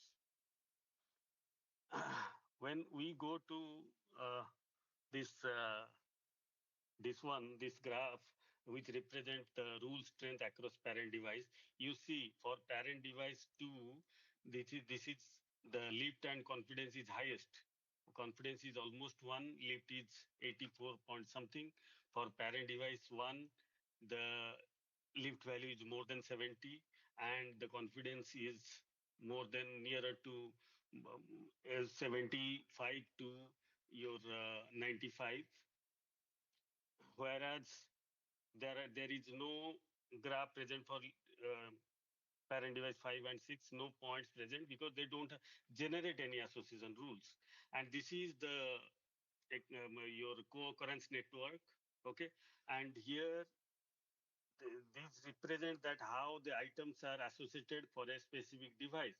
Here you see in for parent device 2, there is all the items are quite related with another items, and these are the lift value, and the age represent the lift value, and the node represent the items. Where there are more number of edges means there are more association, less number of edges means less association, and the edge color is deeper means association is more, lighter means the association is less. Okay, and for this Python machine learning extension package as well as core network package is used. Sorry to interrupt you in between, sir. You have 1 more minute because the. Yeah, I am about to conclude. I'm Okay, sir. about to Thank you. conclude. Thank you. Thank you. Yeah. So the conclusion is the proposed framework successfully identified meaningful co-purchase. Let me tell you one thing. Once we generate it, we have verified it with the company, and the company people say that what their people are finding out physically in the workshop, the same result we got. That is one verifications of our work already done, physical verification, you can say that. Like their workshop also ensure, they confirm that such type of purchase are happening inside the workshop. The result revealed that strong and consistent association exists in certain devices. Integrating temporal weight, forecasting models, and recommendation algorithm can further enhance the predictive accuracy and enable automated data-driven maintenance and management. So, though we have used a classical model, but but the result is very significant, and they are practically that company appreciate this work and they are using it. Thank you. This is what the reference, some of the reference, and that ends my presentation. Thank you. Dr. Sudhir, can you hear my voice? Yeah, thank you. Can you hear my voice? Sorry. Can you hear me? Yeah, I can hear you. Okay, thank you for the presentation. So I'm concerned about the algorithm that is mentioned on your slide number 6. So Slide number 6. yes, I think especially Yeah, I'm concerned for probably line number 19 yeah, where you talk about yeah. I'll weighting, weight. So how do you think that the recency weighting improve the accuracy of association rule? yeah. Let me. Yeah, I can understand. Though there are background noise, but I can understand your question. Just 1 minute. Yeah. So let me tell you. Oh, there is noise. Hello. Sir, just give us to 1 minute. So I'll just repeat the question. So I think like Yeah, and more. Can you hear my no, voice? yeah, your voice is clear and I understand the question. Okay. Okay. Thank you. Yeah. So okay, let me tell you the answer is like the the decay factor will assign a weight. Can you mute yourself so that because an echo is coming? Hello. Yes. Actually, we are Let me able to answer. hear your voice.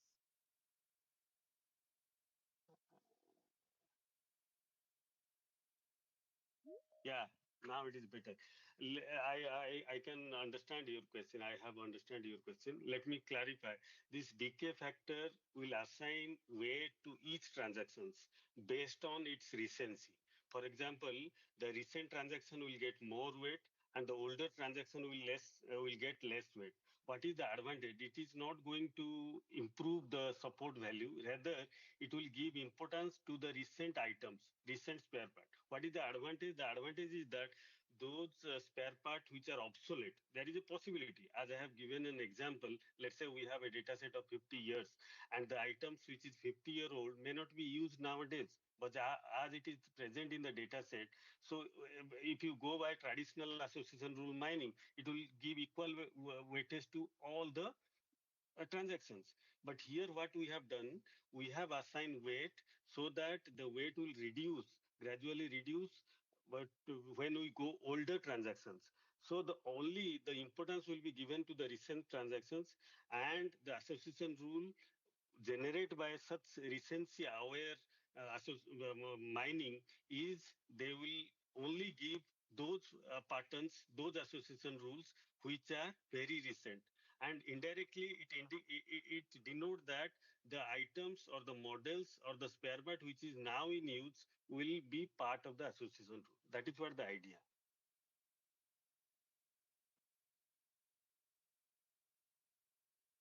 Okay, I think I understood to some extent what you're trying to say. So, in continuation to this question one, I have the second question.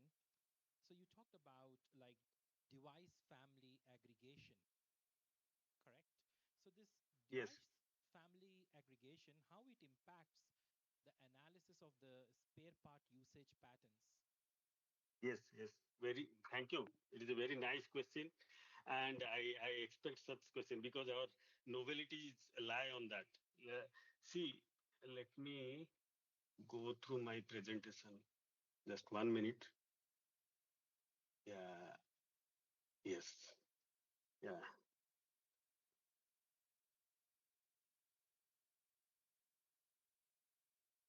yes, yes. Here I have already explained. Let me tell you one thing. When we got the transaction detail in our data set, there is one column which represent the parent device. Its meaning is that the company deals with many types of items, many types of device. For example, maybe it is a computer. He is also dealing with printer. He is also dealing with copier machine. So the one item, for example, let's say screw. The screw is also used in computer. The screw is also used in printer. The screw is also used in case of copier. But the size, shape is totally different. If we go by only the name of the item, okay, like the screw, then if we go by that without any aggregation, without any device specific filtering, then what happened? It will consider all the screw as same. But the screw which is used for computer may not be same. That's a screw which is used for your the printer. So that's why what we have done, we generate association rule for each devices, and for that we have to aggregate based on the parent device. The data set is not aggregating itself. There is only one column which denote that this is the ID where this item is used. And based on that, it comes because of our data analytics. I hope I have clarify your question. Yes, thank you so much, Sudhir. That answers my question. Thank you for the presentation. Thank you. Thank you. Thank you for giving me opportunity. Thank you, sir, for your articulated and insightful presentation. Now we will go back to paper ID 27. They were not able to present due to some technical issues. Now I hope they have solved it. So now we will go ahead with paper ID 27 titled A Student on Measuring Goodness Through Objective Evaluation of C-means, Fuzzy C-means and Genetic C-means. The presenters are from Fakir Mohan University, Balasore, India. So paper ID 27, please go ahead, share your screen and start with your presentation, sir.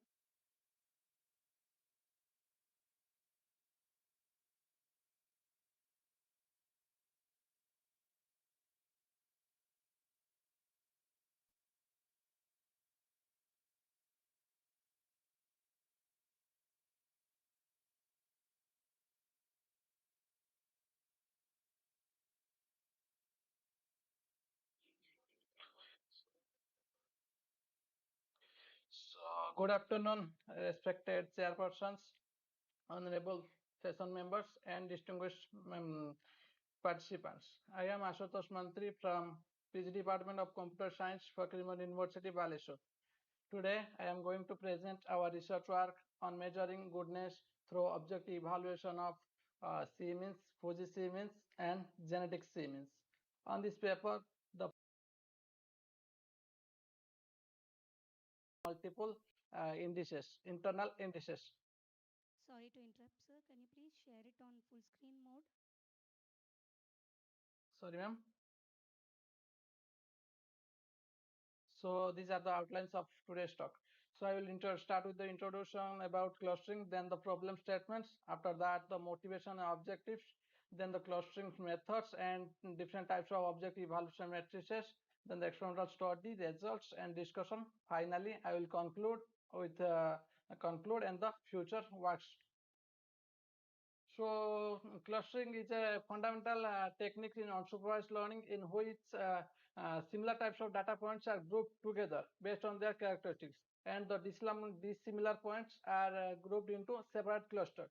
These clusterings are widely used in different applications like data mining, image segmentations, pattern recognitions, yeah, and many more areas. So in this clustering, one of the major challenges is that the ground truth is not known. So we don't have any ground truth or label data. So how to measure the quality of the clusters? So to measure the quality of the clusters, we have different types of internal validity indices. So the clustering has several problem statements like different clusterings provide different clusters of a same data. And then second one is there is no universal clustering algorithm exists for different types of data. And we cannot measure the quality of the clusters by using a single cluster, single validity indices. If we measure the quality of the cluster by using a single validity indices, then we may get biased results or inaccurate results. So we need an comprehensive objective evaluations. So the motivation of this research is that single validity index is insufficient.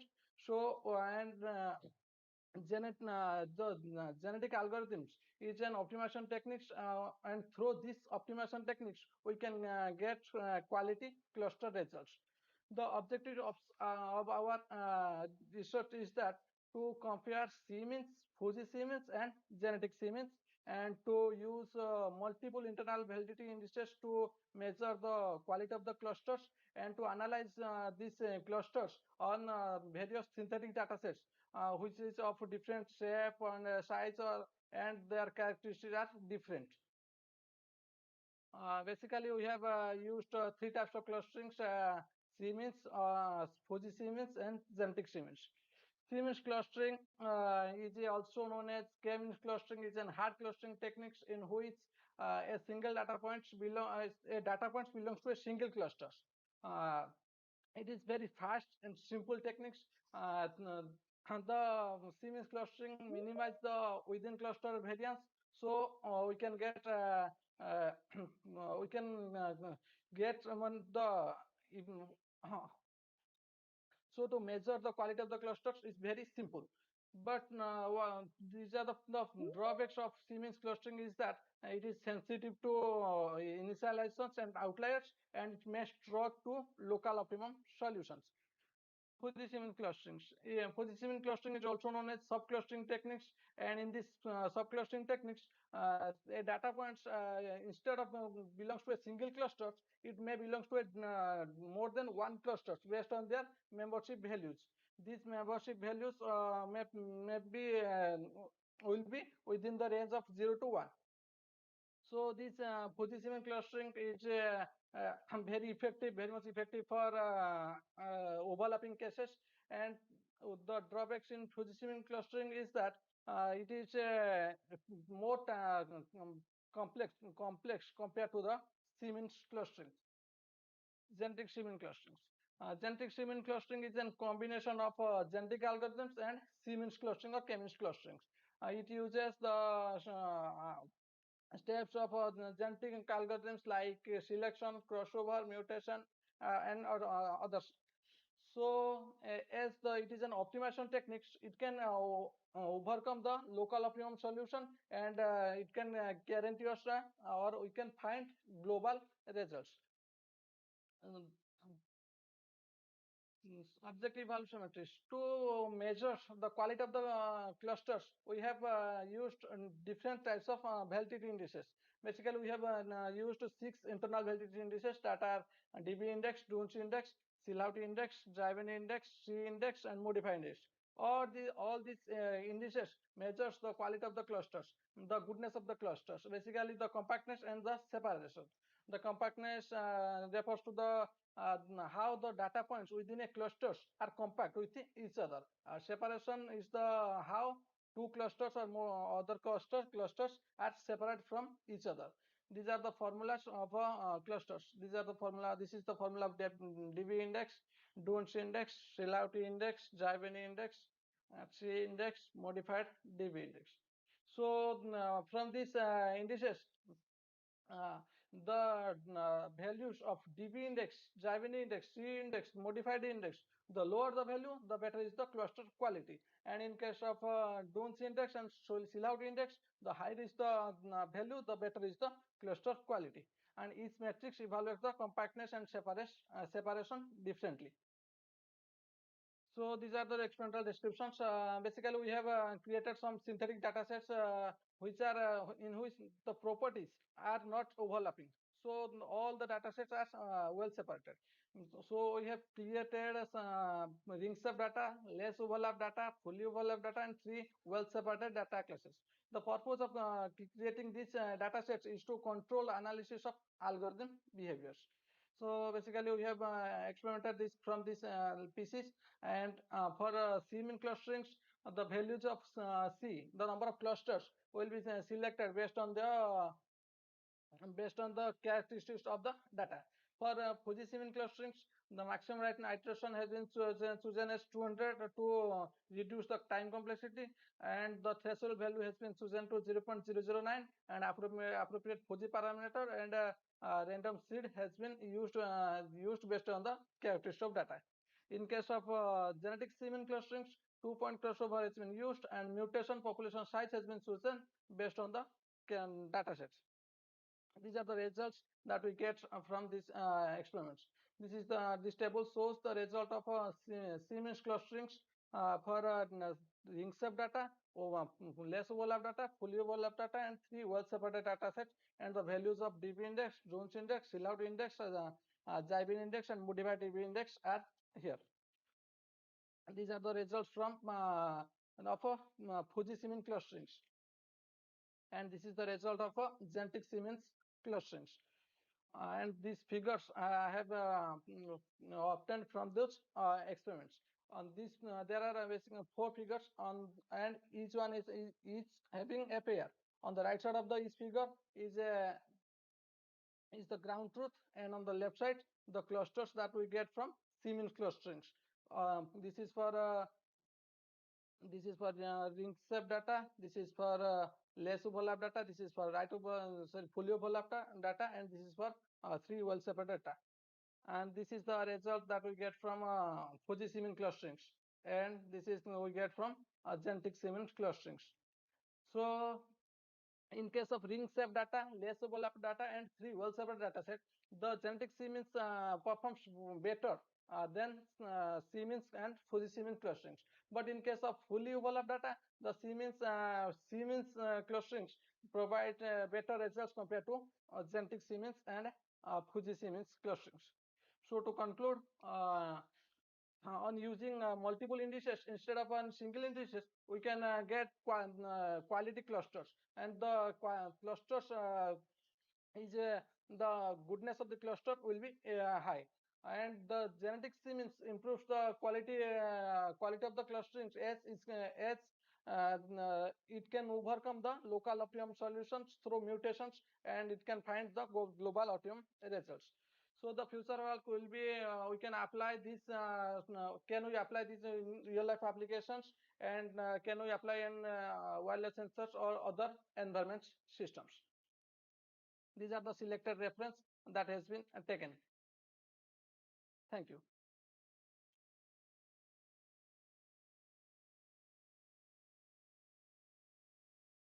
Thank you, sir, for your timely presentation.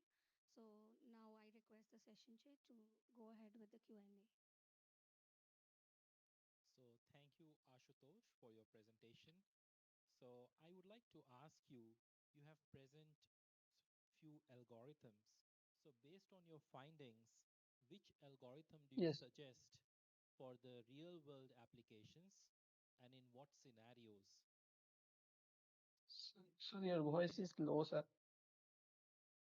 Uh, Among the algorithms that you present, Yes. which one do you suggest for the real world applications and in what kind Sir, of I will scenarios?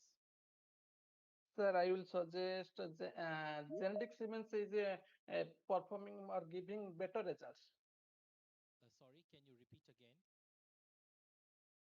Sorry, sir. Can you repeat your answer? Sir, genetic Siemens is giving better results as it is a evolutionary algorithm and uses crossover mutation. So if we get that results with of lower quality after using the mutation, it can alter the results and we can get higher quality results.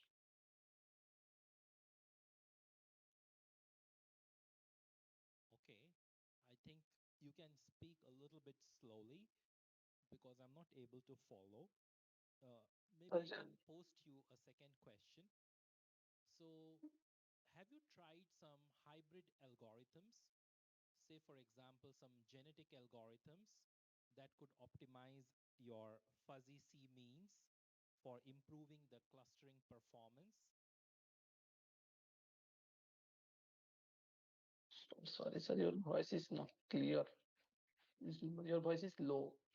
Have you tried some hybrid algorithms? That means combine some of the algorithms Oh, like yes, sir, yes, sir, genetic yes, sir. algorithm. Sir, genetic Siemens is an hybrid algorithm. It combines genetic algorithm and Okay, a little Siemens bit algorithm. slowly, a little bit slowly. Sir? Yeah, talk a little bit slowly. I cannot understand your voice. Genetic Siemens is a hybrid algorithm. It combines genetic algorithm and Siemens algorithm. And there are more, also some hybrid algorithms exist. And we are trying, but to make to and to evaluate the results. But to evaluate the results, many are using single internal indices. We are just wants to measure on different types of indices, combining different indices. Okay, thank you. Thank you, sir, for your presentation.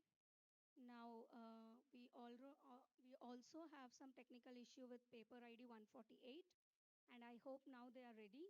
So I request paper ID 148 dual path networks with generative adversarial refinement for synthetic data augmentation in sparse data sets. The presenters are from CGC University, Mohali, Punjab. Yes, ma'am.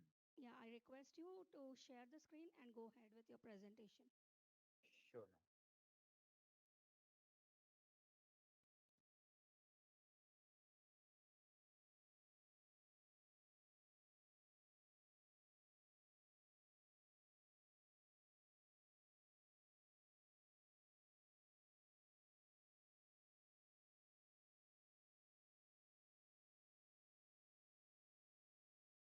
Ma'am, is my screen is visible?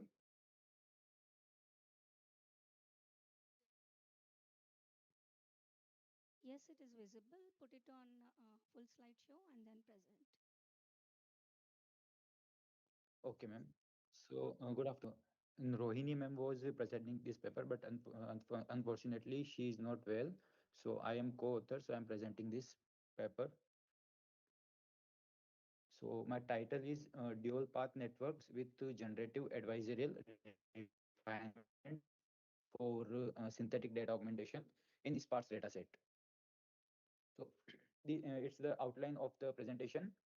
Basically, first of all, I'll start with the abstract, then introduction part, then literature review, and what are the research gaps which has been identified by us, and then proposed methodology, what are the actual methodology we have proposed for this paper, and then after implementing the methods and proposed methodology, what are the results we got, and then after discussion and comparative analysis we are having with our model and the traditional model, and then conclusion and future work. So, sorry to interrupt you in between. Can you please put your cam on? Okay, ma'am.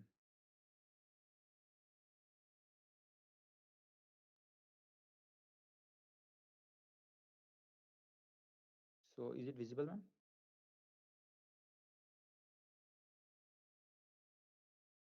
So the first slide is abstract.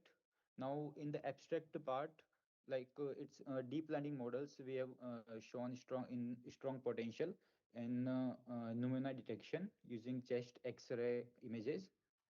However, their performance significantly degrades when trained on sparse and imbalanced medical data sets.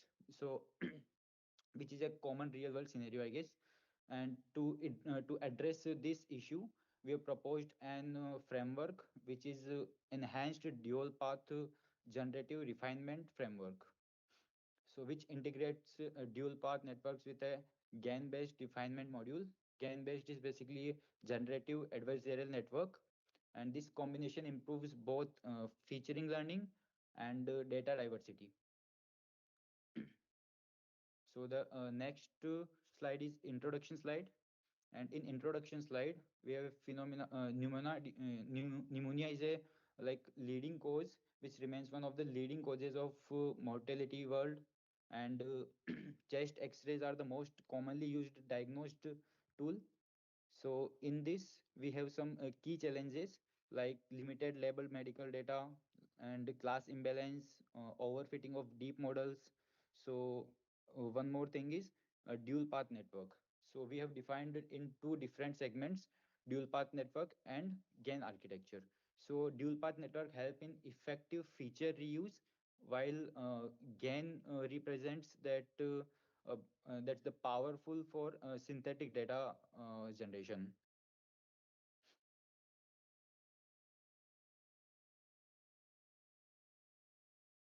And then we have a literature review part. In literature review, we have identified several studies that explored dual path network for medical image classification and GAN for data augmentation, while DPN based pneumonia detection using chest X-ray also, and this method address data scarcity. And the most exciting works treats these are techniques independently. They have used all the techniques independently.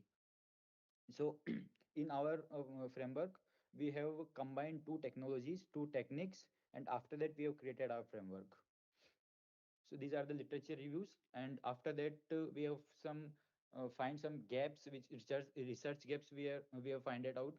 So in the literature review, I identified three major gaps. That was the first one was existing method, which is do not fully utilize feature use case and synthetic refinement. And the second problem was gain based augmentation, which often lacks quality control and it produce inconsistent samples. And the third one is training stability under sparse data setting in like rarely addressed. So these are the three research gaps which we have identified in the literature review. So this is the proposed methodology which we are proposing, the EDGR, enhanced dual path generative refinement. There are two components for this framework, main two components, which is GAR, generative adversarial refinement. So this gen, what does this mean? It generates high quality synthetic chest X-ray images. And the second one is dual path network, which combines the residual and dense connection for effective feature reuse. And its workflow is input is sparse data set, then it will generate the synthetic data generation via GAR, and then it augmented data feed to DPN, and then iterative optimization until it convergence. You can see the diagram as well here of the flow chart, that how this proposed methodology will going to work. First of all, it start, and then data will inputted, and then it will check the sample data, then it will transfer to the generate synthetic, and then augment data set, then feature extraction, and then update the model, and it will converge. And after that, if it is converted, then it will train the model, and then in the last it will end the model. Then the next slide is results and discussion. After implementing this proposed methodology, what are the results actually we are getting after implementing this methodology? So this slide basically show the performance of our model across multiple training iterations from 1 to 5. And we have observed a consistent improvement in accuracy, precision, recall, FN score, which you can see in the diagram also. And if we have noticed that recall has increases from 88% to 94%, which is particularly important in medical diagnosis to minimize the false negatives. So these results that generate refinement improves in the both training stability and diagnostic robustness. Then we have a comparative analysis with our proposed model, which is DPN GAR with several traditional models, which is basic gain augmentation, conventional CNN, standard DPN. So we have done a comparative analysis with these traditional models with our proposed methodology. So in this also we have compared that standard DPN, basic gain augmentation, conventional CNN, and EDGR outperforms all benchmarks in accuracy, performance, precision, recall, and FN scores. So this basically demonstrate the joint learning of refined synthetic data, and dual path feature extraction is more effective than using either technique alone. If we are using both of the techniques compare with the other single technique, then it will perform more accurately. Then we have a conclusion part. After implementing and getting the result of this framework, so what are the conclusion we are getting from this paper? So we have proposed an enhanced framework that effectively addresses the data sparsity in medical image analysis, and by integrating dual path network with generative adversarial refinement, we have achieved superior performance and better generalizations. And in the future work as well, this work can be extended to multi-class disease classification and diffusion based generative models, and in the real world also real world clinical validation also we can like extend this technique. After that we have a references. There are some references which we have like used in our paper, and these have given the contributions in our paper in the topic of dual path networks. And then yeah, thank you. Slide. If any questions are there, please you can ask me.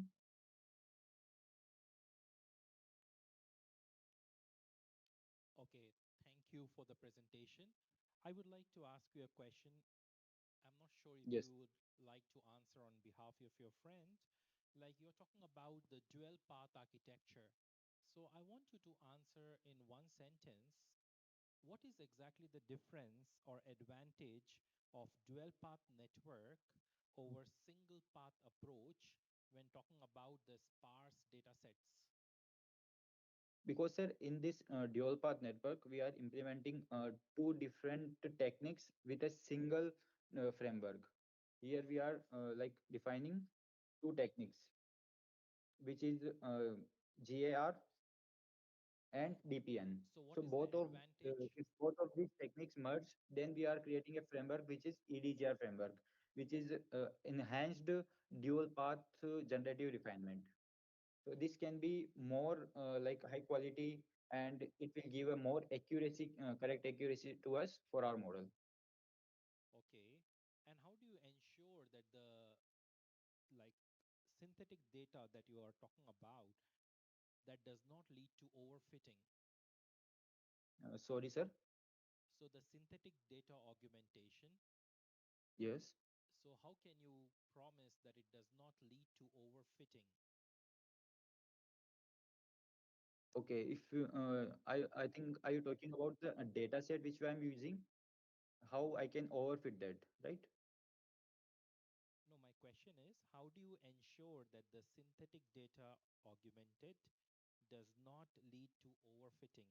You know the overfitting problem, right? Yes. So how can you guarantee that there is no overfitting in your algorithms or in your result? This part this part has been done by my uh, main author, so I may not be able to give the correct answer. Sure, no problem. Okay, thank you Yes. so much. Thank you, sir. One second, May you have few more questions from session chair. Sir, you can go ahead.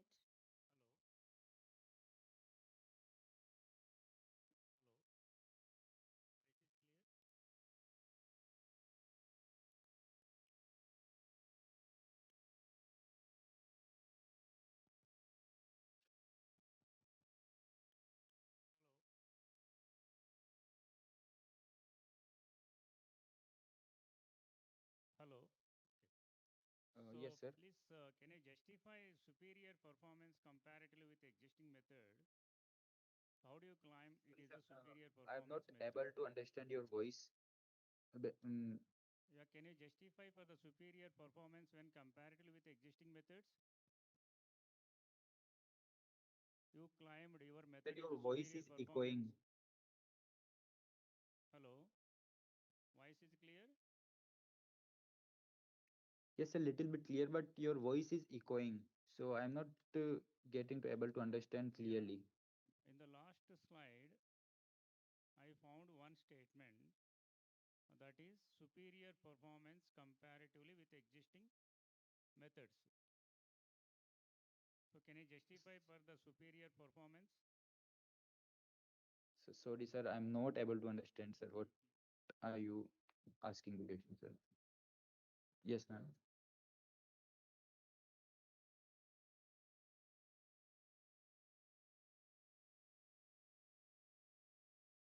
Okay. Superior performance.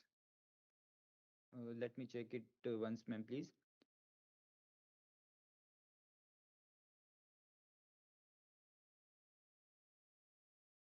In the conclusion part, ma'am.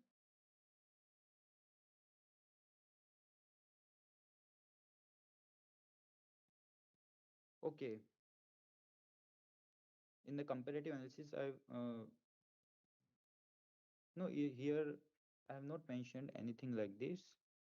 The key reasons I have mentioned that joint learning of refined synthetic data and dual path feature extraction. We can do like this. So discuss Yes, ma'am. The key reason for a comparative analysis that we can do refined synthetic data and dual path feature extraction by these by this implemented framework, which is DPN GAR. If we'll compare this with the standard DPN, if we compare with the basic gain augmentation and conventional CNN, because we can clearly see that in terms of accuracy, precision, recall, and FN score, in all the parameters, our DPN gear, the framework which we have implemented, has outperformed from all of the parameter.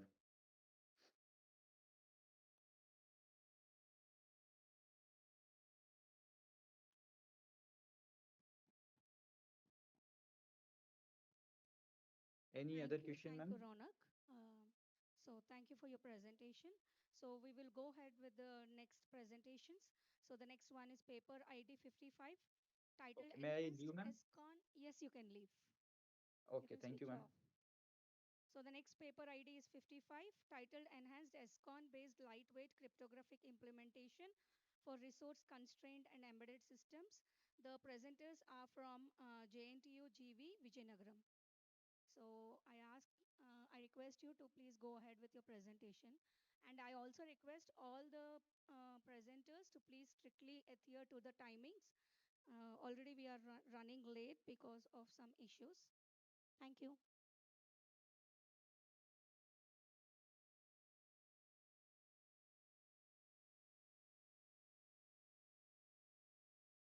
Sir, please switch on your camera and put your presentation in full screen mode, and then you can proceed with your presentation, sir. I'm audible. Yeah, you're audible, sir. Yes, I am visible, ma'am.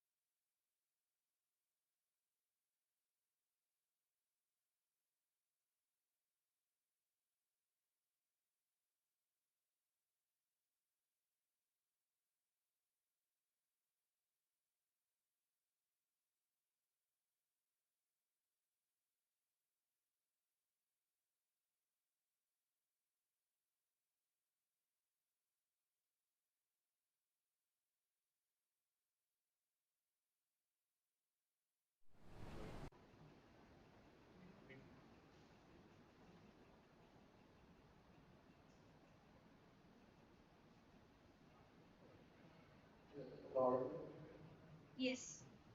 Yes, you are. Your slides are visible. Yes, yes, they are visible. Put your camera on, sir. Put your camera on, sir.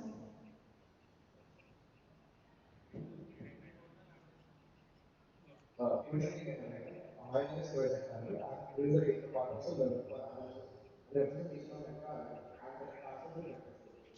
Uh, I'm from the college of Rangaraju college, writing this paper under Professor Mohammed Ali. I'll be presenting this presentation on behalf of my co-authors, Riyazan and Akhtar. Coming to the abstract, we dive into this paper on why microplastics are pervasive conformity, the methods which we can identify microplastics, and how the art of microbiology uses AI-driven algorithms using machine learning to shade identities of KLP polymer plastics, and how we make this robust with CR algorithms and painting. So, introducing of it, microplastics is a lubricant element. Microplastics are particles smaller than 5 micrometers, which are like small chunks of plastic that orientate our ocean and other areas. There are 151 trillion microplastic particles in the ocean, which is more than marine plastic. These fragmentations are present in 80% of the people for Earth, 100% of plastic parts, and 60% of major articles. Increasing the risk of heart attack by around 44%. Thus, there's a need for an advanced detection classification methods that are essential for mitigating this risk. There are two types of detection methods common, which are microspectroscopy and FTIR detection. These machines are easy but are extremely expensive. When you are using a microscope, you notice that using these machines being very rare and expensive, the data collection is very scarce. The data collected is very scarce and is very limited. That's the reason certain methods are usually to find a multimodal solution which would unify the data methods from micro spectroscopy and FTIR detection. During our research events, we noticed that most of the papers focus only on one modality, and we also noticed that the data started to merge and very easily.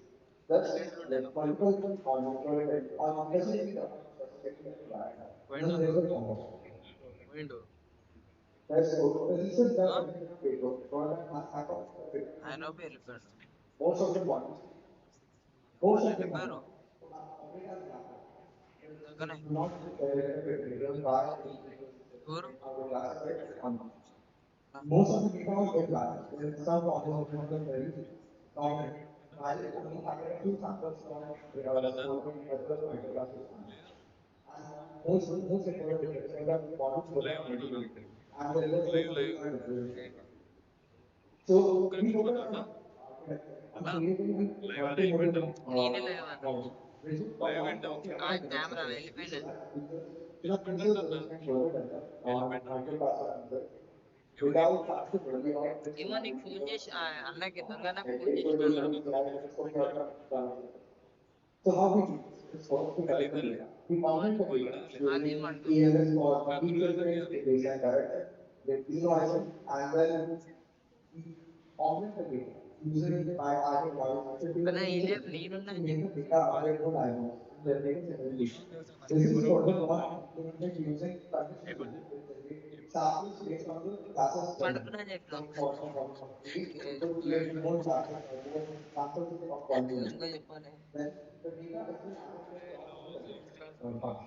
So that basically a model can learn from every entire data set class and still develop representations that understand why how to classify a spectra from 90 rows of spectroscopy without having to data at all or without having to do some data.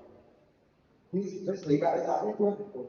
The SPR spectras are then combined into a 193 dimensional image vector, and similarly for gamma emission. This embedding was then trained on a machine learning using Organized generated cross-model. And it trains the models on machine learning. So if the samples on a machine vector is far from the solid class, it tries to place it center of the close by on the element space. And if it's from a different class, it tries to push it as far away as possible. Adding up during the discussion, this was important to ensure that the model captured enough data so that it was able to reconstruct the initial spectra without plagiarism. that there was no information loss. Then the representation rather decoded back of the original spectrum. This part can be slipped. So if any spectrum that is completely iron, it could still be crossed and converted into a remnant. So if a about whether polynomial molality, this will be extremely useful. And the reconstruction for X-ray coordinates. Our model is using the KLT database. So what it does, it uses the current to basically to implement the Docker to actually learn from the database of the context result. This is helpful to enhance features of the database. The itinerary is provided from each subject and can be compared to KLT and added as a further editor adjustment for that. Using our KLT arrays, we noticed that there was a marginal decrease in accuracy for pattern accuracy, classification, and deployment accuracy. Using our embedding model, we were able to achieve a 98.2% classification accuracy on polygon identification using a further deployment. In level impedance space produced a strong class appeal, reflected by a low perception loss and well-located contrastive losses interpretation. The human representations could be used for rendering images or searching, or it could also be used for simplex classification. The KLT-based solution emphasizes that high items for making better use, reduce noise, and help in discrimination over standardization.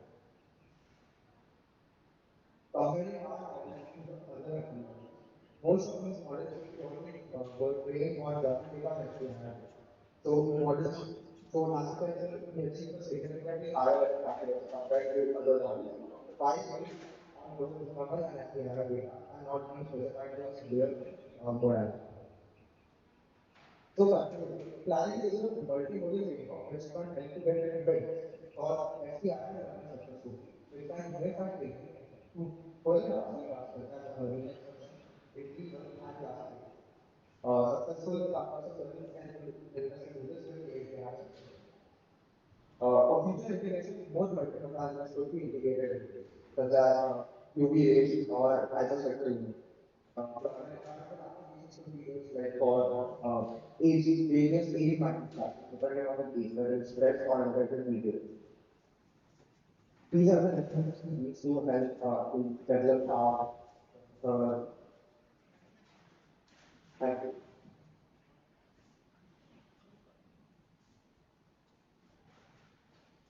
Okay, thank you, Swat, for the presentation. I have some small questions for you. So you talk about contrastive learning, correct? So how do you prepare and augment the data for contrastive learning? Sorry? So how do you prepare and augment the data for the contrastive learning? Actually, your voice is a bit muffled.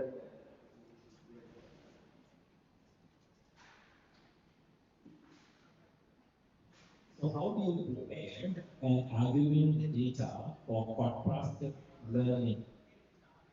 Okay, so we basically compile a curated data across multiple libraries for German and SPNR. For example, for German, we use German data database for spectroscopy. We use OpenSpectrum as a library, and RR is an organization which collects quantitative data across marine life. For the pre-processing and augmentation, for pre-processing, we first denoise the further data set so that a lot of noise which was consumed during detection of German spectroscope or SPNR spectroscope was removed, and the peaks which are peaks which are present in the spectroscopy graph are aligned evenly across the spectrum. And for augmentation, we further include ionized noise of a very small standard deviation and use fractional gaps to generate more samples from the same class so that our data is not imbalanced anymore and is completely more balanced to aid in the process of publishing and Okay, thank you all for a good answer. Have you considered about using some hybrid approaches like contrastive learning with self-supervised learning? Do you think that would be effective? Yeah, that could be effective and that could also proceed further. That is not something started. Just each supervisor has a metric to test how well a person will help you train our intelligence.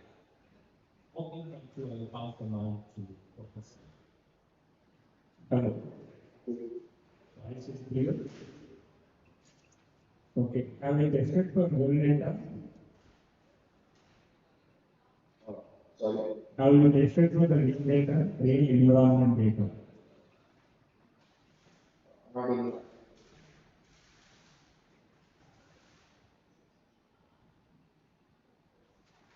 Sir is asking, have you tested for real data? No, so we tested it on brain test analysis, like run the data with good coding. Because unfortunately, we're not able to contact the server until that when some data is available to test on it. Okay, That thank is you. something we are from. Okay, thank you, sir. So we will proceed with the next paper ID 147, titled Next Generation Real-Time Verification Model for Fault Resilient Serverless Computing using Behavior, Weather Monitoring, and Dynamic Analysis. The presenters are from Sijar Institute of Engineering and Technology, Puttur and Gokaraju. Now you can go ahead and show your presentation. You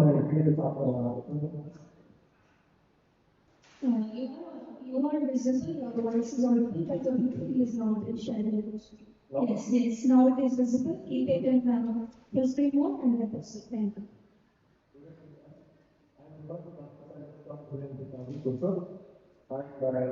My total is maximum transaction real-time execution model for computing using behavioral application and dynamic analysis.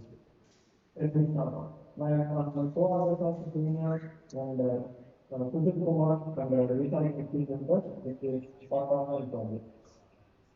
Let me start on presentation. Let me concentrate on the abstract and the introduction, basic reviews, and the research gap, the focus of research and discussion, comparative conclusion, and the critical and finding assumptions. When we talk about abstract of this, here the other company is understanding global research environment application, but we are bringing server list to make some different applications with who of the developer like separate cloud basis and create cloud. And here another combination only developer take of care not specific and another server company taken down the solo provider.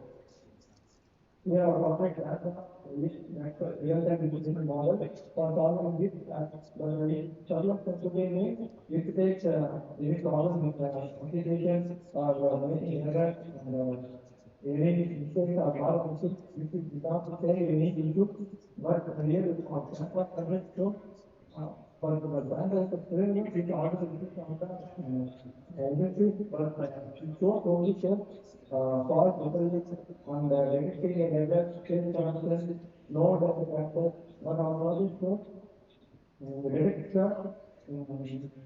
no crashes, false messages, and any errors in the last time and the backup connection between the user and the server, and detect and then using traffic sends to the server and detect from server to the user. Here the organization of the process and server computing models users need to import an infrastructure module and enable automation applications. Using server computing flow only the microservice which will not have about flow servers and access servers.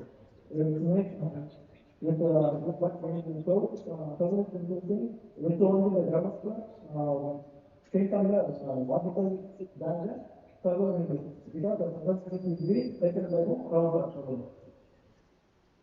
And then the next generation execution model for the access server computing. And the real is the example is electronic monitoring and adaptive to get the call from ensure server computing. Maybe take up the request Here we are also please perform a report of the project and here the title resources methodology and tools key findings of the report taken of a project by our here the return section gap. Here the next gap is the limitation. So more efficient approaches to real monitoring and terms of efficient analysis following up real issue follow also real time present and development. So the subject of application show the real time solution real time verification and the development option system for system activity. When you are future developer so for settlement or what basically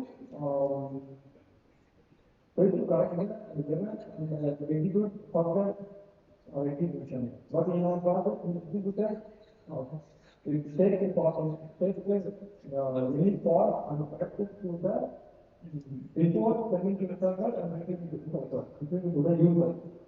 And that's really monitor network. So many education models like the adaptive mechanism to handle the functional purpose and the memory decision environment. And in another situation, in other model, it only picks up cost and reports to the developer to the market learning and source environment.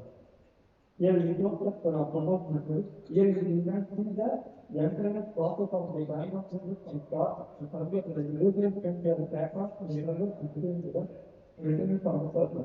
Here start is a new application make any data streams. So this data is from the server for the user event then from the data.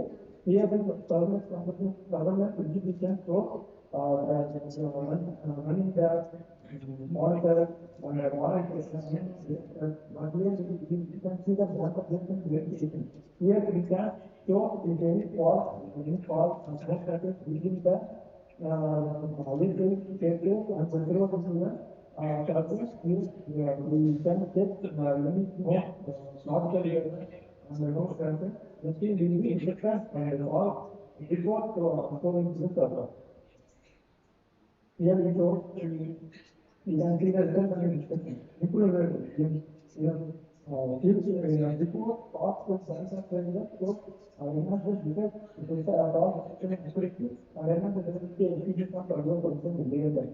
And here you can see that we have low latency for real time decision has achieved with the minimum impact of machine performance even under dynamic workflow. We can see that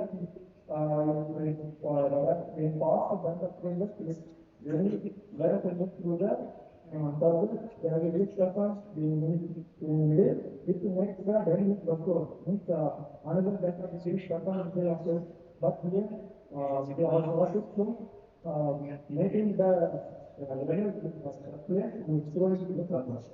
Dynamic fault determinant. The modern efficiently handles concepts fault components and subject ability to the mission critical server applications. And we have seen the comparative analysis that the provides superior real-time improvement compared to provision and existing server template. Like after the report, reduce the latency and improve faster mode of the application performance. Yeah, the data which we throw in data makes the application very low, high latency and low and low stability in the application. And here the references here help monitoring before project this picture. Here help monitoring I can show concentrated with this flow and give access to the control of flow will be dedicated here and the detection of anomaly shows the results of detecting the error for efficiency error. Solution is body processing and data retention model data processing is directly and fault settlement next other solution. Proposal for efficiency patterns makes process and also practice gives software and data modeling and detecting is minimal lower attendance. Because in the different further application will be monitored and verification in the material and the cost of presentation. And future question is why after the composite simulation, but we using the biomarker not only in the surveillance example is also considered we have to the surveillance also. It important relation contribution to mitigation related before the earlier the models for between law department and and what we have in top of the project, we thought of the got intermediate of the person, and then you became a total, Thank you very much. So it was an interesting talk. I would like to understand, like you said that you have actually designed this model and then FCD. So what are the challenges and the limitations that you face for developing and deploying this method model? And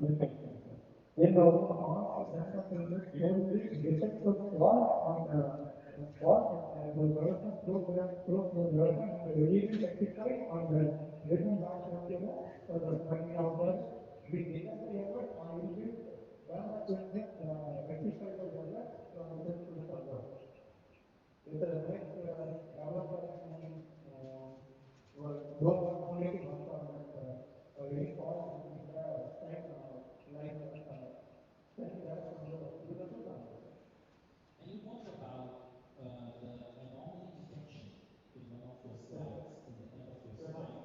What kind of anomaly you're detecting? We got that between if I went up sending from the user to and the server, if any got that and any logical error will be detected. Do you also detect the security anomalies? Yes, sir. Okay. If any model attack will be happen between the user and the server also detected and rectified user. So actually I cannot see like what is the, for your proposed approach, what is the precision? Can you tell me? What is your precision for anomaly detection? On the same slide. On the same Can you slide. explain the question once again, sir?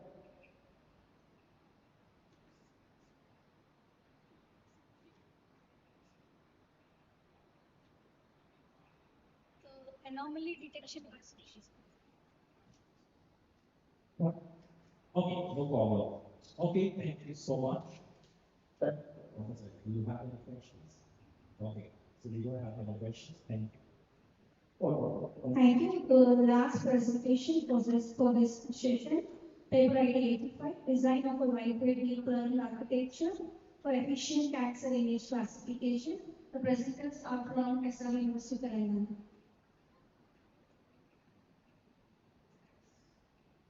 Good evening, Good evening, sir. Good evening. I'm Shirisha. Let me share this screen. Yes.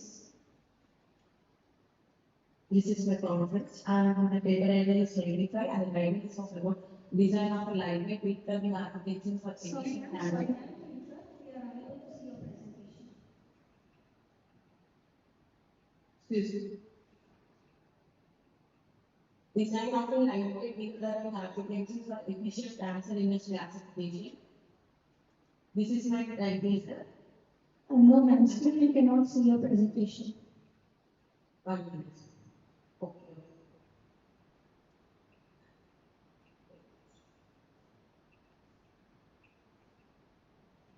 Share your screen. Yes.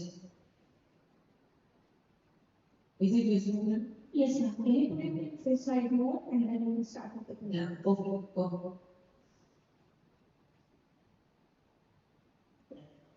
My title is Design of a Lightweight Deep Learning Architecture for Efficient Tax Image Classification. And my co-author is Rangaraju.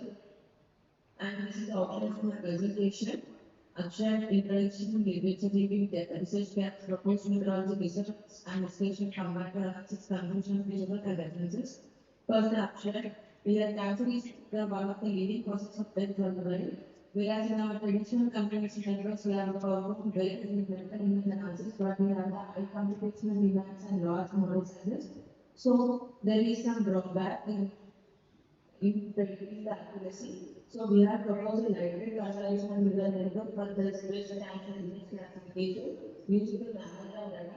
For this, we are using the depth-first array convolutional and batch normalization and reduce its activation to reduce the computational cost, and also we are also maintaining the diagnostic accuracy.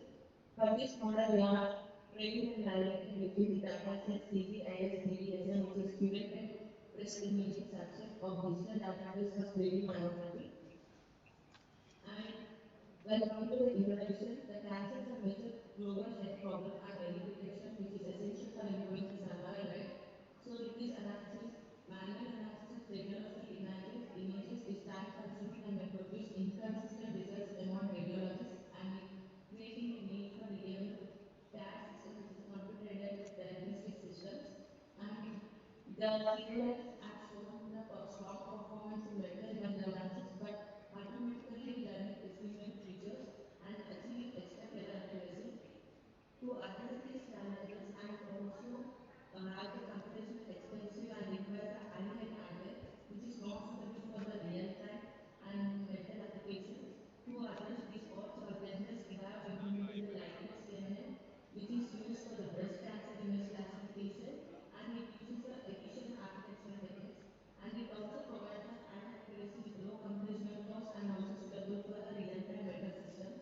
This is the literature review where the different authors have given the objectives and methodologies using the different tools such as TensorFlow, Deep CNN, or image processing frameworks. And this is not only the breast cancer, but also various types of cancer, skin cancer, breast cancer, and lung cancer. These are all the references, and they have used tools such as KDAS, TensorFlow, and CGScan datasets for different cancers. And they are also reducing model complexity while maintaining the accuracy. And these are the different accuracies for each cancer detection. And research gaps, by coming to the research gap, the research gap is the most traditional CNN models like Western, Benchmark, and BGG focus mainly on high accuracy, but there are low efficiency.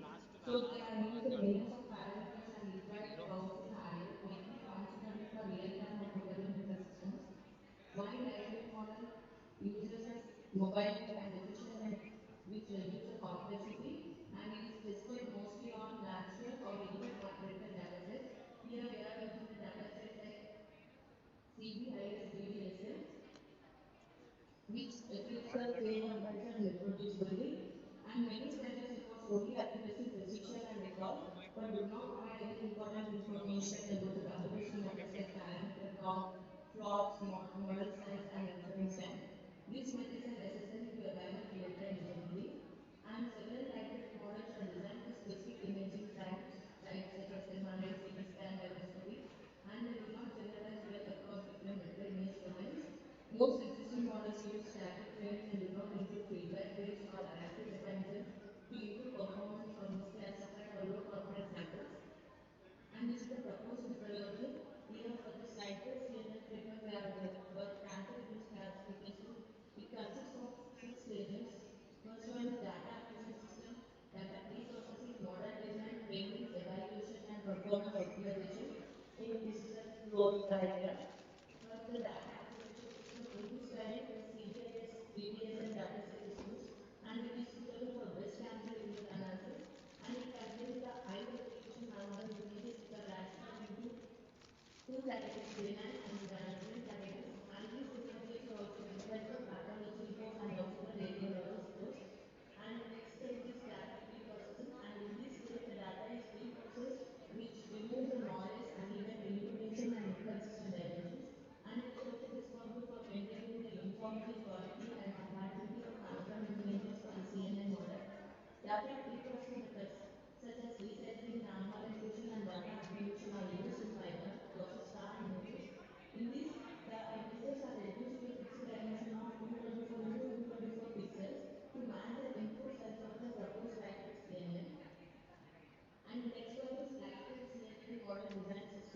In this, we have used the different fabrication methods and different pooling methods, and it is designed for the efficient and accurate risk transfer in this classification. It consists of six main components: depth-wise convolution curves, contour-wise convolutional curves, the batch-wise northern deviation and reduced saturation, global average boundaries, and fully connected and robot layer and software class layer. In this first one is depth-wise convolution curves. It takes the pre-cross lambda vertical slice 224 into 224 into 1. This image acts as the initial input for the feature extraction process. And in this stage, the spatial features such as human edges, tissue boundaries, and microfabrication patterns are extracted. The depth-wise convolution applies one filter per channel, whereas in standard convolutions, each filter process all input channel. This leads to reduced computational cost while preserving the spatial information. And next one is point-wise convolution, and it performs a channel-wise data transformation which combines the spatially filtered features into a multi-dimensional representation, and it applies a multi-point elements to combine the outputs from the depth-wise convolution. And next one is batch monopolization and reduced saturation. After the convolution operations, the batch monopolization and the reduced saturation function are applied, which improves the training stability and also speed. It keeps the activation function to at zero mean and reduce variance. And next one is global average pooling. It, it is used to aggregate the spatial information by computing the mean activation value of each feature map, and it decreases the spatial dimensions of the feature map. Therefore, the 3D vector is converted into a one-dimensional vector representation in this gap and global average pooling. And next one is fully connected and dropout layer. It is also called as the dense layer, which consists of the 1 trillion neurons. Sorry to interrupt, ma'am. You have next 1 minute. Yeah, okay. And these are used to integrate the extracted features into ideal and distributed representation. And next, softmax classifier. This is the last stage of Prabhu's design. And in this, it is distributed into two categories: benign and malignant, which is output. And the model design system training and evaluation feedback. In this, the model is designed and trained and then evaluated. The feedback is optimization method is used to identify the low confidence angle, which improves the diagnostic fidelity for imbalance performance and analysis checks. And these are classification methods are used to find the product reliability differentiators, reliable variations, brings feedback output. In this, the condition matrix and analysis curve are used, which validates the interoperability and decision consistency. And these are the results. And in this, all the images and this data set, the CBIS universal data set consists of 103239 images from 1560 spaces. And this all are resized into 234 into 220 pixels, and it implement using the Intel Core i7 system with 16 GB RAM. And the training was performed for 100 cores with a batch size of 32, and this has the accuracy of 99.2% in the different parameters. And here the conclusion matrix also shows that through 1% in true positives and 1% in the true negatives with very few false positives and false negatives. This is the comparative analysis for different models. And the conclusion and future scope is here it is used for the efficient and accurate risk transfer image classification using the CBIS ETSC dataset. These are my take homes, sir. Thank you. Thank you very much, Stacia. Can you hear my voice? Yes. Okay, thank you for the presentation. I have two questions for you. So the first question is your architecture like stable for the deployment of the edge devices, something like on mobile devices or maybe in some low resource settings, because you call it as a lightweight architecture. Yes. So do you think we can deploy it on some edge devices like the wireless phone? Not for mobile phone markets. We are using the registered satellite sensor, which is used.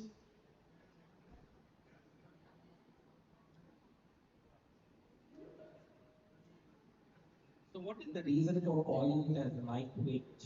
Even though it's extremely it's title will call it as lightweight. Yes, sir. So to my understanding, lightweight means something that could be deployed on some edge devices. Yes. And there is difference, but in traditional, we are getting a traditional accuracy, but there is more computational resources, whereas in private, we are using less computational resources. Also, we are providing the accuracy, so the diagnostic accuracy is also provided. For this, we are using only one data set, CBI, CDS, and data set. Okay. Okay. Yeah, thank you. I think I get the answer. Thank you. So how do you ensure, my second question, so how do you ensure that your model is trustworthy for the clinical use? So uh, how you can promise that your predicted results is accurate, that you can use it for the clinical use? Can you believe or perhaps trustworthy results of your applications? Yes, sir. Here, if you see, we have in the comparative analysis, I have provided the different models here.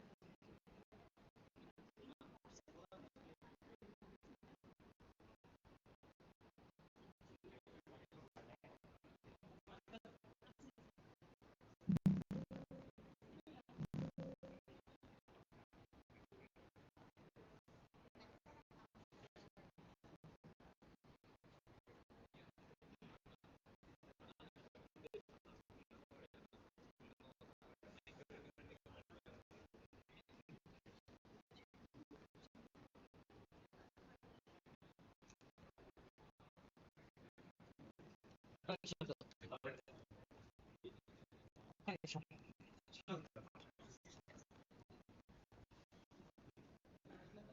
నిమిషం